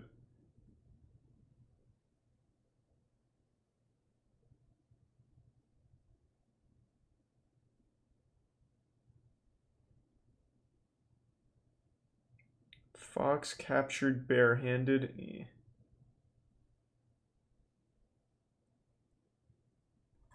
Which atrocity guide video? Which one are you talking about? Oh, they did a video on breatharianism? Yeah. Oh, that's right. You guys told me about that. Yeah, so the breatharians took her down. Took this video down. I totally forgot. So she beat him.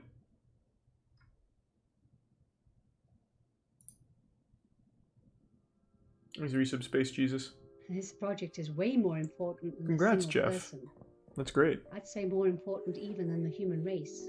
In the spring of 2013, a channel titled Living on Light appeared on YouTube. Throughout its 3-month-long window of activity, a Seattle woman who went by the name Navina Shine regularly uploaded video diaries detailing the progress of an experiment she was conducting on herself. My name is Navina Shine. I am both the founder of Living on Light, and I'm the subject in the first of our experiments. Navina's goal was simple. She wished to prove that a human being could survive without eating. So in this Living Thanks, on Light Red Rhino. experiment, we want to demonstrate that it's possible for a human being to thrive without the need to ingest food into the physical body. Instead, Navina would attempt to transition her body to use light as its only source of nutrition. A potential she believed everyone possessed if they could only find a way to unlock it. If Navina could prove such a lifestyle was possible, she predicted that people the world over would begin to adopt it, ushering in a foodless utopia with an end to hunger and a return to symbiosis with the natural world. If it's actually Well, true, it's not really a humans do return, not right? have to eat food, We've always eaten. it'll change everything we know about ourselves and our planet. It will change the consciousness of humanity, and it will change everything we do in our world. She's not a Navina's fucking plant. beliefs about the She's human not. body She's a were scam nothing artist. new. By her own admission, Living on Light was largely based on the similar claims throughout the decades of people absorbing nourishment through air sweet. and Well, thank you, light, Yag. with And I wish your methods friend such the as best. pranic breathing and sun gazing cited as replacements for eating and drinking. Named after the claim that they need only breathe in the nutrients needed to survive, they call themselves the breatharians. I don't take any solid foods. I'm a breatharian. Thanks for resub Venom in the Prime Bugsy. 5 new subs, Gina. Thank you, Gina. That's so stupid. That's what they said when Isaac Newton discovered gravity. Maybe they're just ahead of us. And we can treat our planet entirely differently. We can treat our lives entirely differently when we know that we don't have to eat. Navina was no There's doubt really no familiar with the benefit to that, though, controversial really. history of breatharianism Well, I guess kinda. And the several so-called breatharian gurus who We had didn't have to experienced eat. brief celebrity within the fringes of the modern New Age movement, later to have been exposed as lying about their lifestyle. Notable examples include Hira Ratan Manek, an Indian spiritualist who claimed to have not eaten for over a decade, instead staring into the sun as a method of maintaining vital functions, who was photographed at a restaurant in 2011. But Navina was undeterred by such reputational blemishes. For her, I can't believe it. He was eating the whole time?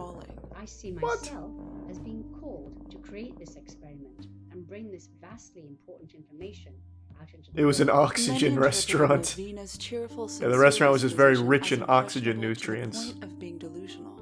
Her experiment was met with overwhelming discouragement, with the comment sections filled with reminders of the obvious dangers of such an undertaking. But where most viewers of Living on Light saw a woman ensnared in esoteric mysticism, Navina saw herself as on the cusp of groundbreaking enlightenment, referring to breatharianism as the greatest discovery the human race has ever made. So that's a bold claim. 2013, that is very bold. Navina Shine ate what she believed we invented electricity in video games. And began her process of living on light. All the people who do this, who say they do this, and there's thousands of You're all good, Yuan. I also don't know about it, so I'm gonna have to look it up. I think that all of them are lying. I mean, I can't think that. Specifically, how long did you go without eating?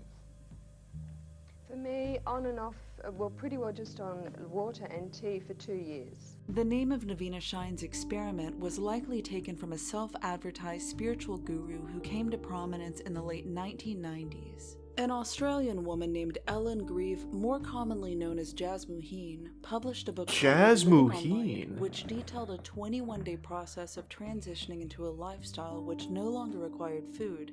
Instead, Jasmuheen claimed nourishment would be provided by prana, a Sanskrit word meaning breath or life force. Where are they getting tier 1 totally different milk from if they're not getting it from food? Thank you, Gina. Ki, the chi, the universal life force, or what we call prana, or if you're a religious person, you would say you are fed by the light of God, and obviously that's very hard to measure. Jasmuheen stated to have acclimated to this lifestyle years ago, but still ate occasionally when the urge to experience a particular taste arose. I've been free from the need to take any nourishment from food now for 11 years. That doesn't mean that I've had 11 years of taking nothing, but in that time, yeah, I've had the odd piece of chocolate or cappuccino or completely non-nourishing substance, because the path is about freedom. Despite failing to rise to mainstream popularity during the quasi-mysticism trend of the 90s, a space occupied by New Age juggernauts like Deepak Chopra, she secured a loyal following reportedly numbering in the thousands. Nice! Her critics saw her as a dangerous charlatan whose teachings, if sincerely followed, would lead to inevitable tragedies. But her followers saw her as a vessel of if I remember correctly, a few breatharians bringing about a shift in have died consciousness in time for the new millennium. Unsurprisingly. We're going through a huge shift in consciousness. It's obvious on the physical plane, and it's obvious within the physical bodies of mankind. We could end hunger for good, Jasmuheen stated, if only we could reconnect to the alternate channels that offer freedom from physical, emotional... Well, I don't know how many die from breatharianism. The first week I think it's only a few, because most people give in to the urge to eat and live. Detailed in her book involved consuming nothing at all, solid or liquid. According to the blogs of people who have attempted this protocol, extreme fatigue, kidney pain, and the sensation of their mouths feeling glued shut were common complaints within a few days of this initial phase. But the book's assurance that this was merely the old spirit leaving the body, that these were signs of breaking through, kept them motivated to continue. The following 2 weeks allowed for the reintroduction of small amounts of water and diluted juice, but no food. It was recommended instead to channel pranic nourishment through meditation. And simply saying, as the energy flows... So basically, Jasmuheen was like a 4chan troll come to life, where you try and convince people to do some dumb shit, like creating chlorine gas by accident. This one was just live off breathing, no water or food. Website, Jasmuheen would hold worldwide retreats, charging $1,500 for admittance. A small price, she argued, in exchange for no longer requiring caloric intake. All my vitamins, all my minerals, everything that I need to maintain a Kinda, fully Gina. healthy, And thanks to vital, Prime strong, Gooch. regenerative body, vital body, using body if you want that too, can come from prana, that this can be maintained from the divine force within. The first of Jasmuheen's followers to die from living on light was in 1997. The first. Reports suggested Timo Degen, a 31-year-old German kindergarten teacher, had discovered her website, fell into a colorful rabbit hole of promised enlightenment, and slipped into a coma after attempting the 21-day protocol. The second fatality was Australian Lonnie Morris. Under the tutelage of a breatharian couple who were later found guilty of manslaughter, Lonnie Morris began to experience speech loss, paralysis, and eventual death after little more than a week into Jasmuheen's living on light process. The black liquid she began vomiting days into Fonzolo, I've heard of that. the breatharian couple assured her was a spiritual pollutant that needed to be expelled. Jasmuheen denied culpability. Perhaps they were not coming from a place of integrity and did not have the right motivation, she told the Sunday Times. What an evil after woman. The death of her third Holy follower, shit. a 49-year-old woman named Verity Lynn, that the Australian media began to push Jasmuheen to renounce living on light. I don't mean to belittle your beliefs, and I'm sure they're sincerely held, but there is a woman who is dead in Scotland as a consequence of following your principles. Along with a copy of Jasmuheen's book, authorities found Verity Lynn's diary. The last entry indicated Lynn didn't make it past the first week before collapsing of dehydration. She was discovered lying in a secluded moorland in northern Scotland by a passing fisherman. Thanks, G. Millie. Glad you liked it. Pointed out that in her book and on her website were disclaimers of personal accountability, including a checklist where aspirants were meant to self-assess their own eligibility based on physical, emotional, mental, and spiritual fitness. Those who didn't meet such criteria as feeling the presence of the Divine One within were discouraged from embarking on living on light. Is she still alive? Jasmuheen? Let me see. Let me pause real quick. Because I remember reading about some of these. Yeah, she is. Is she in jail? I don't want to spoil it, but I'd really like to read that she's in jail now for life. Oh my god. Not only is she not in jail, she is still killing people to this day. As of 2017, another death on her hands.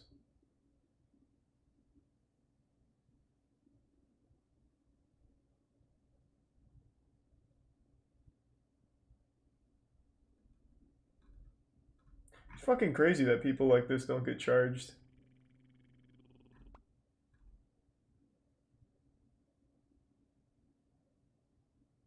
Shame.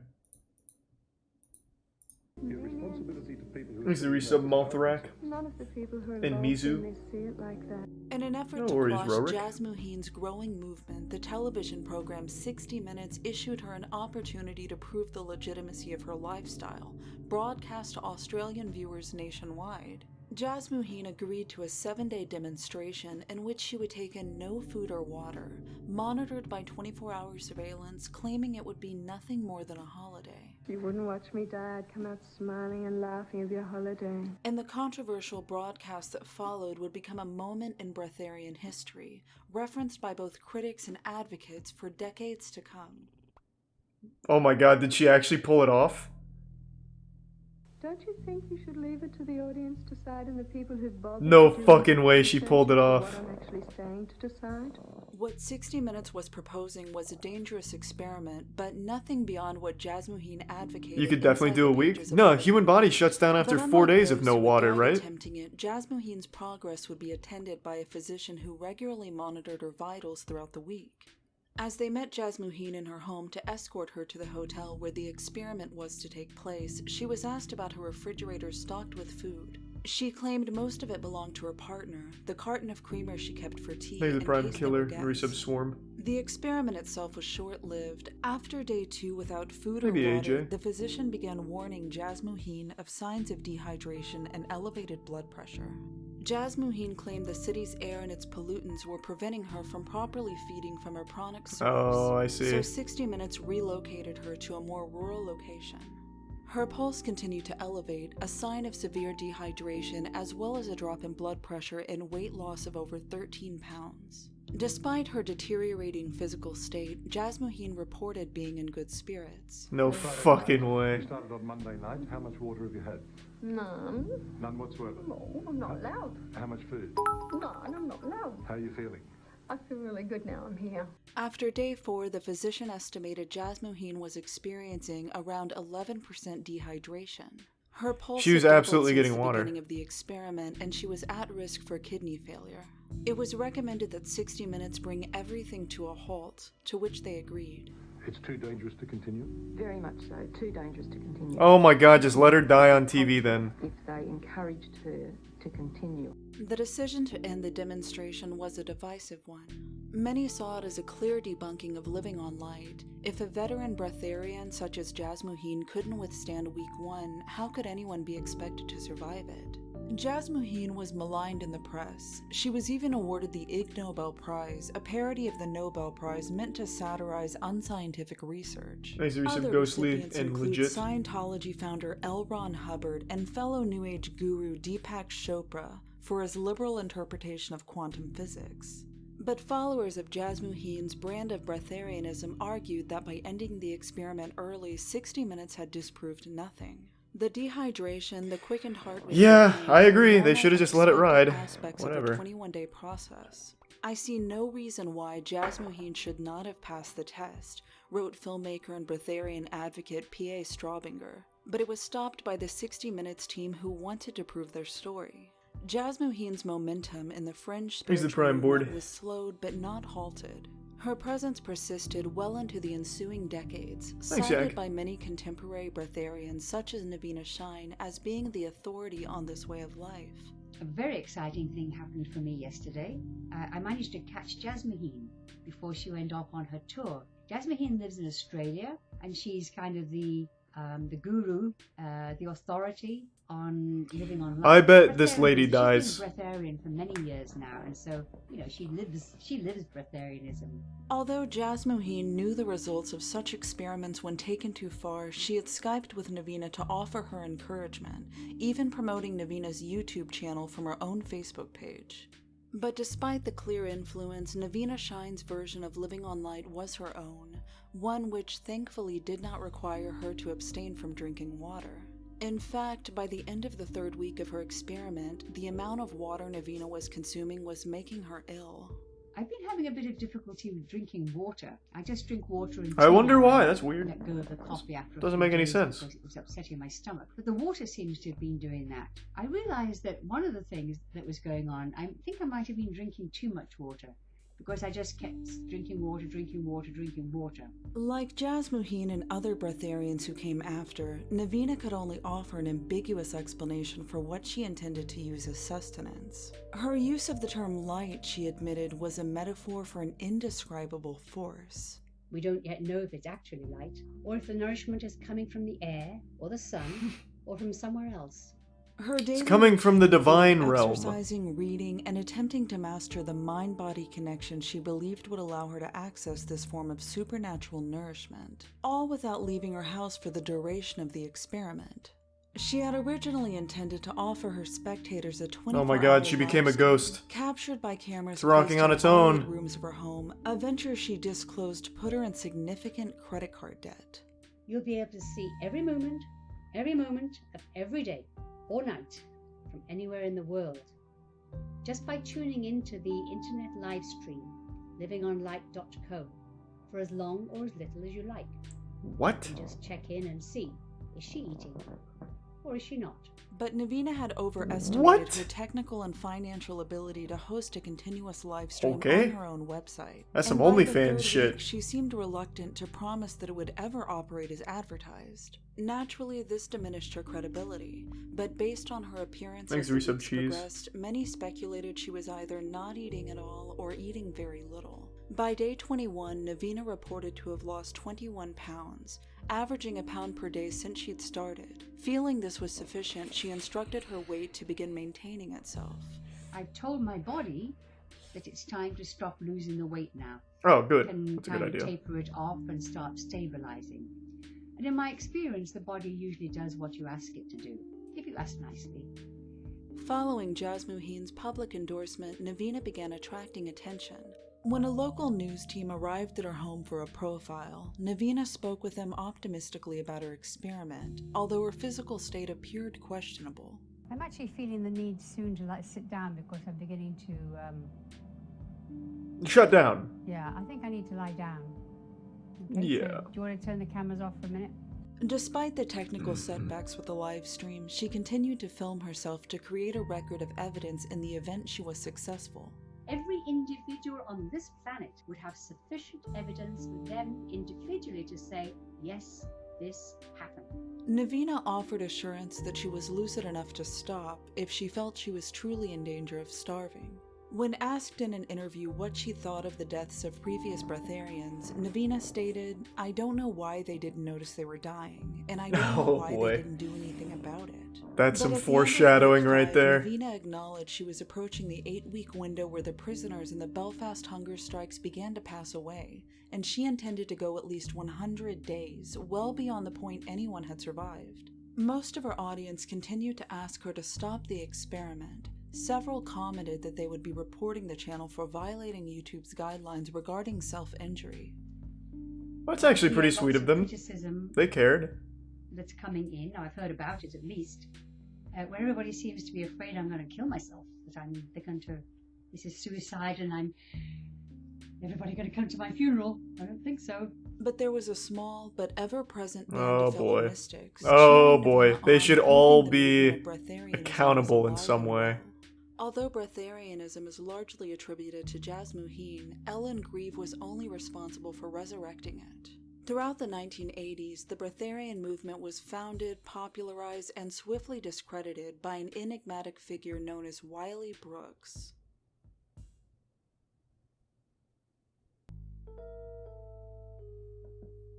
Breatharian advocates such as Jasmuheen often claim that the movement has roots stretching back thousands of years, originating from the yogis of ancient India.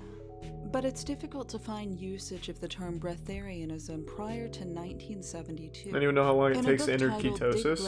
I don't remember, but it's not that long. Folks who eat, civil and animal rights activist Dick Gregory wrote about a continuum of food consciousness, with showing no food restraint whatsoever on one end, restrictive diets such as vegetarianism somewhere in the middle, and breatharianism, eating nothing at all, at the other end.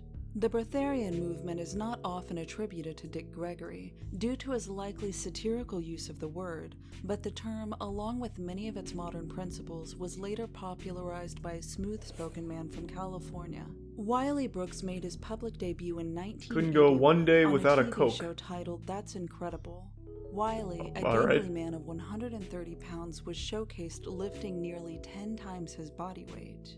His secret, he said, was that he hadn't eaten anything in 17 years. For 17 years, you have what a dumb claim to make. Pretzel, a piece of roast beef, fish, vegetables, nothing for 17 years. Right. Well, let me explain what breatharianism is first, if I might. Breatharianism. But you haven't eaten for 17 years, as we know it. Okay. Right. I don't eat. Yes. As Wiley explained, he was once overweight, mindlessly consuming what he referred to as the typical American diet. In pursuit of slowing the aging process and becoming healthier, he stated he began moving through the food continuum, with regular fasting as advocated in Dick Gregory's book, until reaching breatharianism. Although Wiley did not invent the concept of breatharianism, the specifics of the lifestyle, how to achieve it, and how to maintain it were left for Wiley to create. Wiley fleshed out the tenets of the movement during his 12-hour seminars, or what he called intensives, and to the 4,000 people who paid to watch him speak, Wiley's message was this: stop eating and start living. All of the constituents that we need is taken from the air we breathe. And the fact is, there is only one thing that keeps the human body alive, and that is breathing. Wiley's doctrine was solidified well, co-authored with fellow I mean, you know, which they titled Breatharianism, Breathe and Live Forever. With the tagline, The Healthy Diet for Eternal Beauty, the book attempted to intersect both the fad diet craze and the spiritualism craze of the 1980s, two booming movements which became notorious for preying on the gullible. When man reaches his perfect state of health and natural state of being, Chapter 1 begins, he will be in perfect harmony with his Creator and require no foods, water, or sleep. Those who read past Man, people such a are first fucking sentence dumb, were huh? lectured about the poisons of food and how it was responsible for the negative effects of aging. All of the things we've heard about, we must get old and we must get weak. And I think I heard when I was a younger person that a man is twice a child and once a man. And that is not the case. When a person gets older and wiser, he should get younger. But if achieving the lifestyle were as simple as not eating, it would have been a short book. So like the breatharian theologies that came after, Wiley detailed a transitional period. A full decade before Jasmuheen's infamous 21-day process, there was Wiley's yellow foods diet. 14 yellow foods, such as eggs, corn, and rum raisin ice cream from Haagen-Dazs, were meant to purify the blood of poison before one could mature into a breatharian. Oh, you can't argue with that. Fully explained the significance Haagen-Dazs. of the color yellow. He claimed it was Detoxifying based on its vibrational superstar. frequency, which was designed to cleanse and detoxify the body. Before we even get started, our blood is poisoned. You see, we already start at a disadvantage when we're born. Other lifestyle changes which were required to complete the transformation, such as never drinking water alone and only sleeping while facing north, also seemed to need no further explanation. Wiley's following was smaller than what Jasmine would cultivate in the 90s, but his brand of breatharianism managed to ensnare a young actress whose career was just blossoming. Michelle Pfeiffer had fallen in with a group of aspiring Hollywood breatharians in the early 80s. I know her. She later Not told personally, the but I've seen her Huffington work. Post, they were very controlling. I wasn't living with them, but I was there a lot, and they were always telling me I needed to come more. I had to pay for all the time I was there, so it was financially very draining. As she helped her husband, actor and director Peter Horton, research a role for a movie about a South Korean cult, she began to realize she was part of a cult herself. Wiley's movement had experienced a few years of unlikely success, but his time in the New Age limelight would be short-lived. Just 3 years after his debut, Wiley's secret habits would be exposed by his followers, sending breatharianism into a decade of humiliated silence. I can't believe it.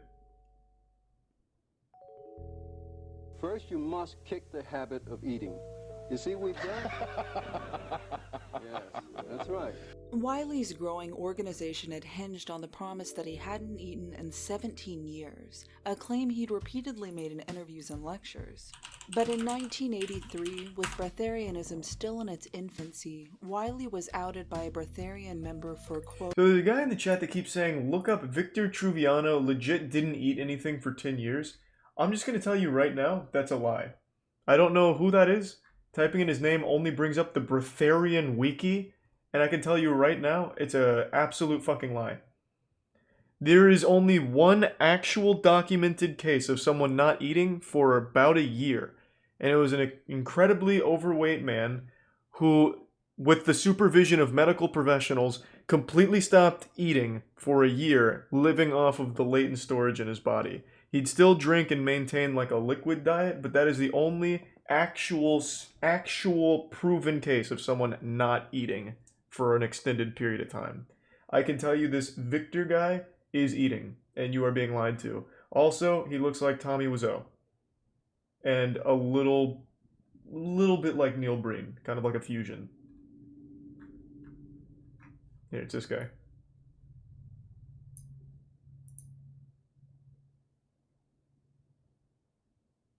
I don't know why you keep spamming that. He legit has eaten within the last 10 years. Quote, sneaking junk food into his room after everyone was asleep. He'll eat a dozen donuts in a sitting, said former breatharian Lavelle Leffler, who claimed to have first caught Wiley eating an omelet. When she didn't react, Leffler... Oh, also, just in case anyone's curious, sorry to pause again. The guy I'm talking about is...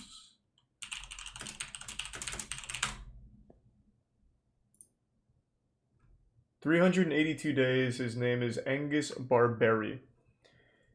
His starting weight was... Where's his weight?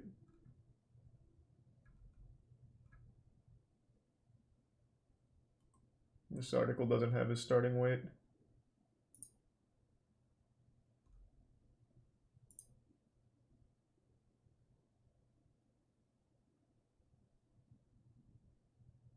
What the fuck?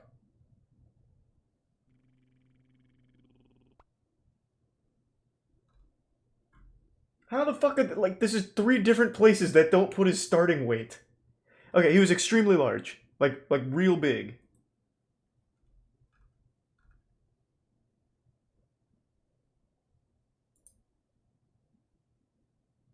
But yeah, that is, to my understanding, the longest time without food. And proven without food. 456 pounds. Oh, okay. Stated he began eating around her more often. Wiley's response to the allegations varied. To one newspaper, he said of Loeffler, "We were romantically involved. We broke up, now she's out for revenge." To another, he claimed Loeffler was upset over having recently been banned from the Breatharian institution after being caught stealing.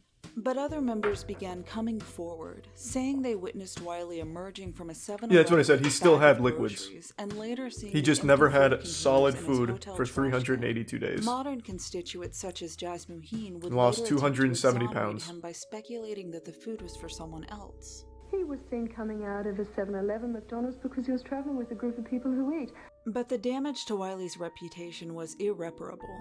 Despite assuring his followers that the movement did not depend on whether he, its founder, ate or not, breatharianism suffered a critical blow. And when breatharianism found its second wind nearly 15 years later, Wiley found he had no place in it. If you he aged? How did he age? But he was breathing. See me, Wiley said in a 2013 interview. I don't get invited to places to talk. Aww. Although very little from Wiley's doctrines have endured the modern evolutions of breatharianism, which mostly omit Wiley's promises of immortality, ability to go without sleep, and his yellow foods transitional period, there are components of his early teachings that have persisted throughout the decades. Eating is an acquired habit just like drinking alcohol or smoking cigarettes. As epitomized in Wiley's catchphrase, food is more addictive than heroin. The notion that human consciousness is meant to evolve beyond the need for food, and that eating is merely an addiction, with hunger being analogous to drug withdrawal, appears in many current versions of the movement. The unique power of the human mind to transcend its own biology and will itself to live without food has also been a foundational belief since the beginning. We read that the hunger strikers in Belfast died. Right. You're living. What's the difference? What's the difference? The difference is, very importantly, they wanted to die. Similar assertions were stated in Navina Shine's video. If her body began to shut down, she seemed to think that it wouldn't be the lack of food that would cause her to die, but the belief that she would die, categorizing the death as more of a self-fulfilling prophecy than a biological inevitability. And like Wiley's how can people even fall for this? Look no further than Twitter, man. You can see people buy into all kinds of dog shit all the time. All the time. And when the umbilical cord is cut, it's terrifying for the baby. But as Navina continued into the second month of her experiment, her enthusiasm was clearly waning. Her video diaries, once teeming with promises of changing the world, began to show struggles with self-doubt. I have no idea if I'm living on light or not. I could be starving to death. Name one thing. Astrology. Astrology is a fun thing to toy about, but it's not a real thing. I would love it to be. But there's people that treat it like it is. Like, I will never date an Aquarius. Those fucking maniacs couldn't possibly date an Aquarius. Shit like that. But it's not real at all. Keep our planet healthy. If it's not true. But it's fun to play with. But some people adopted it as a true belief system. Oh my god, how incredible is that? Criticism remained the majority of Navina's audience response well into the 6th week of living on light, with much of it unsparing, but Navina had yet to be disillusioned. I appreciate it. When asked by a reporter for The Guardian what she thought of the medical consensus that her organs would fail if she continued, Navina replied, "A doctor can't see living on light because he looks through different lenses." But people yet cannot see the possibility of living on light because they are living in the paradigm of it can't be done, not possible. A large portion of the criticism centered around Navina propagating a deadly idea, despite however altruistic her intentions might be. But many also suspected that Navina was likely handcrafted chair. Eating, with living on light being an elaborate ploy for attention and donations, a justifiable speculation given the history of breatharianism. This suspicion was inflamed when Navina admitted to introducing a daily vitamin C supplement. She was already under scrutiny for a morning tea, to which she added what she referred to as a splash of creamer. Navina contended that neither counted as food, but many told her she could no longer claim to be living on light and therefore had compromised the experiment. Oh boy. Oh boy. Huge consternation somewhere, but I appreciate that, Stone. Well, thank you. Calories, so I'm just going to say, so what? Although Navina appeared to remain positive, she occasionally cited the negative feedback as a possible message from the universe that she was on the wrong spiritual path. Navina was also struggling physically. Her body continued to cannibalize nearly a pound of adipose and muscle tissue per day, despite her pleas for it to stop. And by day 32, she claimed to have lost 35 pounds, experiencing frequent bouts of fatigue. Maybe I don't feel Thanks well for for a Prime couple Roast, of days. recent Maybe prank. I can, maybe I Park. can't. There's no risk there. On the other side of that, Don't know if that is Slayer. Technology that can save the world. Save the world. Not feel very well for People don't die from astrology. Oh, I didn't say it was nearly as bad as Breatharianism. He said, how do people fall for things? And I say people buy into things that don't make sense all the time and used astrology as an example. It's a totally fine thing to believe in and have fun with, but it's not a real thing. At all. And it doesn't try to be. But people took it as something like a real, religion to follow. A 55-year-old woman whose real name was withheld from news outlets starved to death in her home in Switzerland in 2011. Like the breatharian casualties of the past, this woman's death was a result of following Jasmuheen's 21-day process. But she had gone to even greater extremes than past victims, reportedly even spitting out her saliva during the no-water phase of week 1. Ooh, Although her death is linked to living on light, reports suggest her inspiration for embarking on this venture were the claims of a modern-day Indian monk named Prahlad Jani.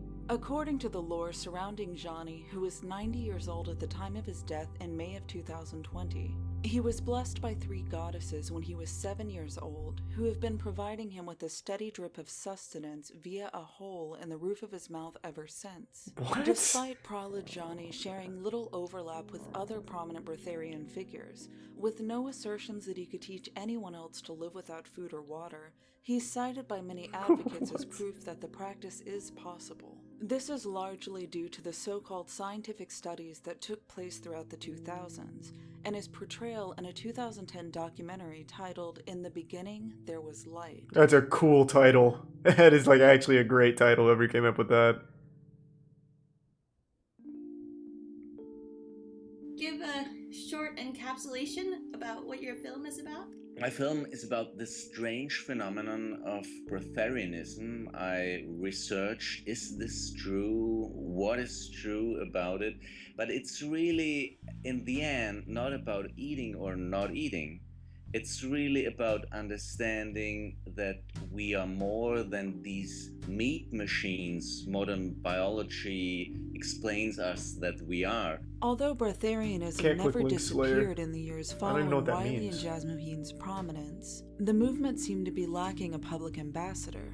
But in 2010, a filmmaker named P.A. Strawbinger would release In the Beginning There Was Light, a controversial film which sold over 75,000 tickets during its run in Austrian cinemas, not bad. Despite being labeled problematic and anti-scientific by critics. Western science just isn't dealing with this concept of life energy. The film presents it's weird. Why doesn't science study life energy? What? It's weird. It's like they've never watched Dragon Ball Z. Of the medical community. Viewers are soon introduced to Michael Werner, a former chemistry teacher who claims to have stopped eating a decade prior after completing Jasmuheen's 21-day process. His relevance in the film centers around a 2004 study in which Werner voluntarily stayed in an intensive care unit for 10 days, consuming nothing but water and unsweetened tea observed by staff members of the University of Bern's Institute of Complementary Medicine. He looks so scared. The experiment, but like other breatharians who underwent similar studies, I understand experienced physiological changes which contradicted his claims. Elevated levels of ketone production consistent with individuals who he got jacked. state appeared in Werner's waste. Werner also lost nearly 6 pounds, a significant amount for dietary conditions he claimed mirrored his everyday life. Like Jasmuheen, Werner claimed the discrepancy was due to the poor air quality which prevented him from chronic feeding. He allegedly underwent a second experiment, but the film makes no mention of the outcome, only that the results are yet unpublished. Wouldn't they just die? But the bulk of the film centers around the studies of Prahlad Jani, whose assertions of not having taken any food or water for over 70 years surpass any other breatharian claim by a wide margin. Draped in robes and jewelry, surrounded by devotees, it seems almost blasphemous to doubt the claims of Prahlad Jani, who, the film references, was studied on 2 separate occasions in an attempt to, quote, understand this wonderful phenomenon.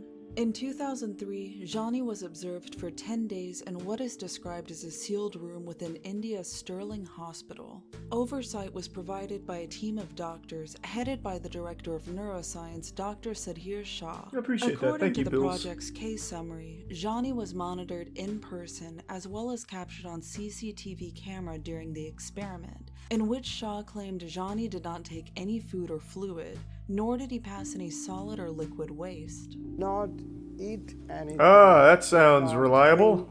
Did not pass urine. I guess 3 goddesses really are They providing also food to the roof of observed his mouth. Via twice daily sonograms, urine collecting in his bladder, which, quote, Surely they decreased on its can't own possibly be lying. We could see formation of urine in his bladder, which was reabsorbed from the bladder. The integrity of the study was marred by many issues. Aside from brief moments of Jani leaving the view of the CCTV camera, bathing was also allowed during the final days of the experiment. Straubinger claims the doctors measured his bathwater before and after use, although nowhere in the case summary is this mentioned. I have to wonder, of course, in my skeptical way, whether some water just might have accidentally splashed down the man's gullet while he was washing up. Years later, a similar study, this time for 15 days, was conducted again by Dr. Sudhir Shah to similar results. Dr. Shah continued to be flummoxed by what he called Jani's ability to generate urine in his bladder without drinking any water. In an interview, Straubinger accused skeptics of the probability to generate. And at his will, he is able to recirculate it in his body. So he's a piss bender. This man can generate urine and move it around.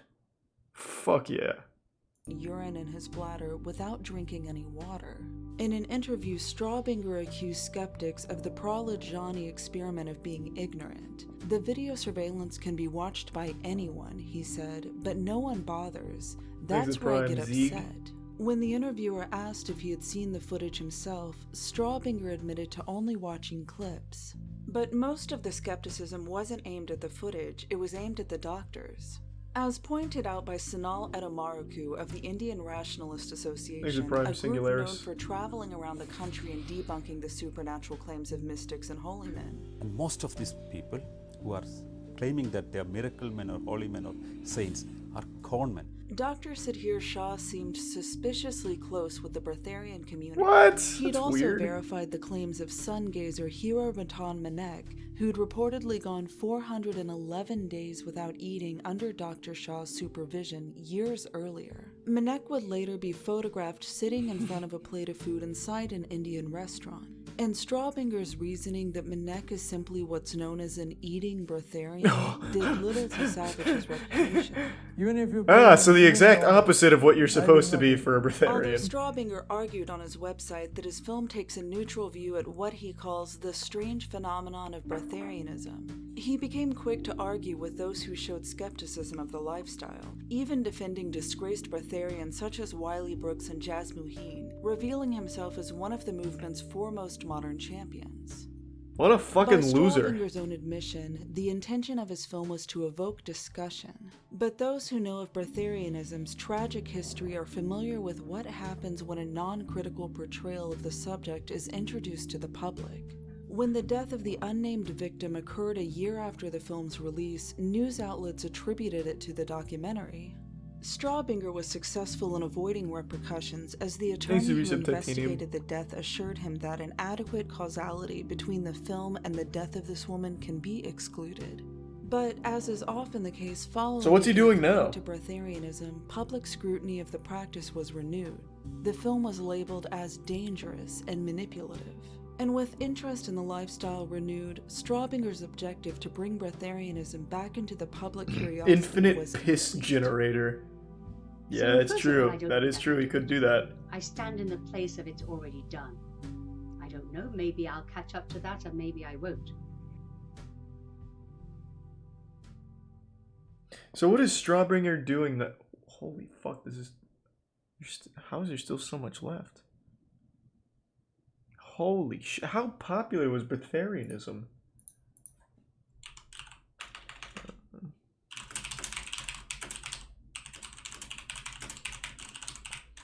Okay, let's see what he's doing.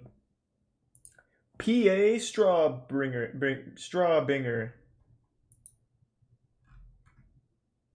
This was the only thing he ever did. That's odd. This is actually the only thing he ever did.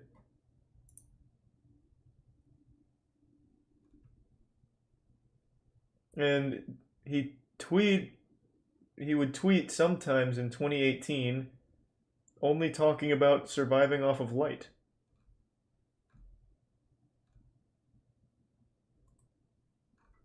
What a fucking weirdo.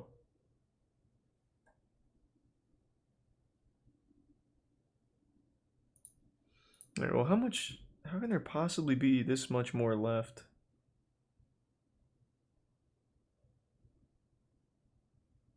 This movement was so fucking popular, I guess. And there are a the lot prime of people Pokeawesome who Resub Hannah, or genuinely Bitshanna. are concerned for safety and genuinely don't think it's possible and believe it to be dangerous. Hold on, I'm gonna take a little piss real quick. I don't have the same abilities of Prahlad Johnny. I can't just reabsorb piss and move it around and use it as projectiles or whatever. So let me pee and fill up my water. I'll be right back.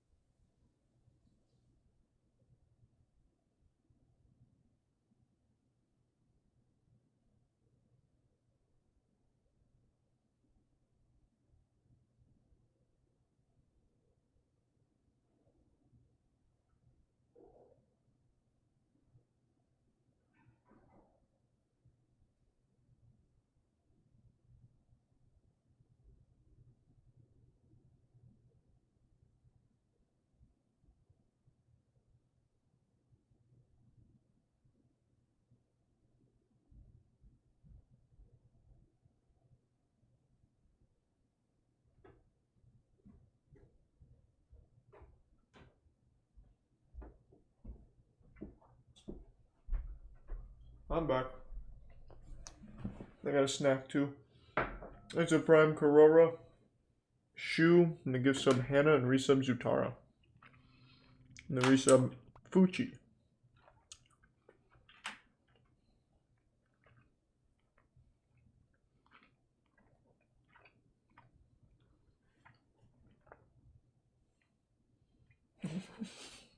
What? No fucking way.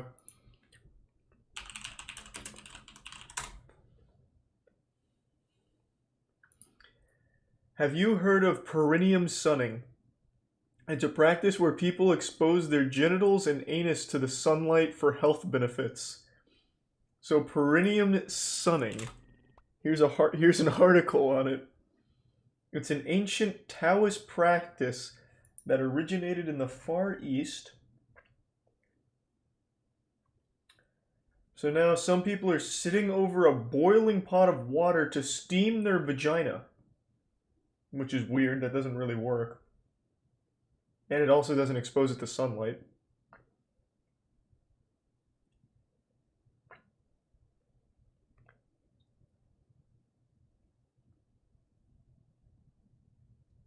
Oh, this is where it started. An Instagram video from a user called Raw of Earth came first in October, showing 3 completely nude men lying down on their backs, butts to the sky to soak up some rays. Laying down on their backs with their butt to the sky? How does that work? Like legs overhead? I guess. In a mere 30 seconds of sunlight on your butthole, you will receive more energy from this electric node than you would in an entire day of being outside with your clothes on, he said in the video. Oh, that's exactly it. Here's the video. So it's, yeah, it looks like how Pay Money Wubby got a mold of his asshole. So they're on their backs, and they're doing V-leg positions straight up towards the sun. Okay. Yeah, I don't know why you wouldn't just doggy style it and then spread, but what do I know about perineum sunning? There's the Prime Mango and Tobias. And here's a lady doing it in a very similar position. I think it's highly ineffective. So she's on her back and bending legs this way, butthole to the sun. Man, fucking Instagram influencers, huh? Crazy shit. Cool. First time I've heard of this.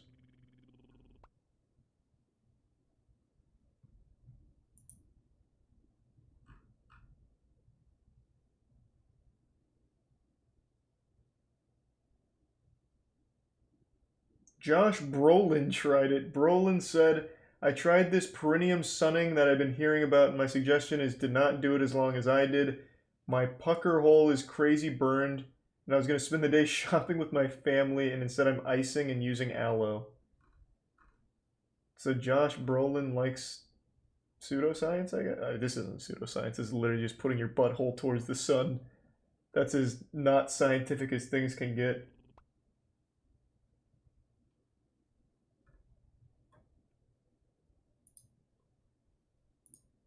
Thanks to resub Tequila, Silver Spirit, and Dixie Normus.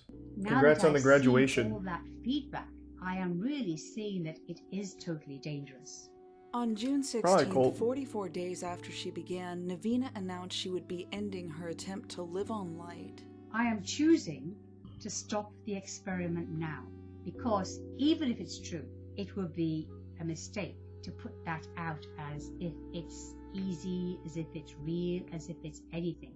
On her website, that was responsible. She wrote, from the feedback I am getting, it is becoming patently clear that most of the world is by no means ready to receive the information I am attempting to produce. Even if it were true that a person can live on light, I mean, that's one way of looking at it, I guess. I see now that it would be synonymous with giving a loaded shotgun to a baby. The feedback Navina mentioned, while a reference to the many discouraging comments she'd received, was also a reference to the fact that very few donated to her experiment, and after not having left her house in a month and a half, she would soon have to get back to work in order to afford her living expenses. The money side of this is kind of irrelevant because money is just an energy.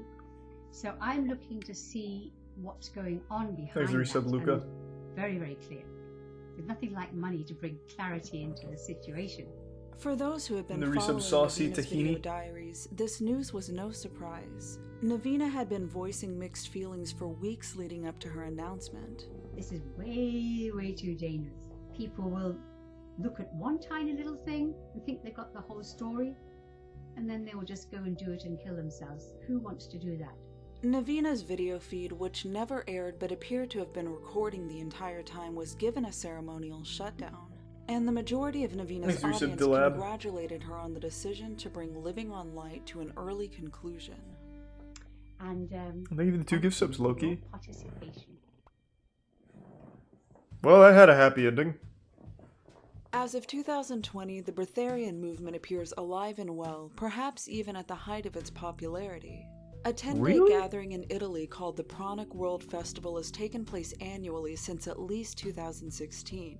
Pranic believers from all over the world gather to listen to celebrity breatharian speakers such as Jazz Muheen and Kirby De Lonero, who gained notoriety in 2013 for preaching breatharianism to a crowd of young people during a TEDx youth talk.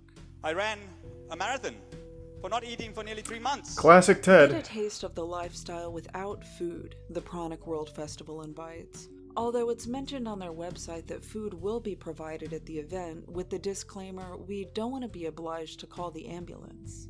The connotation of the term breatharianism has only worsened throughout the decades. Jazz Muheen is among those who have distanced herself from the word, preferring such synonyms as pranic living.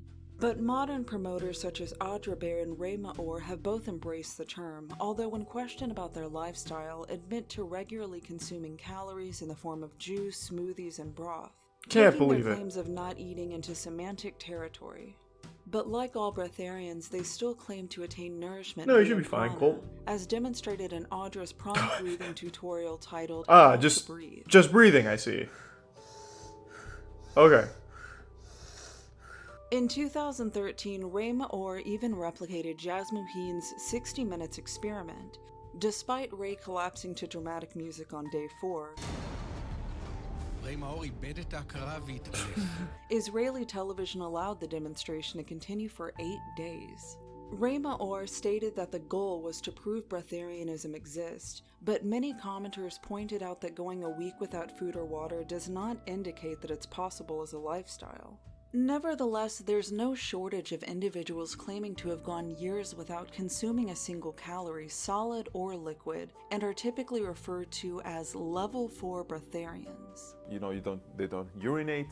It means that they don't have number 2s and bowel movements. Bizarre mythology surrounds these individuals. Sounds good. Ray claims that while they don't drink, they are capable of absorbing the humidity in the air through their skin. They actually their pores of their skin open up by breathing. They usually live in a place that is humid. Indonesian level 4 Victor Truviano, who claims to have not eaten since 2007, is so revered that people line up to stare into his face for 30 seconds. Okay. I hope you are still here. This is the guy that guy in chat kept spamming is real. Are you still here, the guy that kept saying that? Did you pay to stare in this man's face?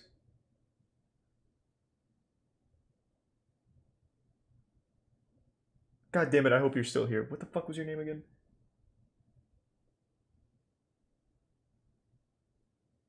Son of a bitch. I shouldn't have looked it up. I shouldn't have looked it up preemptively.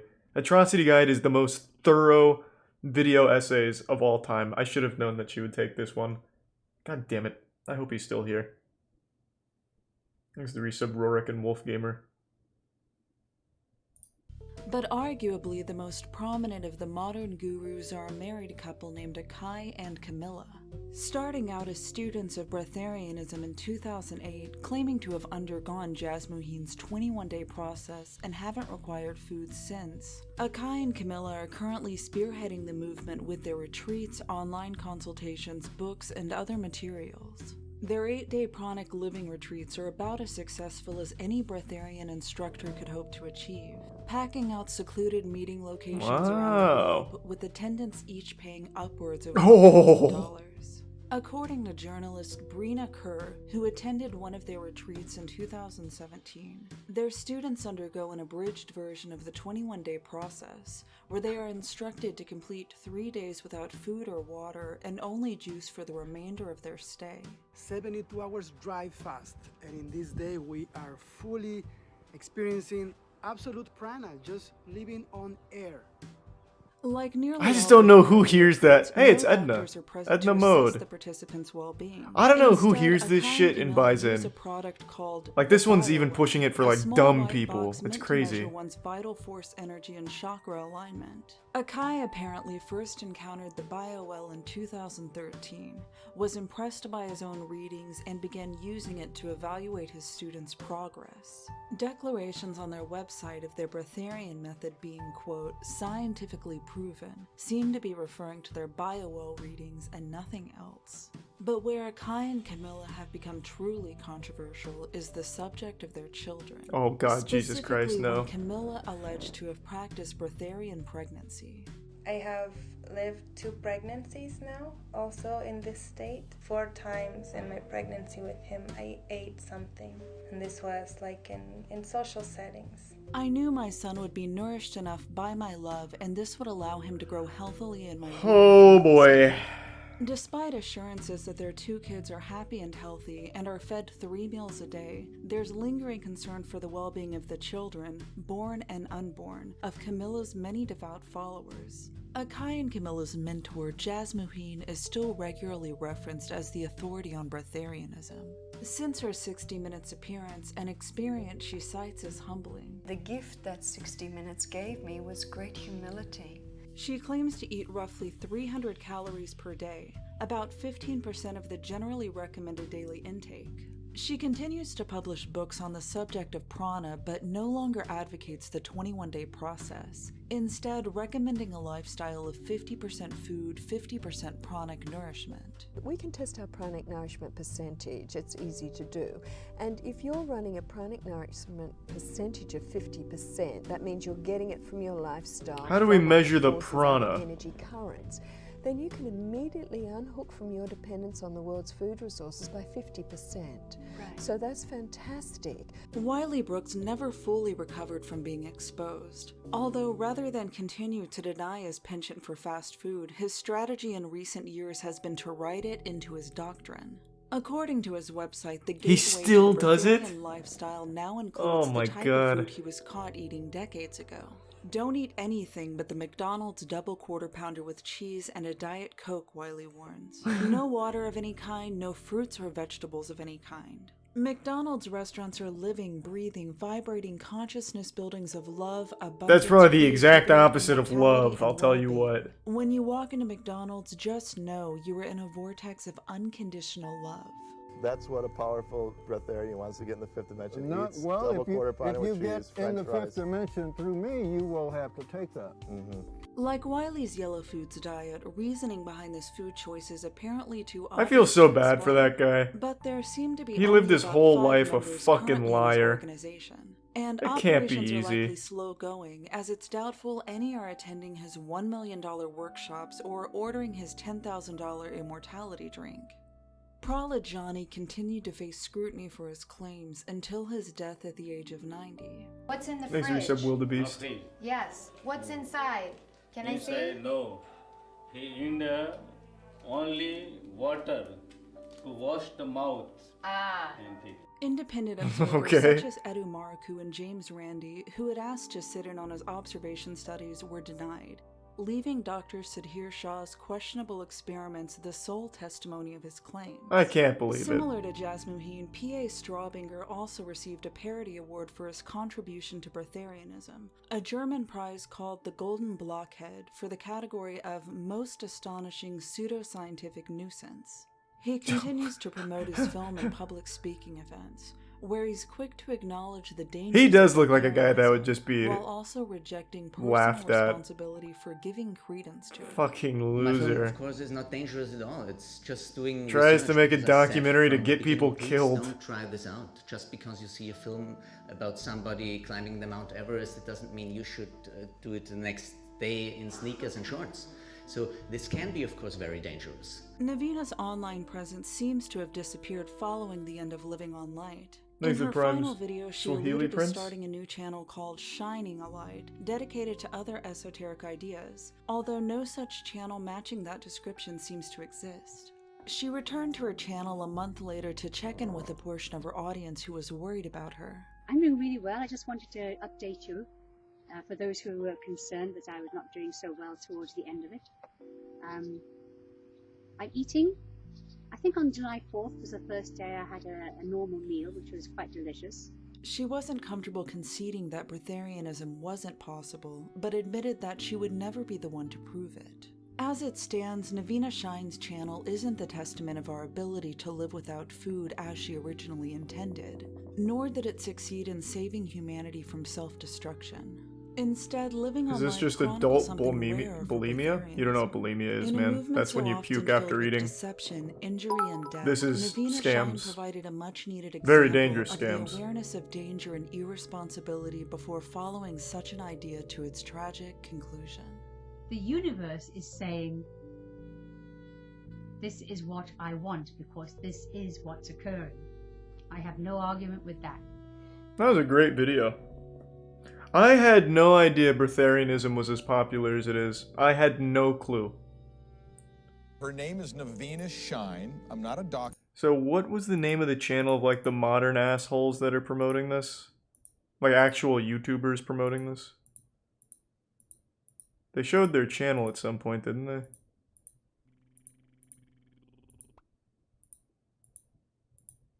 I guess not, just video clips. Yeah, they just don't have the channel here. Thanks to Prime Lady Zubat. And the huge 5K bit slayer, goddamn. Well, I haven't heard that name in a long time, Slayer. Holy shit. Thank you for the huge bits, but yeah, I do remember that. Search the video. Well, this isn't the guy I was really looking for. I wanted to see the couple and the guy after him, but we'll see who this guy is.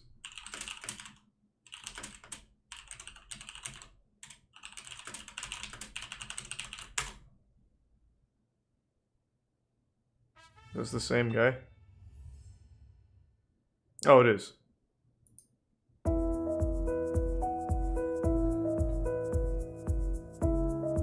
You may have just changed everything with this video. Not wrong.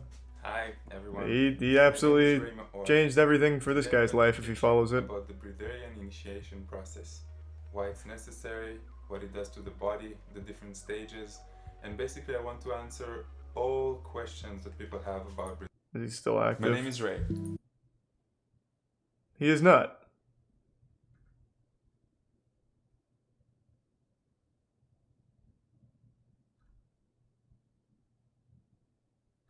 Well, that's good at least.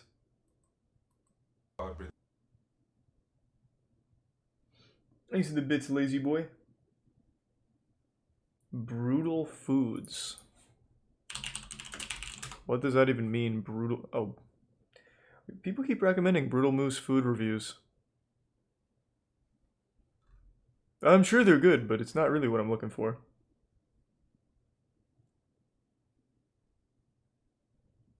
No, it's the first I've heard of that, Silky.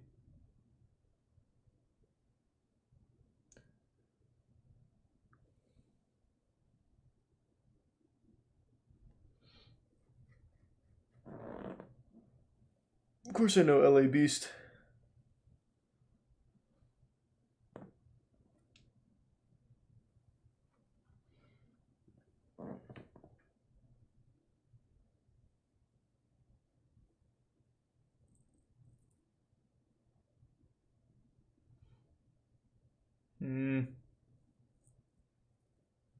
Well, criminal investigations are cool as long as it's a goofy crime, not like a fucking murder thing. True, Colt.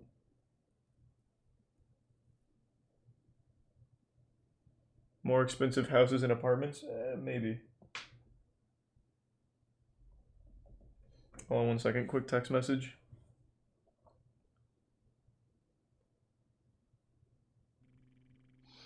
Thanks to the resub, your mom's boyfriend and the bits beyond. Party Boy 69's new music video. I'm assuming that's your friend.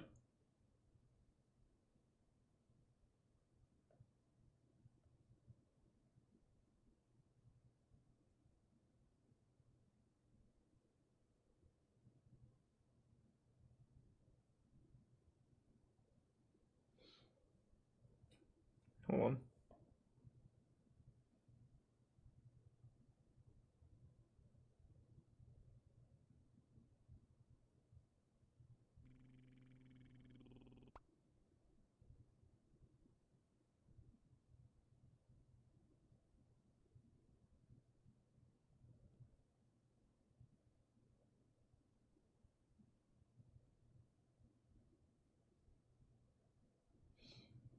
Thanks to the Prime Pat Beast. Just hold on.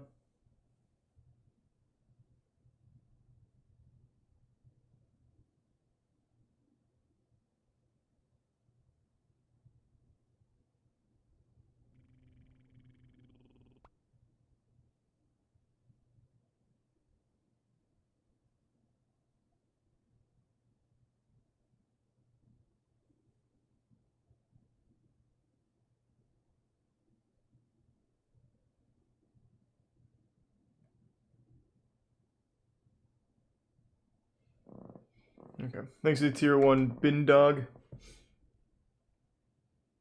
I'll look him up later then, Gina. Yeah, I know Bracco. He's the guy that people pay to stare at because it heals them. Yeah. Evangelical stuff I'm very well aware of. Pseudoscience shit, super deep in it. I know most of it. I just didn't know breatharians were that big. Thanks for some Magic Puffin and Jack Cashmere. In fact, actually, let me see if they have a big presence on Twitter. If I just look up breatharianism, I wonder how many things are going to come up.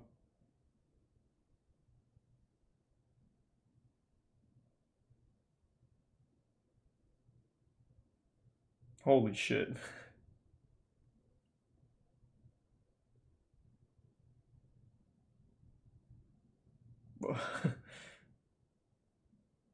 Wow. At least there is some hope. Sandwiched in between a lot of like breatharianism groups, there's a lot of people shitting on it, which is good, I guess.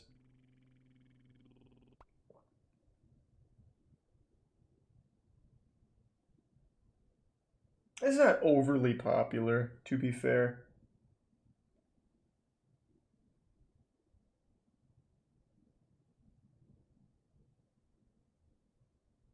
Well, that's good at least. Thanks to the Prime Monster Fiend and the resub Pinky and Ice Cold Pork. Nakado Avocado. Oh man, what a sad story. How do you spell it? Oh yeah.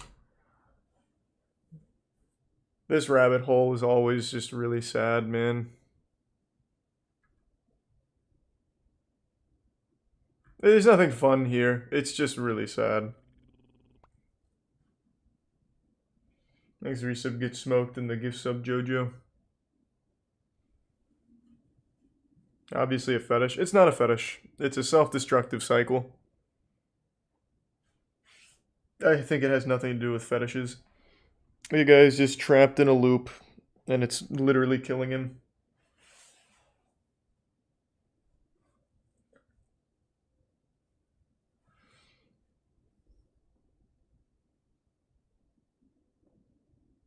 What happened?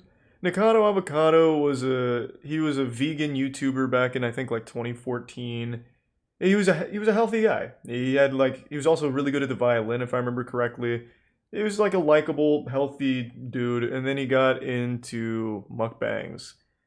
I don't remember how it really started. I don't remember the entire story, but Over the years, he just kept eating, like at the detriment to his health, documenting his health effects and how detrimental a lot of it was. And he'd always video every bad thing that happened in his life. So breakups, other really heavy events. It'd all be on film with 50,000 chicken nuggets in front of him that he would cry and eat. And the audience ate it up for years. And more recently, people have been like, this is just too much. This is fucked up. You're actually killing yourself. But he can't stop now. He feels trapped and continues to do it. In fact, I'm curious. Shut. Still mainly positive, a lot negative, but there are still a lot of people that encourage it. And as long as it still gets views, he's going to keep doing it. He is trapped by his audience. I don't think there's anything entertaining about Nikado Avocado. I think it's just a really sad story. I've talked about that before when I made a video on YouTubers who cry all the time. Nikado Avocado is obviously S tier in that regard.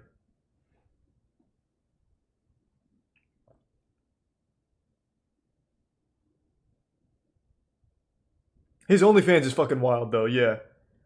His OnlyFans pics get posted on Twitter sometimes and they'll just pop up on my timeline. And it'll just be Nikado Avocado with his legs over his head and butthole spread at the camera. Like, I'll just be scrolling and it's up. Nikado Avocado's fucking butthole again. Yeah, there's his chocolate starfish.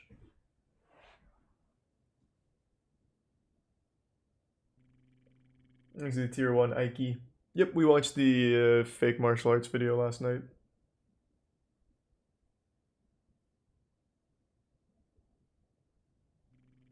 Thanks to the resub, Ohana-kan.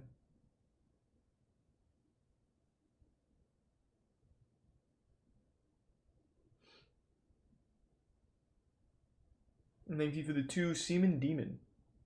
I'm sorry to hear that waft. I have no advice, but it'll get easier in time. You'll find someone better. Thanks to the Prime Ashton. Watch some spirit science stuff. We kind of already did with Breatharianism. I want to switch it up a little.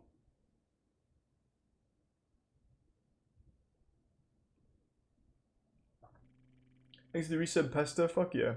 Hope you're having a good night.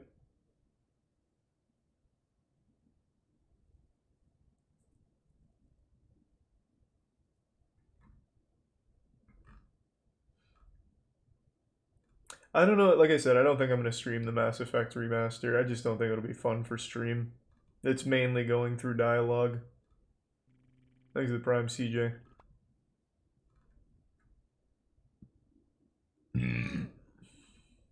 Pastafarian. Oh, that's another pretty wild one. Let me make sure this is the right one. Pastafarians are the ones that only eat pasta, right? It started out as a joke thing, but I know there's people that actually do it. I remember there was an article about it a couple years back. Yeah, fuck yeah. Or no, wait, I'm getting it wrong. They not only eat pasta exclusively, but they worship the flying spaghetti monster.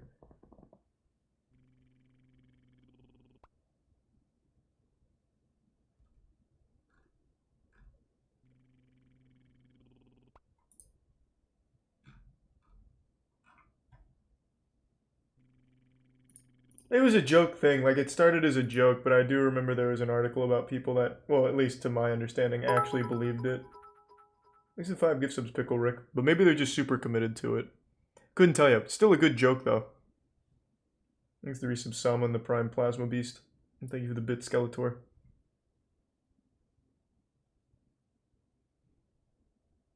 John Chris Falusi.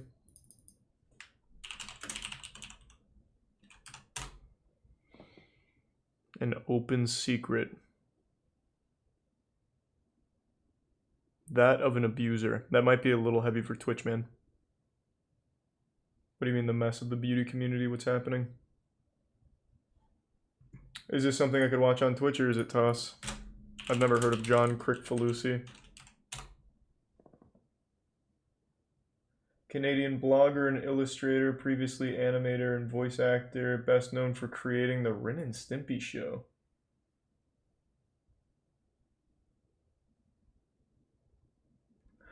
Holy shit, wait, is this the guy that tried to marry a child? Like he used to send letters back and forth with a girl that was like 12 or something?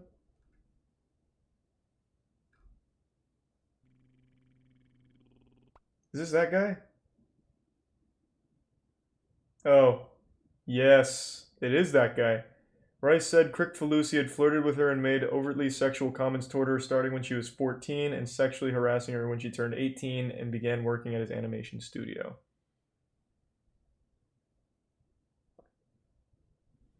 Okay, I'll check this out. I never actually finished learning about this guy. Is this video tossed though? Let me see. Thanks to resub Crizzle.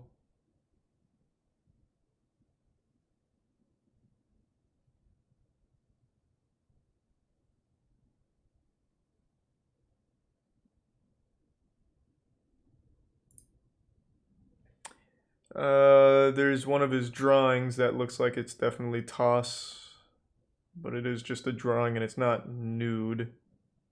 It's just two topless cartoons hugging, but you can't see anything. You can just skip that when we get to it. That seems to be the only thing.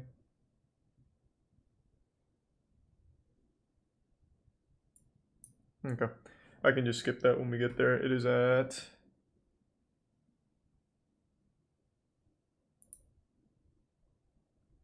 Where was it? I've already lost it. Oh, fuck. Well, son of a bitch.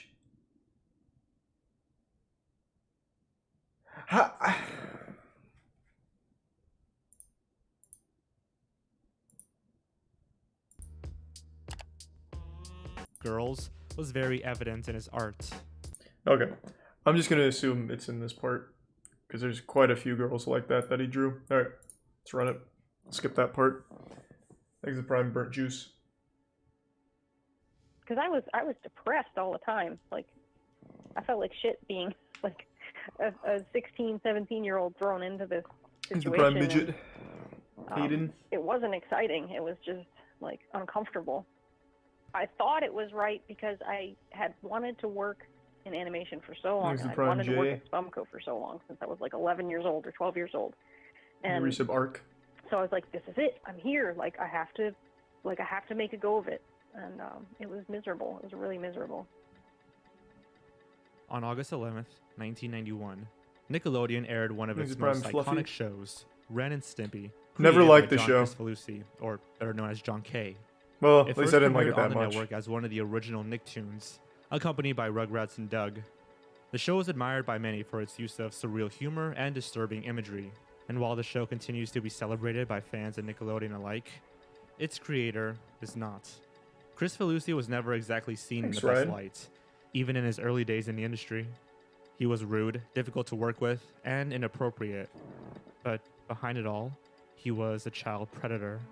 Crispolucci used his position as the creator of Ren and Stimpy to prey upon aspiring artists and pressure them into sexual situations. Today, we look back on the events that brought to light his true nature. This is John Crispolucci, an open secret. Nickelodeon had some fucking weirdos, huh? Dan Schneider, John Crick-Falusi. Rough. There are 3 well-known facts in the animation industry. The Simpsons will never end, a new version of Batman will come out every other year, and working with John Crispolucci is a nightmare. This could be seen as early as 1978, when he was expelled from Sheridan College. However, according to him, he dropped out on his own accord because the teachers focused too much on free experimentation in art.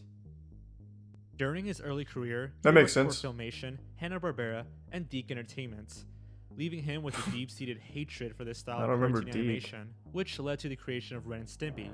The show became one of Nickelodeon's most successful programs, and would continue for many seasons. Weasel. However, halfway through, Crispolucci would be fired from his own show. While his relationship with Nickelodeon started off cordial, Crispolucci would eventually push the limits of what he could get away with in terms of tone and dark humor, as well as continuing. Yeah, there's an episode where they actually butt-fuck each other. The main problem has been with production.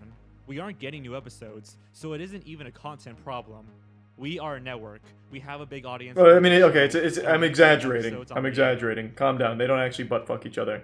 It was implied anal. After his termination, he would go on to create other projects that were ultimately canceled due to its crude and inappropriate humor, such as The Ribbing Friends and Ren and Stimpy Adult Party Cartoon. Chris Felucci had an inflated ego, using his self-taught skills and refined opinions on animation to showcase that he was better than everyone else. We might rewatch it, Yoshi. He quickly garnered a reputation for being an immense pain in the ass to be around. He would frequently bash other animated properties that were currently airing as well, such as when he anonymously attacked Animaniacs in a magazine article despite never actually watching the show, or when he called the American anime art style seen in Ben 10 and Avatar as gay. This was on top of his incredibly hateful, cynical, and misogynistic nature that could be seen in the day-to-day work environment. I was just trying to look at his shelf. Oh, you know this thing's been in his butthole. Magic Christmas fairy dust for you? Okay. Dance of Desire. Jesus. The work environment.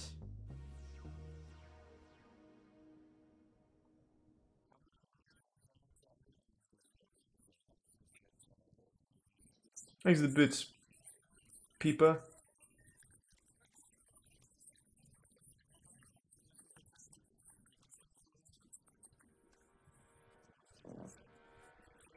Oh, whoa, okay, this is where we gotta skip. Hold on.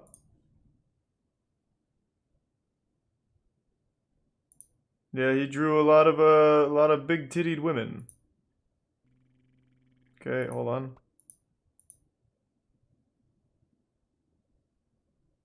Oh.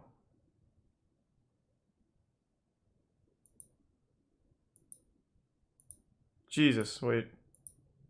Okay, never mind, I was a little early. He doesn't show anything. It's the next section. We're good.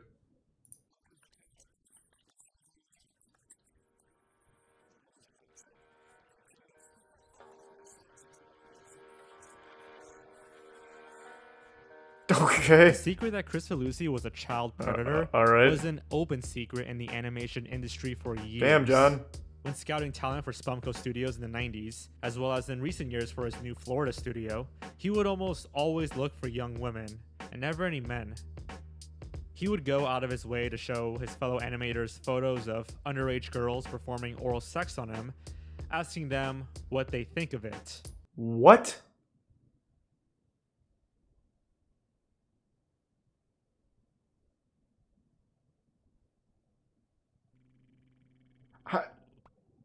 What the fuck, Nickelodeon?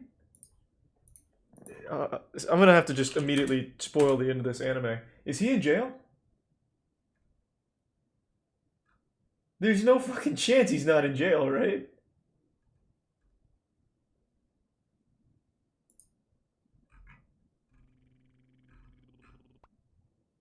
He's not.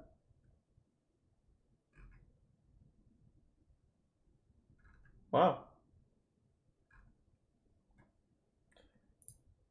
Well, almost as if he Legendary knew this Joey was wrong, and Lowbones and was and trying to get a Kangaroo. rise out of them. Chris Felucci was known to regularly sexually harass female coworkers, and his perverted fixation on teenage girls was... Okay, here we go. This is the part I have to skip.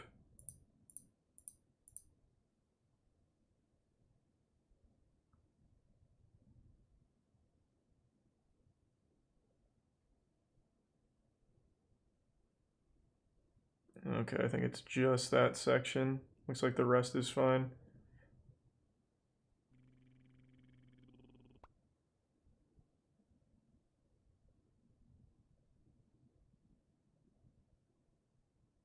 Okay. His computer, with specific images depicting underage girls with fearful expressions, possibly taken by Chris Felucci himself. The girls in these images range from ages 12 to 14. Chris Felucci's attorney denied these reports. What? Holy shit. I had no idea his case was like this. I remembered the open secret being that he was trying to marry a 14-year-old. That's the story I remember from years back. This is fucking wild. but did not go into any specifics. Chris Felucci's disturbing pedophilic nature would have remained an open secret had it not been for two women coming forward with their accounts of what happened in their relationships with him. These women being Robin Bird and Katie Rice.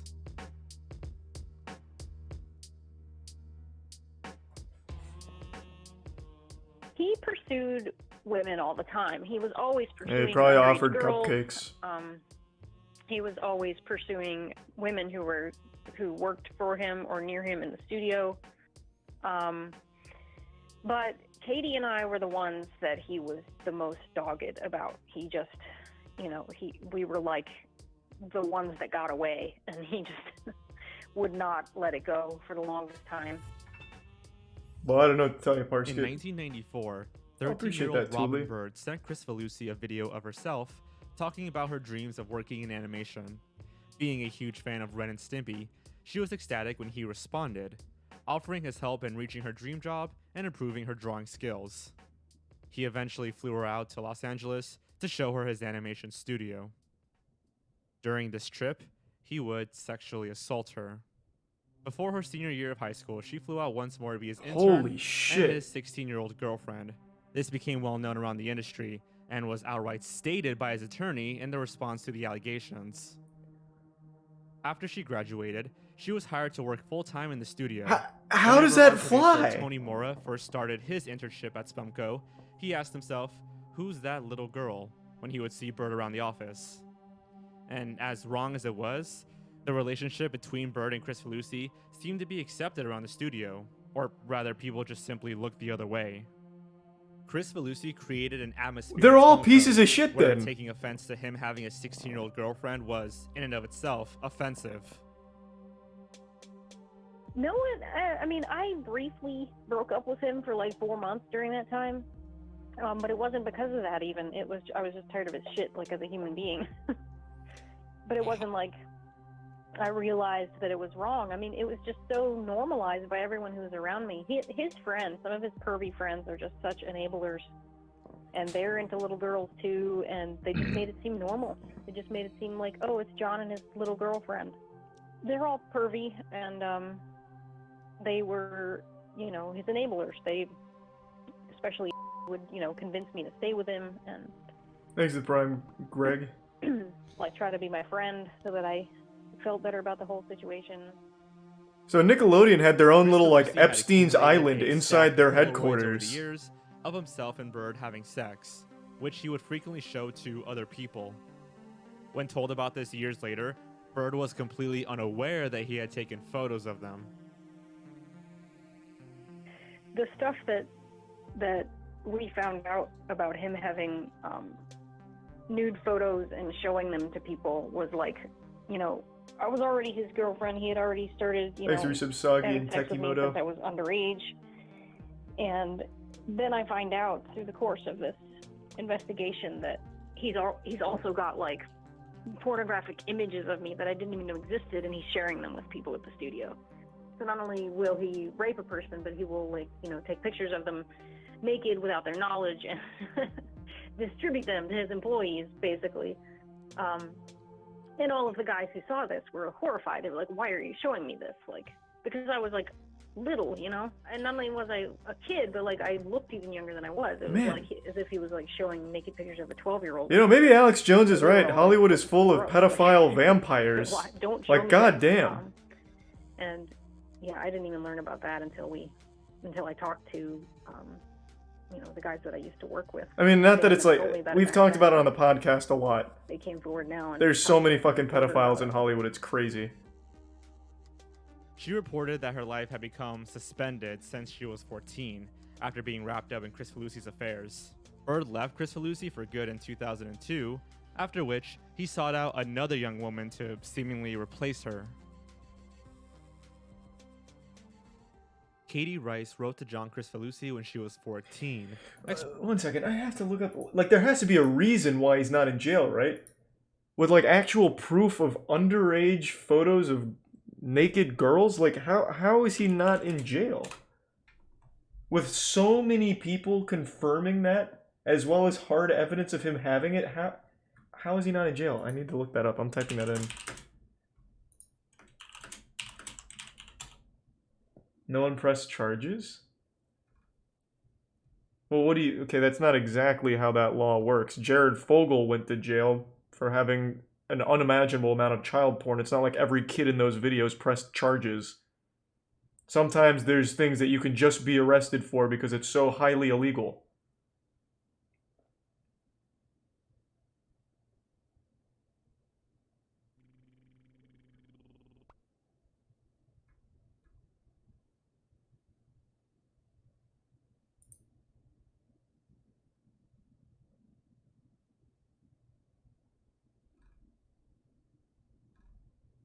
Yeah, no one defends him either. Like, there's not even another side of the story. It's not like, oh, this is only one side of the story. Everyone rolled over on him to confirm everything, and he is still not in jail.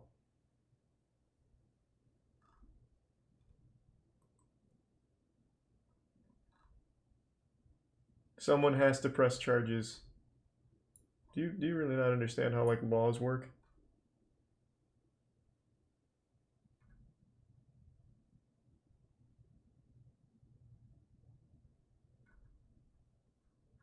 Goddamn. How much child porn did Jared Fogle have? It was so much they had to reinvent a new measurement for it. Actually, I'm gonna look it up. I think it was actually 5 petabytes. Which is like the highest level of anything ever.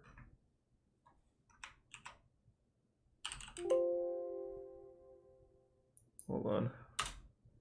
I'd never even heard the number tossed around before. I think it was petabytes.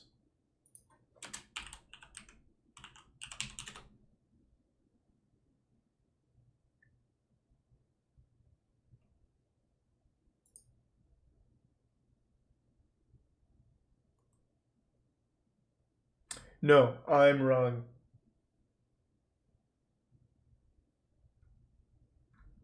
He didn't make it to petabytes. I must have just believed the jokes. He had 5.6 terabytes. It must have just been a joke back when he got arrested to accuse him of having petabytes worth of porn. It was 5.6 terabytes, which is still an absurd amount.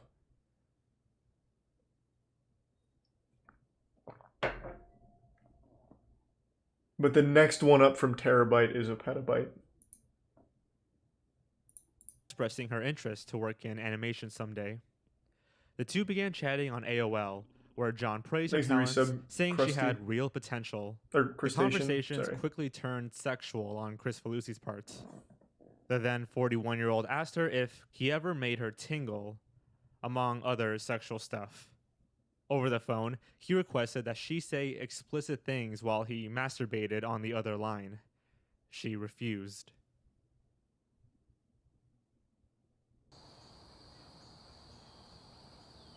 In 1997, Chris Felucci abruptly stopped talking to her, lining up to when he had just gone together with Bird. Eventually, Rice began working at Spumco, and right as Bird had left Chris Felucci, he began focusing all of his attention on her. Why work at Spumco? To get involved with him romantically. Chris Felucci would tell her that he was jealous of the boys she liked back in high school.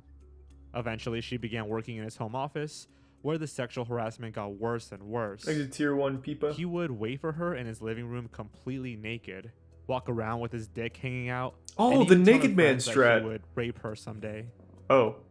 Rice's reasoning for not leaving that varied a bit from the that Reddit naked man approach. Self-esteem, and Chris Felucci preyed upon her at a very formative age.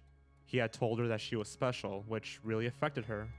She ended up leaving his production company after 2 incidents that happened relatively close to each other. The first being Chris Felucci's rape comment, which his attorney states was a joke, and the discovery of child porn on his computer. Hi. Which his attorney said was real. This is Katie Rice. She is one of the young artists I was telling you about who sought me out because she grew up watching Ren and Stimpy, right? Naked Beach Frenzy.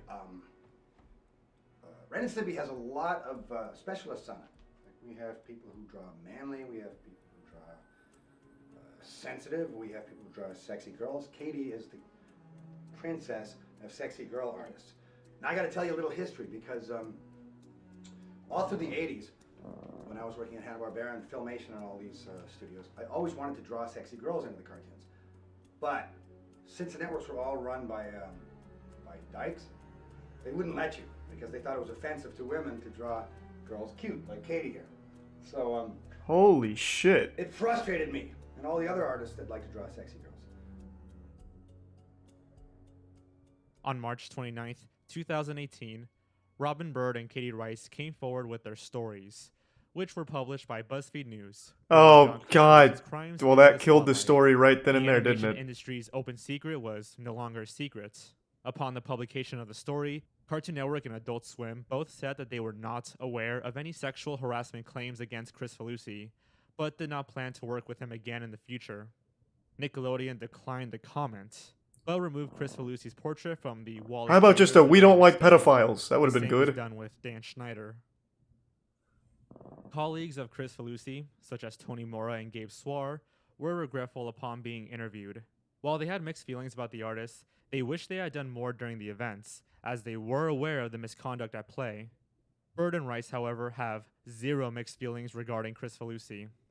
Bird stated, quote, "He ruined a good bit of my childhood and my early adulthood, gave me PTSD, and forced me to change careers, putting my life 10 years or more behind. He is an abuser in the way that he will pull you into a relationship with him and tell you who to be and what he wants from you. Everybody needs to know about it." In a similar vein, Rice said, "I became a better artist by working for him. I'm not grateful for it. I wish I hadn't. I wish I were a worse artist now and I didn't have all this bullshit to do." I can tell you right now, his art style isn't very good. You are not Following a better the artist publication, Chris from Felucci working came with forward him. with an You just got 11-page better on public your own. apology. His art's pretty An dog apology shit, to which be he was fair. advised not to publish, and for good reason. In this apology, Chris Felucci denies some parts of the publication, saying that there are general truths in there, but they are greatly exaggerated. He then spends 6 pages detailing the good times that he had with Bird and Rice, and then attempting to deflect blame by saying he was recently diagnosed with bipolar disorder and ADHD, using that as an excuse for why he was unable to keep his impulses in check. He then laments that his new studio and series won't be able to happen because of the articles being published. Obviously, there was a backlash, almost immediately, with Bird calling it a non-apology and a big pile of manipulative crap. She then followed up on Twitter with a detailing of a traumatic experience she had at the age of 18, where she had an abortion while carrying Chris Felucci's child. His apology also triggered a backlash from those actually suffering with bipolar disorder and ADHD, stating that his comments perpetuated the stigma that those with mental illnesses are dangerous with uncontrollable urges. He was also blasted for using Bird's and Rice's artwork in his Good Times section.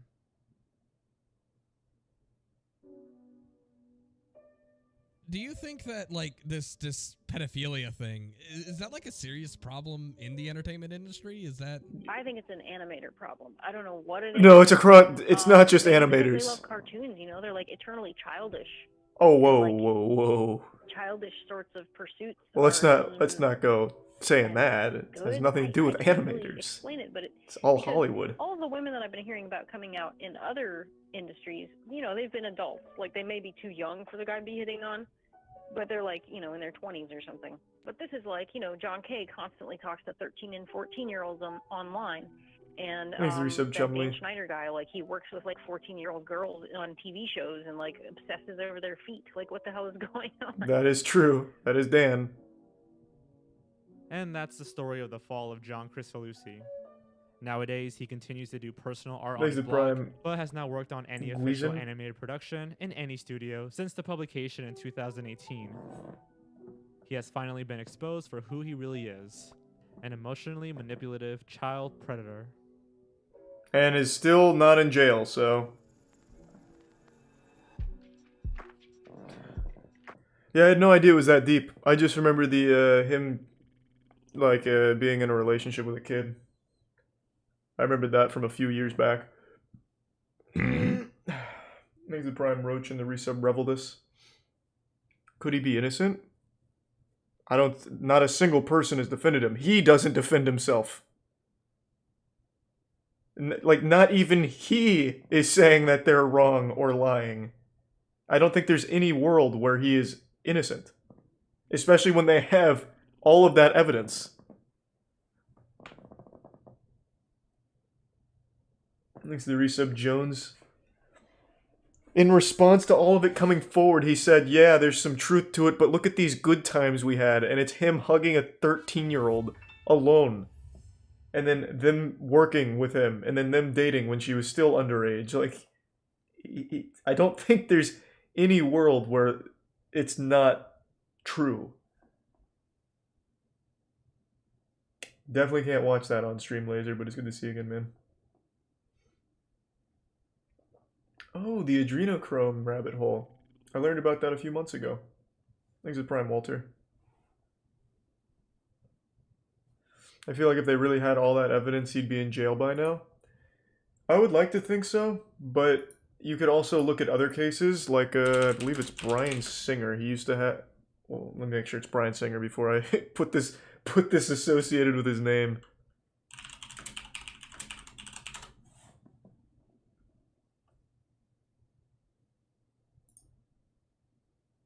Alright, it is Bryan Singer.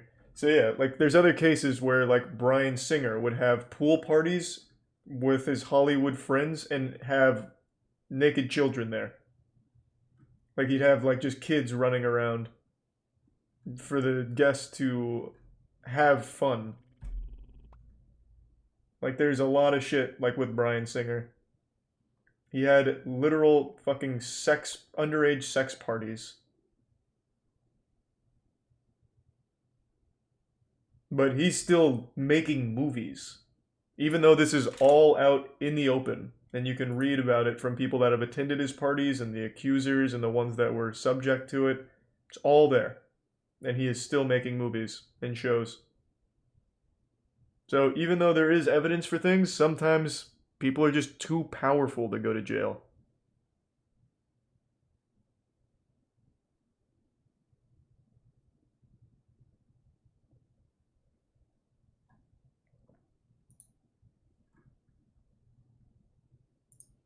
Thanks to Tier 1 Major Pain and the Tier 1 Aiden and the gift sub Walter. Oh, another good one. Roman Polanski. Well, actually, he did go to jail, didn't he?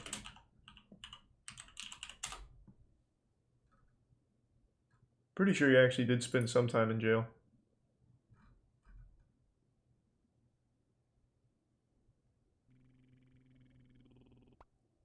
He fled? Oh.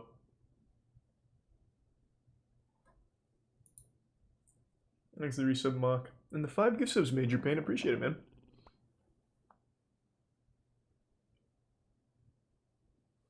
Yeah, that would be the plan, mock. Thanks to the Prime, Matt. Alright, let me take a tinkle real quick, and then we'll go down another rabbit hole. I'll be right back.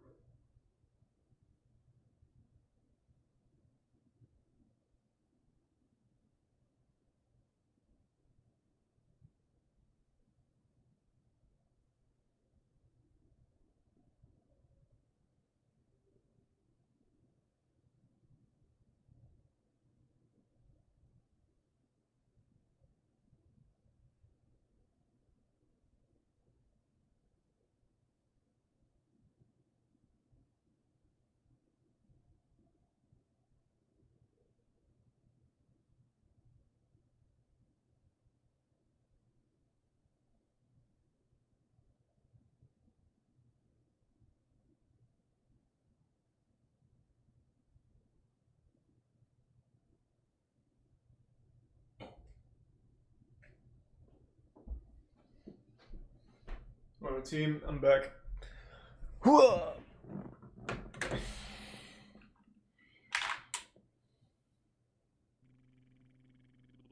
Thanks to resub Bad Orc.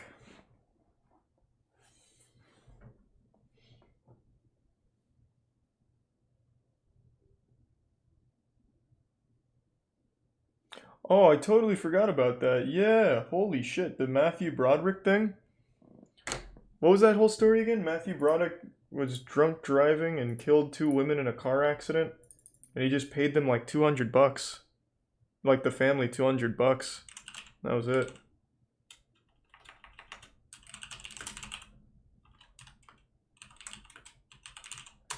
Yeah, I totally fucking forgot about that.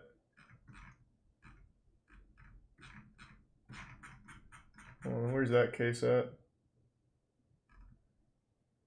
1987, driving a rented BMW, he crossed the wrong lane and collided head-on with a Volvo. The driver and her mother were both killed instantly. He was vacationing with Jennifer Grey, who he began dating in secret during Ferris Bueller's Day Off, and the crash publicly revealed the relationship. Ah, yes, that was the bad thing about the crash. Oh, now people know these 2 assholes are dating. Ah.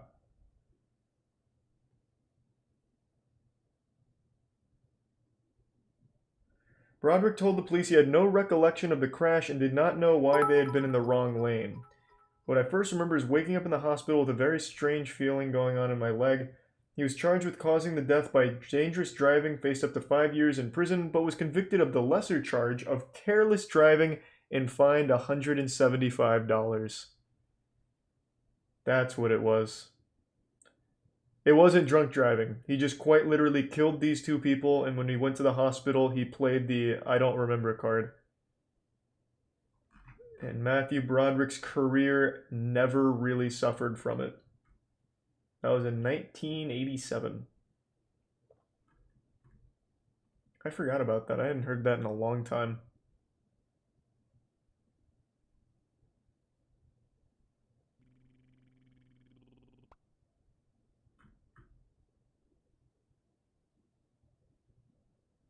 His team did a great job of hiding that.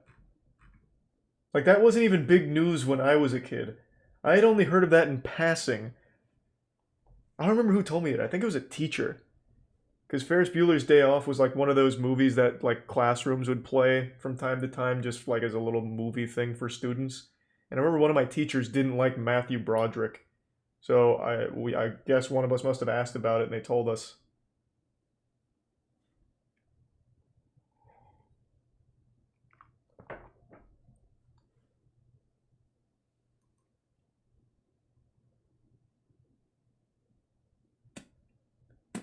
Yeah, but like I said, there's a lot of cases of that kind of shit.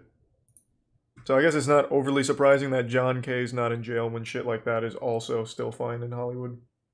Thanks to resub Ascendant Survivor in the Prime Chortle. Charisma on Command. I'm familiar with that. I've seen this before. I know this channel.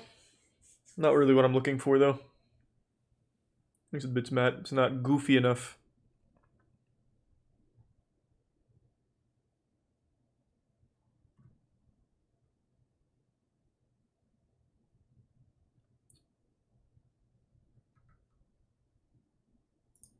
Jim Carrey's ex-girlfriend killed herself because he got her addicted to cocaine and gave her herpes.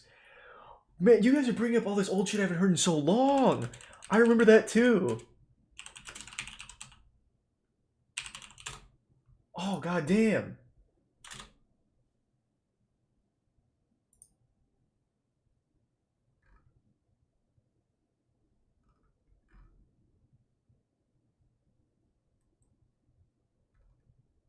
Man, maybe a tier list for all the fucked up Hollywood celebrities that never faced jail time and are still just doing fine after some horrible shit. Thanks to the bits Numb and Everard.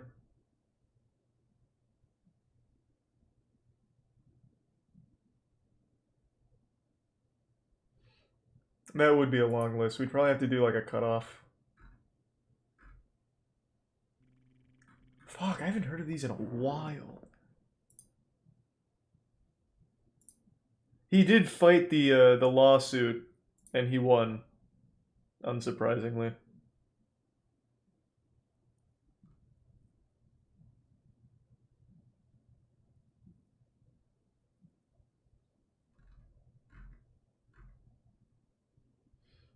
That one though, there is like there is an argument to be made, like maybe he didn't cause it or something, you know. But I do remember reading about this.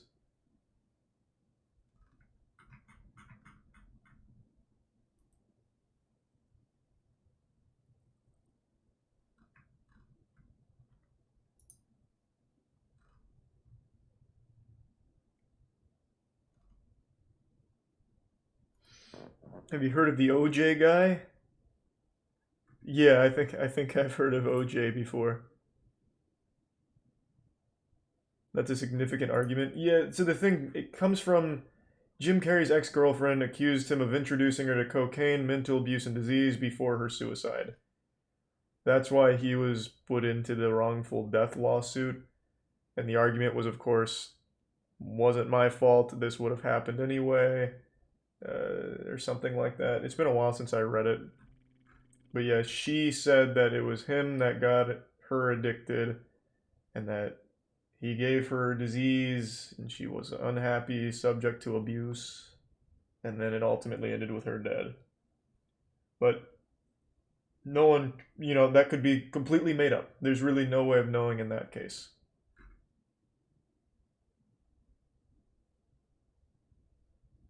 Though Carrey admitted that he paid her an undisclosed amount of money in 2013 to stop her from revealing that she had contracted herpes from him. Oh.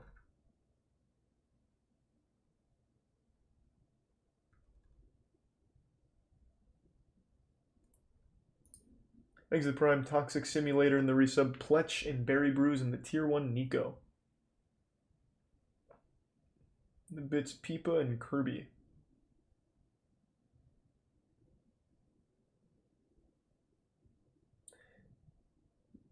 Have you heard of the story when Rick James and his then girlfriend kidnapped 2 women and tortured them? Holy shit. Well, there's one I finally haven't heard of, though. No.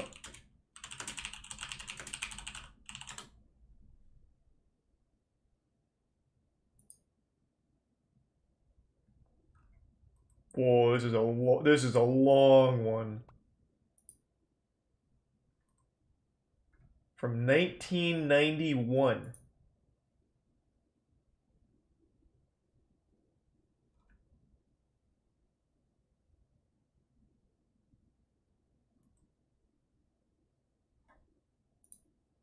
Thanks to the resub Trinity.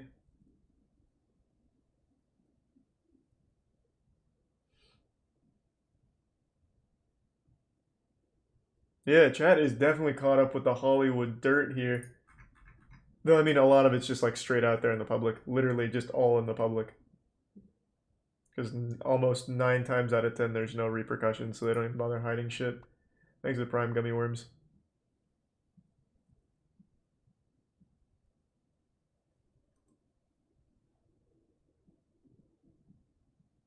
Chat's an avid Alex Jones viewer. I know you're making a joke, but this is like actual, like, non-vampire pedophile conspiracy shit. Like, it's just going over the actual things that happened. With, like, Matthew Broderick killing 2 women in a head-on collision and faking that he forgot it. And then getting off with a $175 fine. It's a little disrespectful to say that that's just a conspiracy.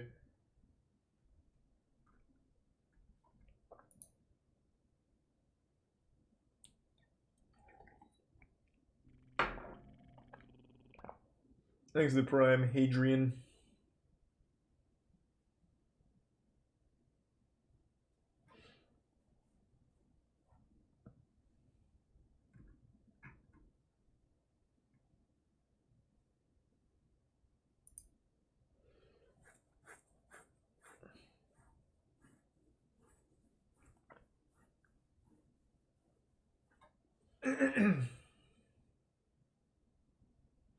This creepy game is WoW Hylix.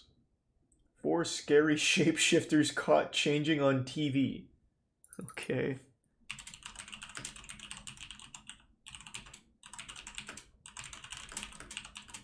Haven't we seen this?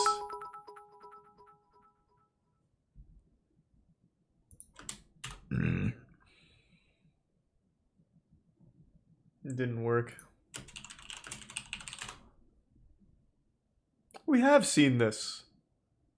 This is the guy that records televisions for when they glitch and then uses it as proof that people have shape-shifting powers and reptilians are real. We've seen this. Or maybe we just saw part 1. In the last 30 years, a fantastical conspiracy theory has become increasingly popular. One that may be the most ridiculous out there, or the most incredible. Supposedly, a network of reptilian creatures have infiltrated the world's government, media, and entertainment industry. No, I didn't know that from one, the Red. mysterious identity of Michael Brownlee to the potential real appearance of the Bushes. Sorry to hear about that, Blue Man. Join us.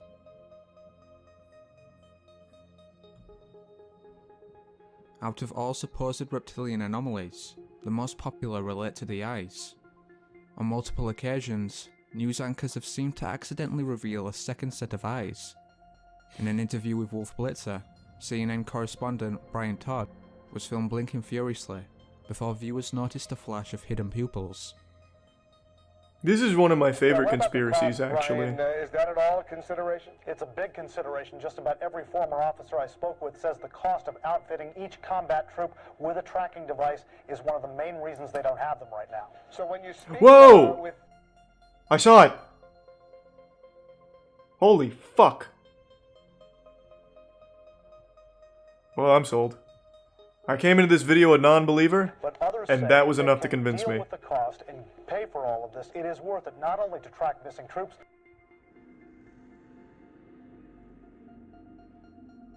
The comments on these videos are usually the best ones. People giving their own anecdotal proof that reptilians are real. Those skeptics have suggested that this is nothing more than video compression.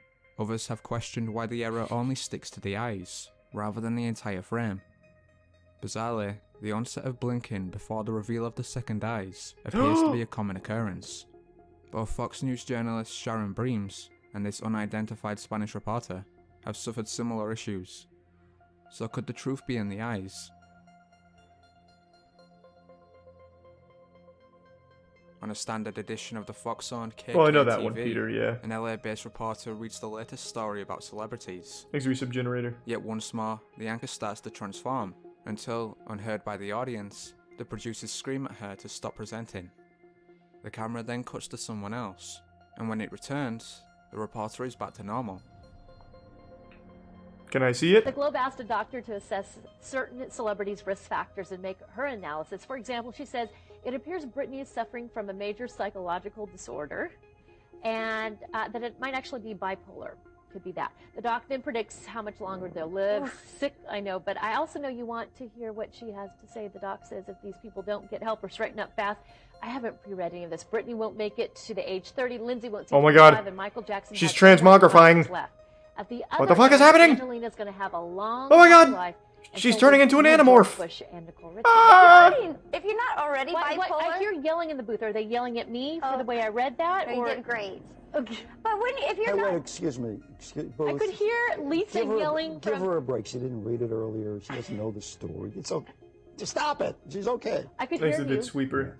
Some expert Can't who doesn't click know links, any of Banksy. them making comments on how long they live than we did on Iraq today, okay? Are you trying to make me feel bad? I don't have to. You're right.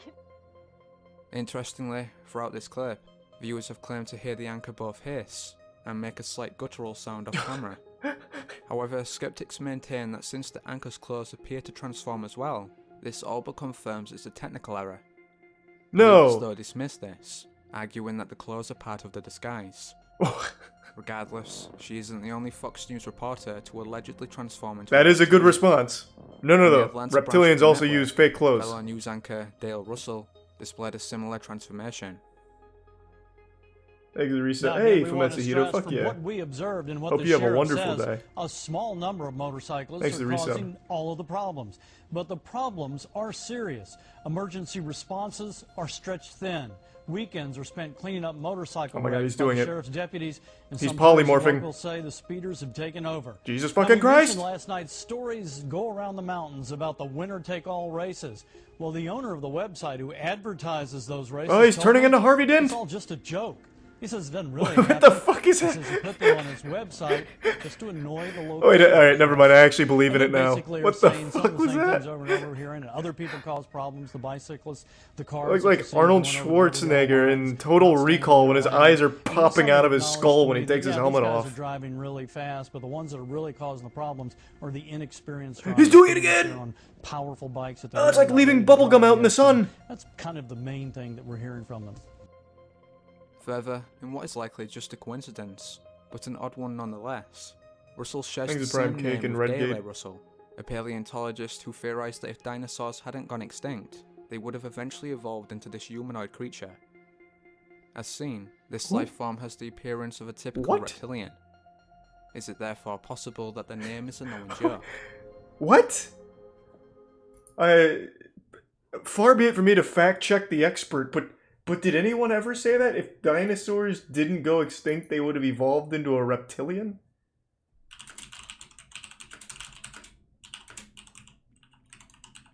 Let's see.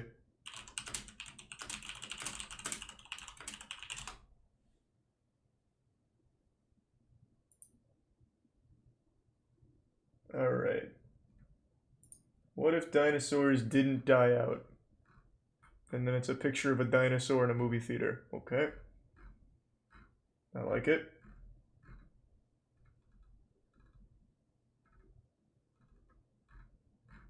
This is way too long of an article, but I don't see anything with reptilians.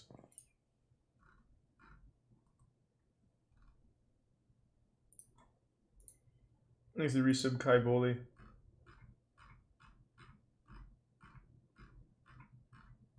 How long ago did dinosaurs live again? It was like 60 million years, right? God, the paleontologists in chat's gonna lose their goddamn mind.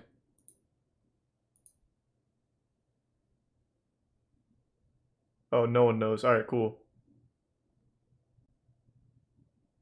So anywhere between 60 million and 2 billion, I see. Very helpful. 40 years ago. Okay.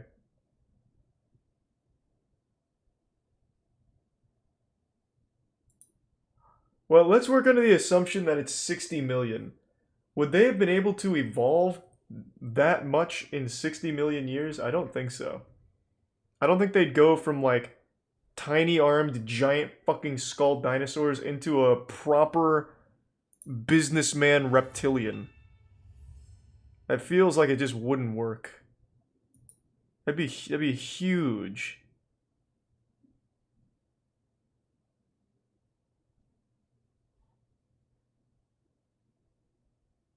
Oh, I'm glad to hear that, Eli. I'm glad to hear that you're clean now and doing well.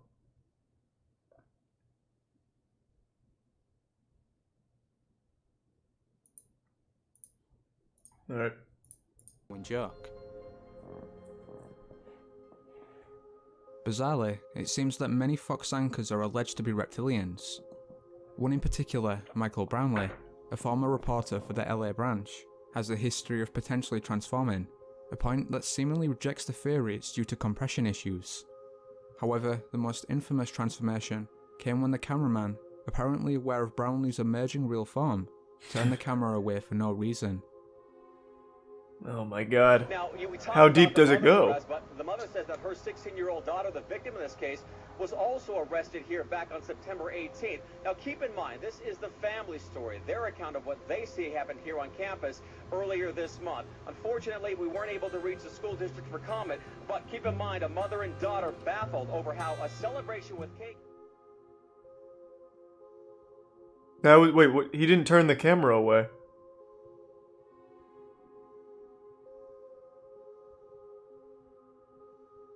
I didn't see that. What?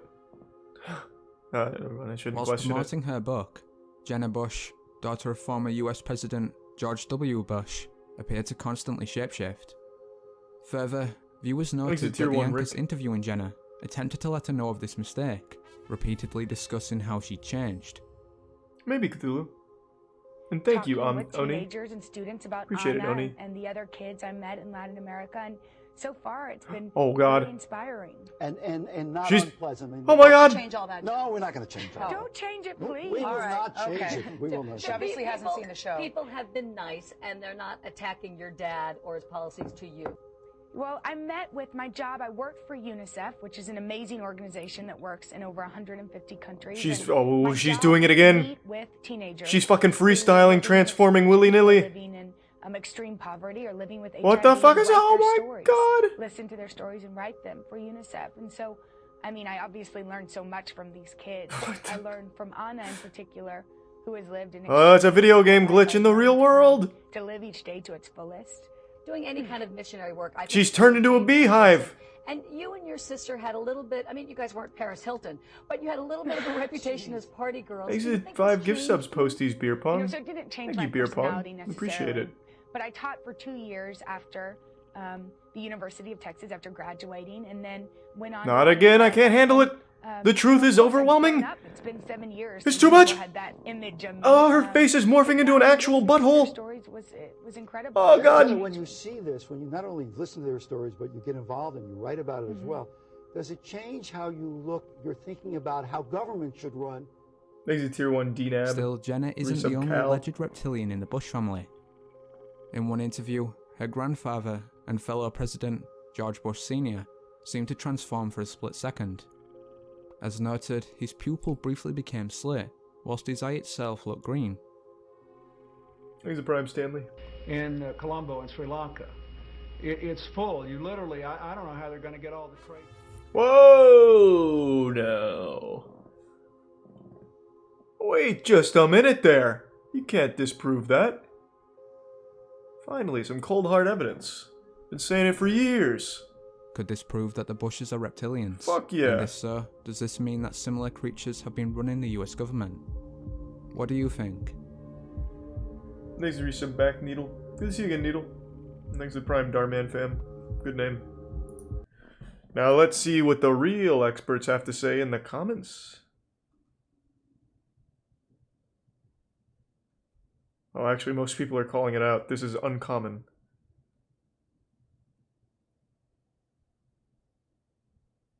Usually the comments for reptilian videos are overwhelmingly in favor of them being real. But these guys are just joking too.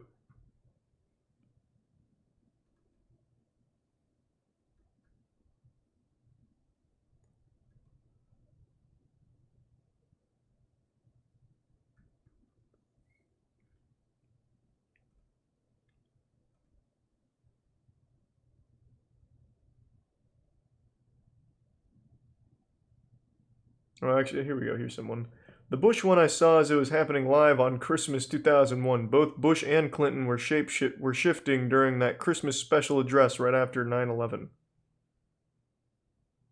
All right. Here's the resub Calv. Code Geass, probably Guardian.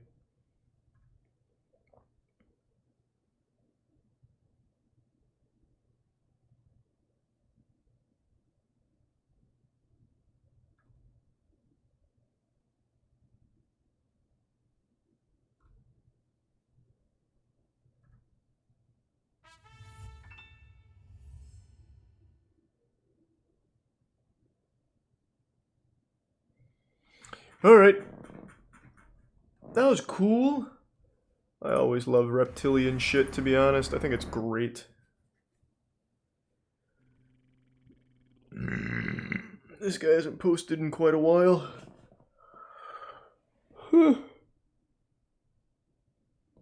Actually, a big tier 2, Kev. Well, thank you, Oni. It ended with us just playing some more Alt F4. And some Rocket League.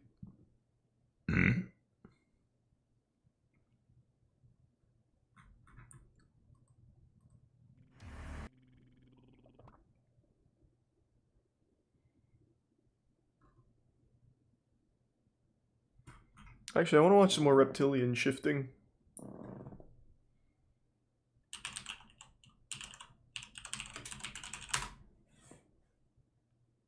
Shapeshifter Dr. Kelvin Kim. What?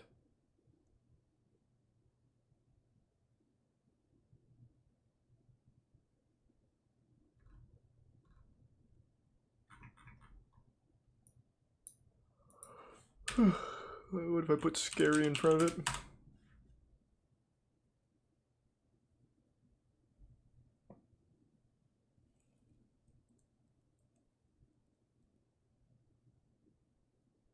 Interesting, Kothar. And thanks to the Prime E-Rock. Yeah, I know all about the one Bangsy.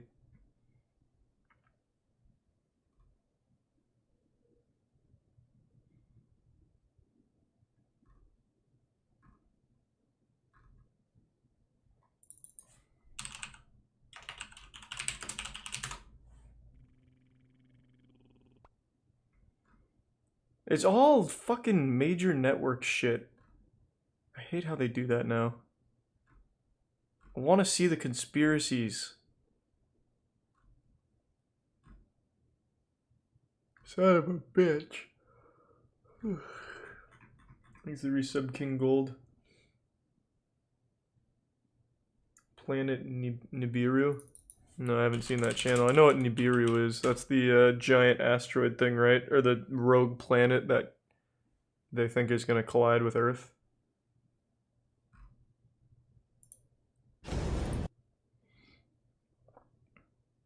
Big Bang. Odds of life and why you don't exist.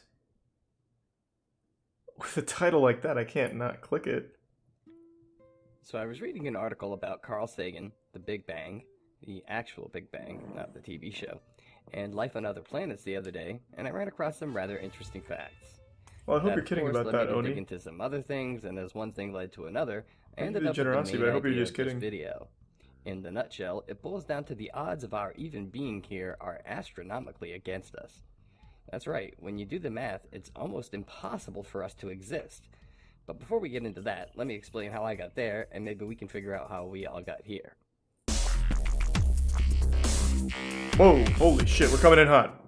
So it all starts out with me trying to definitively prove that there is life on other planets.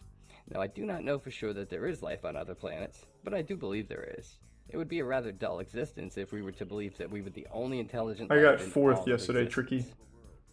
2, there have been so many accounts of people seeing UFOs that it's hard to believe that they do not exist. I'm talking about all of the historical accounts as well, from the Bible to the ancient texts, right on up to modern accounts. I myself have seen a UFO, but I cannot say for sure that it was alien. It may have been high technology that was man-made. 3rd... This isn't as goofy as the title makes it seem. He just talks about how statistically unlikely it is that we exist, but we do. Judging from the comments and the description, that's not as goofy as I thought it was going to be.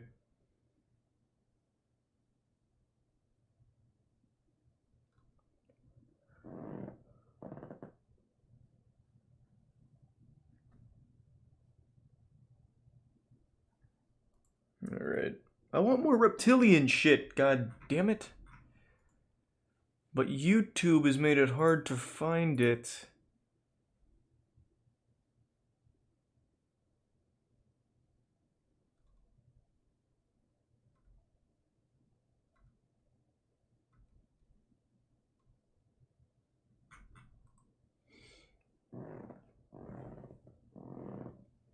This is a joke video.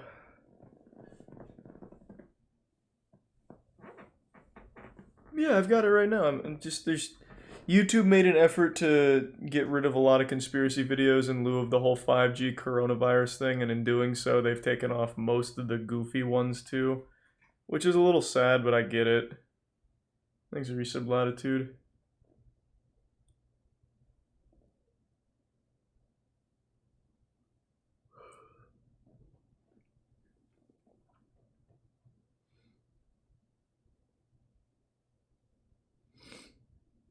I mean, I'm not mad about it.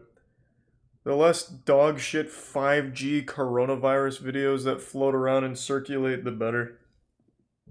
So, I mean, having to lose reptilian rabbit hole to make fun of is sad, but If it gets rid of those maniacs, I'm fine with it.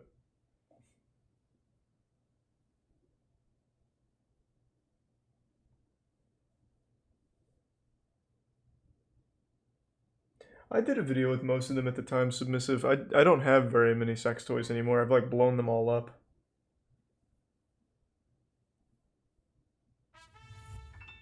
You support censoring? Sad. Yeah, I fucking hate censorship, but there definitely should be a line, right? If you're preaching some shit that's actually going to get people hurt, I definitely think it's probably not good to allow it to continue, right? It's a little weird. There's a big difference between censoring something you don't like to hear and censoring something that's actually going to get people killed.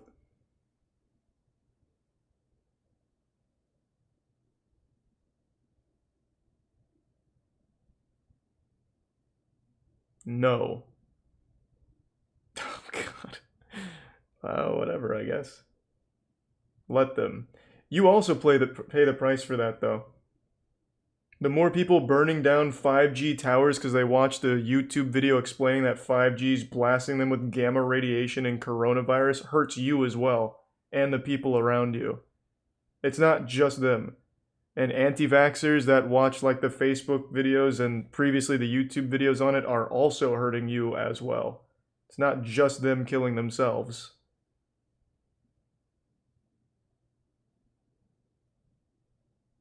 There's absolutely a line.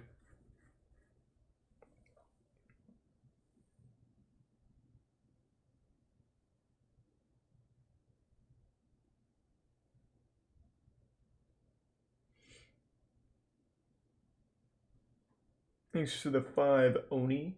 Appreciate it, man. They go by lizard people now? What, do they not do reptilian?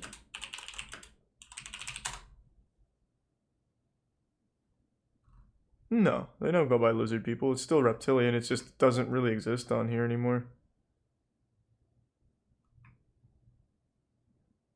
What is this? So for today's drink,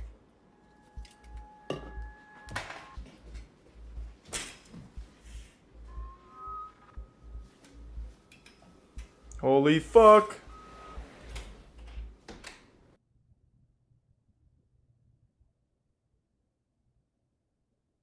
Oh, we saw that one. It's just the spirit of an old soldier going back to his post. Nothing special.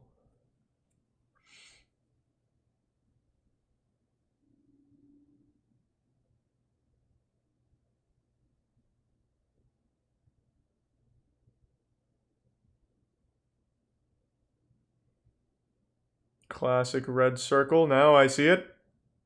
Oh, very interesting. What's that doing there?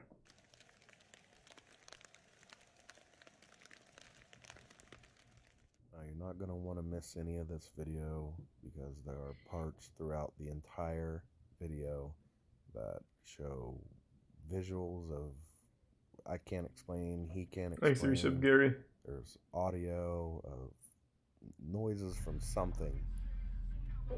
Eric!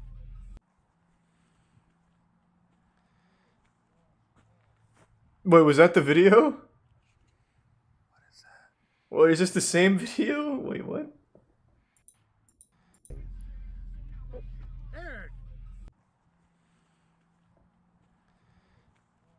That was terrifying.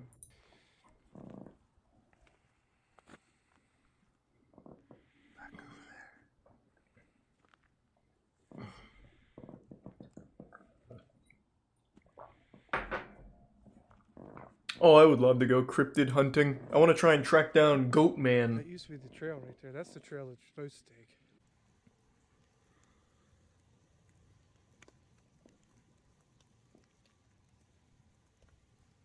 Looks like we have a lot of bones. Teleportation, Anstad. A lot of hair. Oh, skunk ape would be a good one. I would say these are probably from deer. Several of them. Ripped apart. Looks like they're ripped apart pretty good. So after seeing the bones and everything, we decide to continue. This is all the same video? Cave, the Hozak's cave. we had gotten permission to be able to actually Alright, this fly one it sucks. again. Holy shit.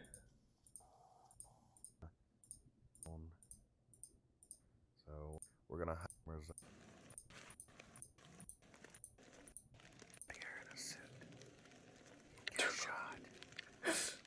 No, never mind. The payoff is worth it. They got him, finally. He just whips out a Nintendo Switch.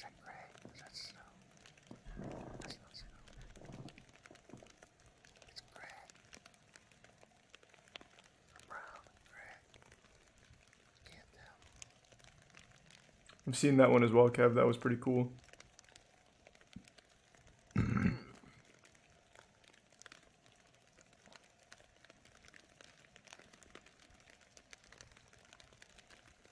I mean, you can't explain that. Finally got Sasquatch. It's about fucking time.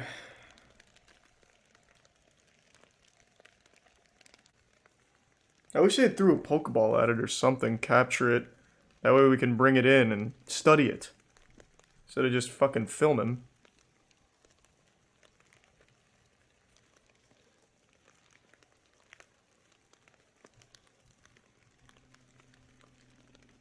Thanks for the gift sub, Birdie and Boost. Good to see you, Boost. I don't know, Omni.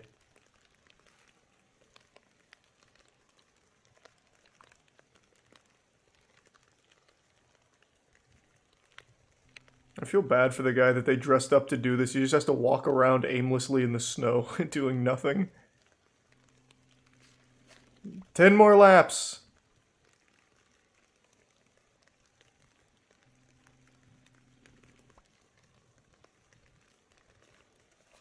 These are 2 gift subs, Submissive and the resub Arisen and Prime Froggy.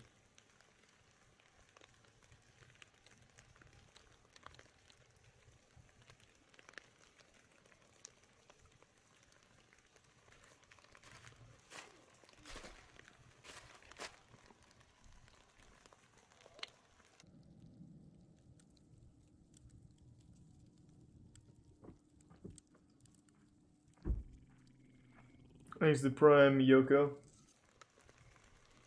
Is the rest of this compilation just this one video?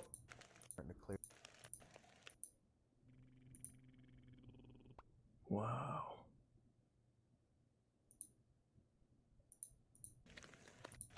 Can't hear it. Finally, be friends and family. Thanks the Prime Couple. Here we go. Back to the scary shit. Whoa! Look at it! Oh my god! It's a phantom! What's he doing? Ah! He's stealing from downstairs. It's Harry and Ron with the invisibility cloak. My god.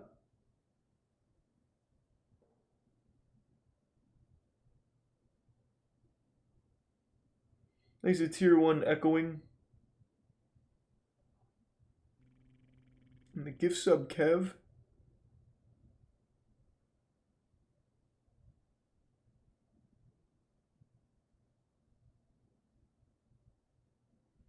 Jesus Christ, how many times are they going to replay it?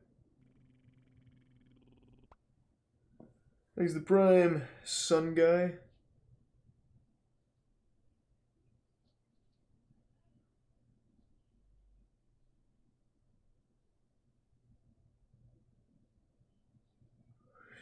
No way! It's the ghost of fluorescent lights? Ah!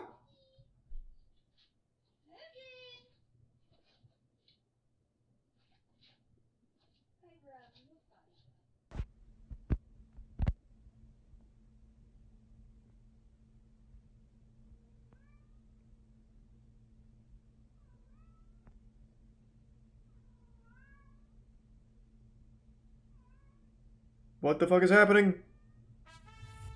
Yeah, I think this is just a jump scare or something. I don't know what that was. Oh, well, thank you, Omni.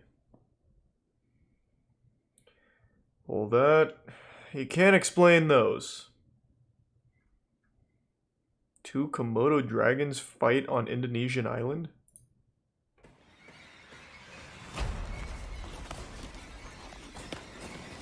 Jesus Christ. It's like a Godzilla movie. He's got him in a full mount.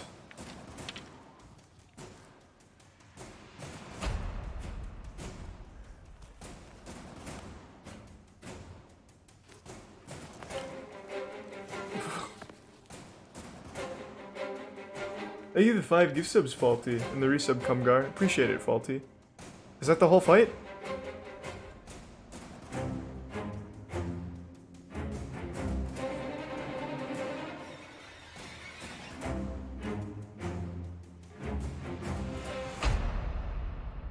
Oh.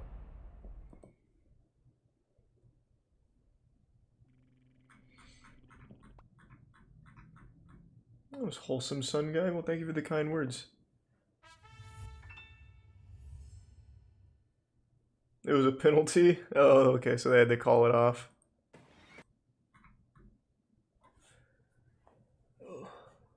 What time is it? 2:30? Alright, I'm gonna call it a night. Thanks everyone for tuning in. To everyone who donated, big thank you. New subs, welcome aboard. A sub means a lot to me, so thank you for subbing. I hope you enjoy the emotes, and I really appreciate the generosity.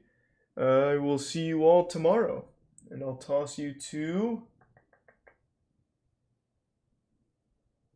I don't remember who I tossed you to most recently. I'll throw you to... I know it's been a while since you've gone to Steve. I'm going to toss you to Steve. He's doing Smash tonight. Thanks again, everyone, and have a great night. See ya.